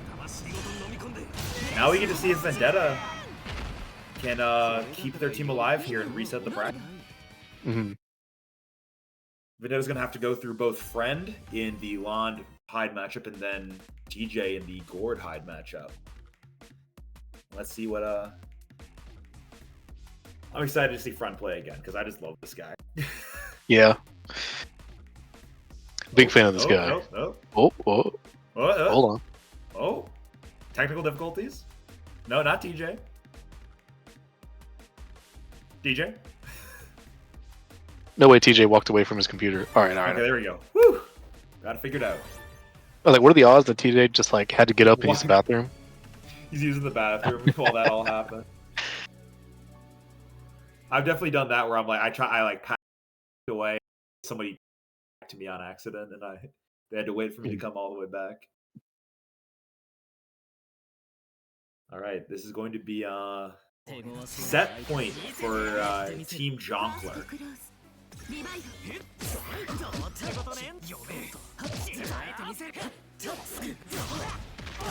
6-6C with punishing 5B there. I think that was 5B.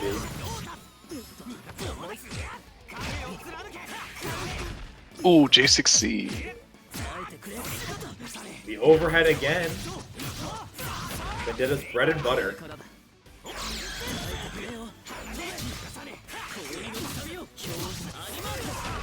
Ooh, won't be able to pick up with 6-6B. Oh, this is a cancel probably, but should be Vendetta cleaning this up. I just realized Hyde's effects when he swings his sword, how there's like energy beam that crosses the entire. Didn't notice that before.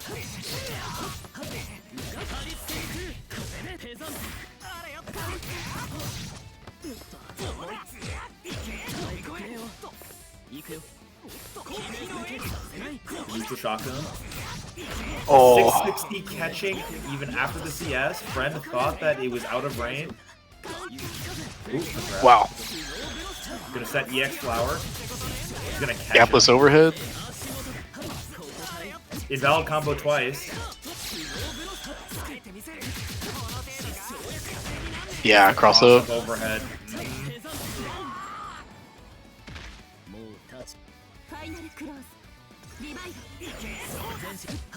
Jump in almost works there.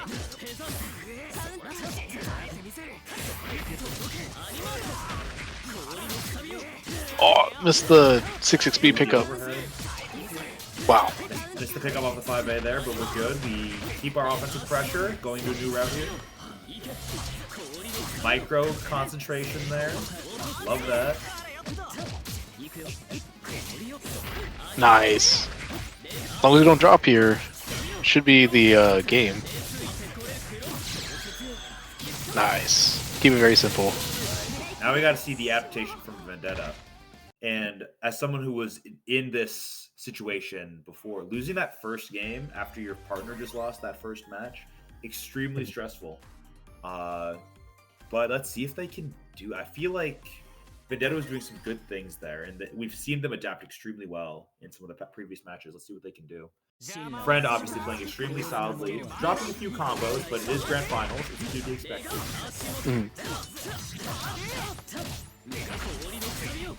I think the important part when you drop combos is that you can keep running your offense. It's like when the singer is going to say a word, nobody will notice. Oi. Gets the DP on the miss meaty. Yeah, did a nice delay tech into that reversal. Delay tech, my beloved, and hated when somebody does it on my low flight. Some big damage here, putting him in one throw range. Deep. Fogo for plus frames and gets grabbed out of his FF. ICFF. But yeah, Friend has been definitely cooking with these round start hydroblading decisions. I mean, I think this game, Friend is looking extremely Last game we saw a lot more drops. It looked a little more hesitant. I think this game already is a little more confident. Ooh, green shield doesn't pick it up. Had already committed to 6-6C, I guess. Oh, with the throw. EX flower. Oh no. Grid break. Friend Scott. You are actually dead. And 100 bar. I think that is going to death. Wow. Doesn't even need the super. Yeah, and that's Chooses going to for be the- our champions then, huh? Yeah. So, shoutouts to the Jonkler. The Jonkler. Team Jonkler. TJ and Friend for taking the whole thing. And, yeah.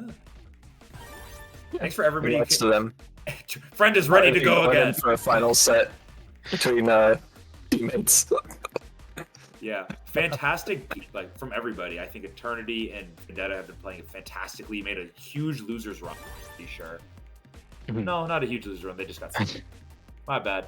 It was a good losers run.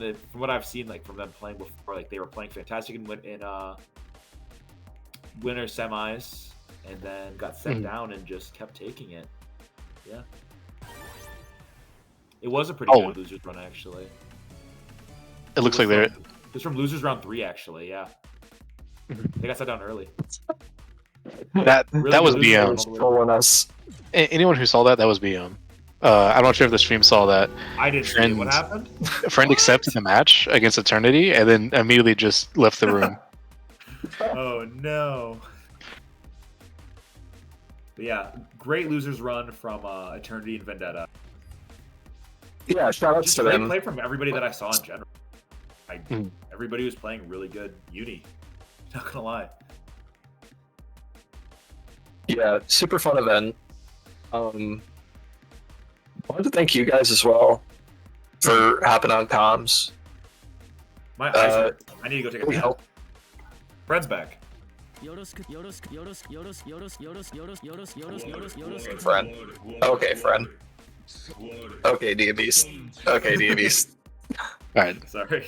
someone got to kick this guy from mods. Get him out of here. All right. Mods? my bad. Mods, get him. Get them.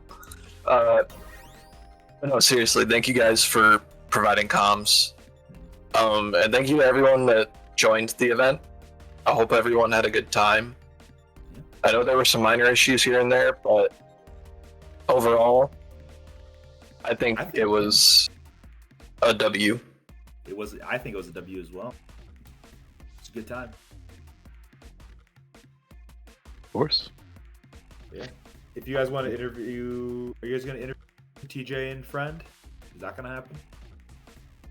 Yeah, we could do that. Do you want me to stick around for that? It is customary for us to interview the winners. I don't know if UNI2BL. That is that's something you'd be UNI2BL. down for, Vic. Yeah, I mean, I don't have any problem with that. The problem is getting them over here. Yeah, and I imagine we could give our commentary a well-deserved send-off for Yep. for I'm okay with that.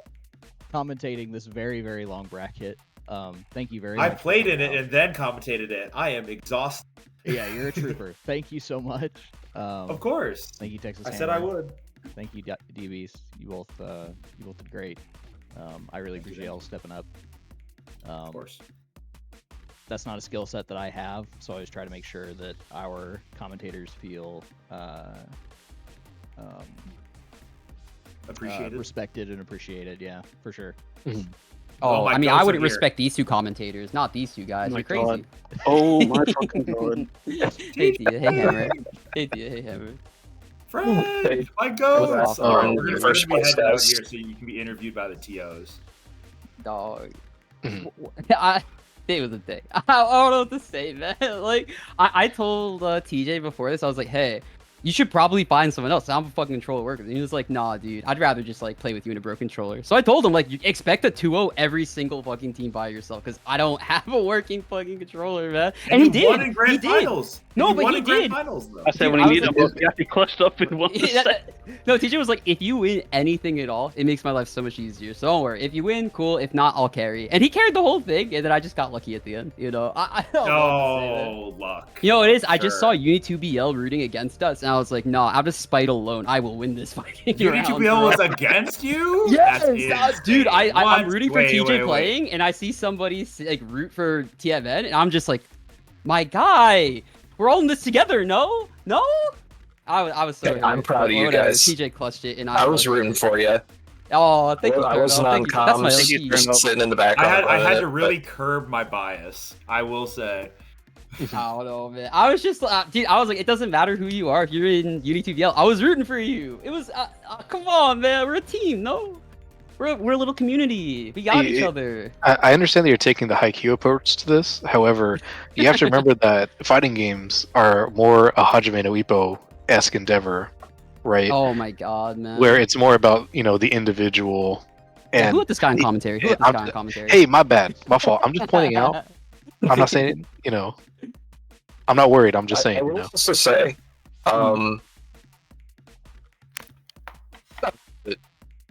Yeah. You're what was cutting I out so gonna hard.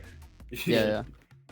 So, this event wouldn't have been possible without Vic and him and his team helping collaborate with the event. So, I just want to say thank you to Vic, because this was a really unique event, and I appreciate you taking the risk to, take a weekend to run this with us. It's been super good. Yeah, I appreciate thank that. you. I don't feel like I deserve a shout out per se, but yeah, no, I had a lot of fun. I was more than happy to do some work in the background and work on getting this organized and set up. And at the Yeah, end it's of the such a day, shame that now that you guys lost, you have to go to the gallows, right? The whole Right, server's yeah, going it's a down now shame that you we guys have lost. to- It's a shame, man. After you did all this nice stuff that the community appreciates you Oh, for, stop. it's a shame that you guys got to go to the gallows Yeah, now. stop. We got to delete the server now. It's over. I mean, at this point, it's going to be consolidated. You know, all the users are just going to be bled into Oh the, god. you know, Oh, so it's like a conquering warlord situation. You're just gonna take all of our people and Yeah, gonna get, we're like, actually Genghis. assimilated. Turnup is actually Genghis Khan. Fun fact. It's true. I've always said this Correct. about him. I've always said this about him. That is crazy. Fun fact, I went for my first pedicure today. I don't know It's- what it's made fun. you No, say no, that, that's but that's hype. such a Got great thing to Genghis say, Khan. bro. That's That's so hype. Good for No, you. no, hype actually. Yeah. could probably use one of those. Anyways, Anyways, But yeah, you guys Did you see TJ? run. You see TJ Tell out us a there? little TJ bit about popped that. up. TJ's Wait, I'm sorry, say again? goat. Just wanted to ask about the run. So, Oh, I can tell you about the run. um, The run was me like pulling all my hair out every single time a controller disconnected or dropped inputs. Oh, dude, I messaged Hammer this to try and like stabilize it a little bit. I like unscrewed it, was trying to like see if my switches were messed up, and that was like making issues worse. I lost the screws because they fell off my I don't know. I fell out of the cup I was keeping them in onto the floor, and I found all but one now. There's one left. So the entire time, my Yeah. faceplate has just been wiggling the entire tournament as I play, and I've been in hell. So I've literally just been like, I'm sorry, TJ. I'm going to lose my match. Enjoy the 2-0 you're going to take because you're the GOAT. And he was the GOAT, man. He clutched He was the everything. GOAT. He That clutched is- everything. I'm leaning in every time he is. Yes, exactly. I lean in. And this dude thinks he's not nice. Even Lid said he's nice, man. Come on, bro. When are you going to accept that you're nice with it? When I win a major. oh, That's you're such a on high it, that's bar. good, bro. That's such a crazy oh, bar, bro. brother. Come on, man. Yo, come to Climax. Climax Yeah, tonight. dude. I Yeah, will dude, be you got to pulling up climax. to You got to Yeah. climax. What? Don't say that. Don't say it like that. What do you mean? This is a PJ13 stream. What are you doing? Dude, I came in here cursing. I don't know, bro. Yapping. I came in here. At I was commentary guns cursing, blazing. and I I was get guns an at blazing. I brace myself every time I'm doing stand on the mic. This shit don't mean nothing to me, man. Come on. Oh god. I love you for it though. Dude, I mean, I You keep literally, it real. I just like every like half of the sets I played today, I'm just like watching my character get comboed as I'm unplugging like my USB for my PC. I'm just like, oh, what an interesting combo they're doing while I'm not around, and then I just get to watch TJ win against two people. It's been great. It's been a blast. Yell it down. You're a glorified spectator. Dude, Also- I've been saying I've been the cheerleader this whole time. Shout outs to Nil, commenting. Have you heard of this guy named TJ, aka Big Tonka T, aka Big Gourd, aka Mr. Downbacker, aka D1, aka Thaddeus Johnson? That's him. He's him. Oh man. Do you guys have any shout outs? Do you have the TJ copy pasta on hand? I I want to do not. shout out the person who rooted against us because that motivated me to play my heart out. Like literally, I was like, damn, we got no one rooting for us. I'm going in, bro. I was trying to be unbiased personally. Shoutouts to the haters. Shout out to Basically. the My friend is a stronger Dude, person haters than make me famous. What can I say, bro? Yeah, I got nothing. He's a stronger person than me. I don't know. I love You know, that. I was up till like fucking 4 a.m. playing the most disgusting drunk games with Hammer last night, and then I woke up, broke my controller worse, and here we are. Here we are, just watching the death of TMN. That's Isn't it just- beautiful that's life? crazy. Mhm. Yeah, TMN. I didn't get the numbers, but I've Eddie been had told just put they in had our general. 2/3 of the teams in this event Mm, probably dead. We had a lot of people. Yeah, it was. Sure. I was looking at this bracket and it was giant. Well, And I you told figure one of my 22 a lot of teams, last-minute that's 44 entries. People, you know. Yeah. I told my friends, I'm like, yeah, we got fit. And like, I don't have any. 22 teams of 2. And he's like, oh. Oh, I thought it was 22 people. I didn't know it was 22 teams. I misread that on the start. GG. Yeah. Yeah. Mm. Well, That should be it. Yeah. Anything else before we go? Yeah, shout out to Neil. You know, he was in the call, just like watching us piss our pants every round. You know, he could have taken my place, but chose Yeah. not to, and I had to play with a broken controller. So, yeah, shout out to Neil, man. I hope he enters a tournament for once in his goddamn life. That is crazy. This nil guy. Yeah. All right. I Oh, have shout out no to the TOs. Shout out to the TOs. Yeah, thank you, Yeah, Turn yeah, Up, for shout out- hosting. Shout out, Thank you, Vic, shout for out for everybody hosting. running this because I can't Yeah, yeah. imagine Yeah. running brackets like this. It's crazy. But yeah, awesome time. Yeah, thank y'all for having us. Yeah, No problem. yeah, appreciate y'all. Yeah, what do we win? Bragging rights. You win our Bragging respect. rights, Yeah. I win me ordering Chipotle. That's what I win. Oh, that's Friend- true. TJ's been friend, so you- hungry this whole time. You Dude, win I nothing. fucking TJ love it. wins everything. You Yeah, I win. I mean, that's Chipotle for myself. honestly, if that were the case, deserved. I did nothing for this team. I just was here being like, TJ, you got it, bro. You got it, man. TJ, you're gonna win cycle. Don't worry, you got this, bro. That was me the whole tournament, man. TJ, Rusty Nail, you're nice. Yeah. All right. Alright, well, I Maybe think head I'm out, gonna and end I'm stream gonna take a there. nap. Mm. Ugh, 'cause my Yeah, eyes thank you hurt. guys. Yes, sir. Of course. Yeah, thanks for hosting. Thanks for hosting. Mm. Yep, and everyone watching, have a great rest of your weekend. We'll see you next time. Yeah, keep it down, friend. No, man. Come on, dog. I'm just here to have a little fun, you know? It was pretty fun. Was it? I don't know, man. I-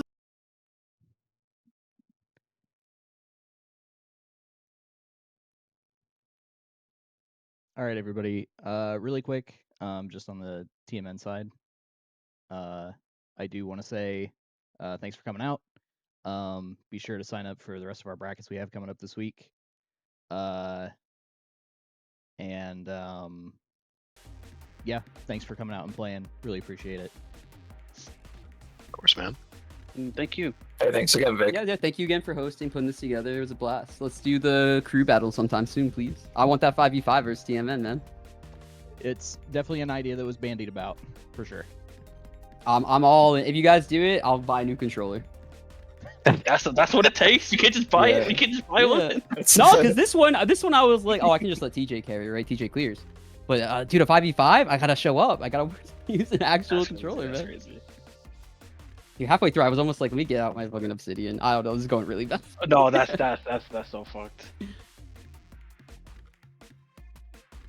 Well, I'm going to head out. I appreciate you having me, Vic and Turn Up. I hope y'all didn't mind, the commentary and the downtime. It's great. No, you killed it. Thank you. We appreciate you coming on and helping out. With that being said, I am most likely gonna take a nap, but at minimum, I'm gonna grab a cup of water. So I will be out of here. See you later. All Have a right. good Love one. you, Hammy. Bye bye, Hammy. Who was that guy? That's you can't do this shit. No, thanks for. I mean, we're done. Like the stream's off or no? Stream's Mine is. Yeah, stream is off. Mine Alright, is. yeah, thanks for hosting. as It of was now. a blast. It was Good a night, blast. No, we had a great time.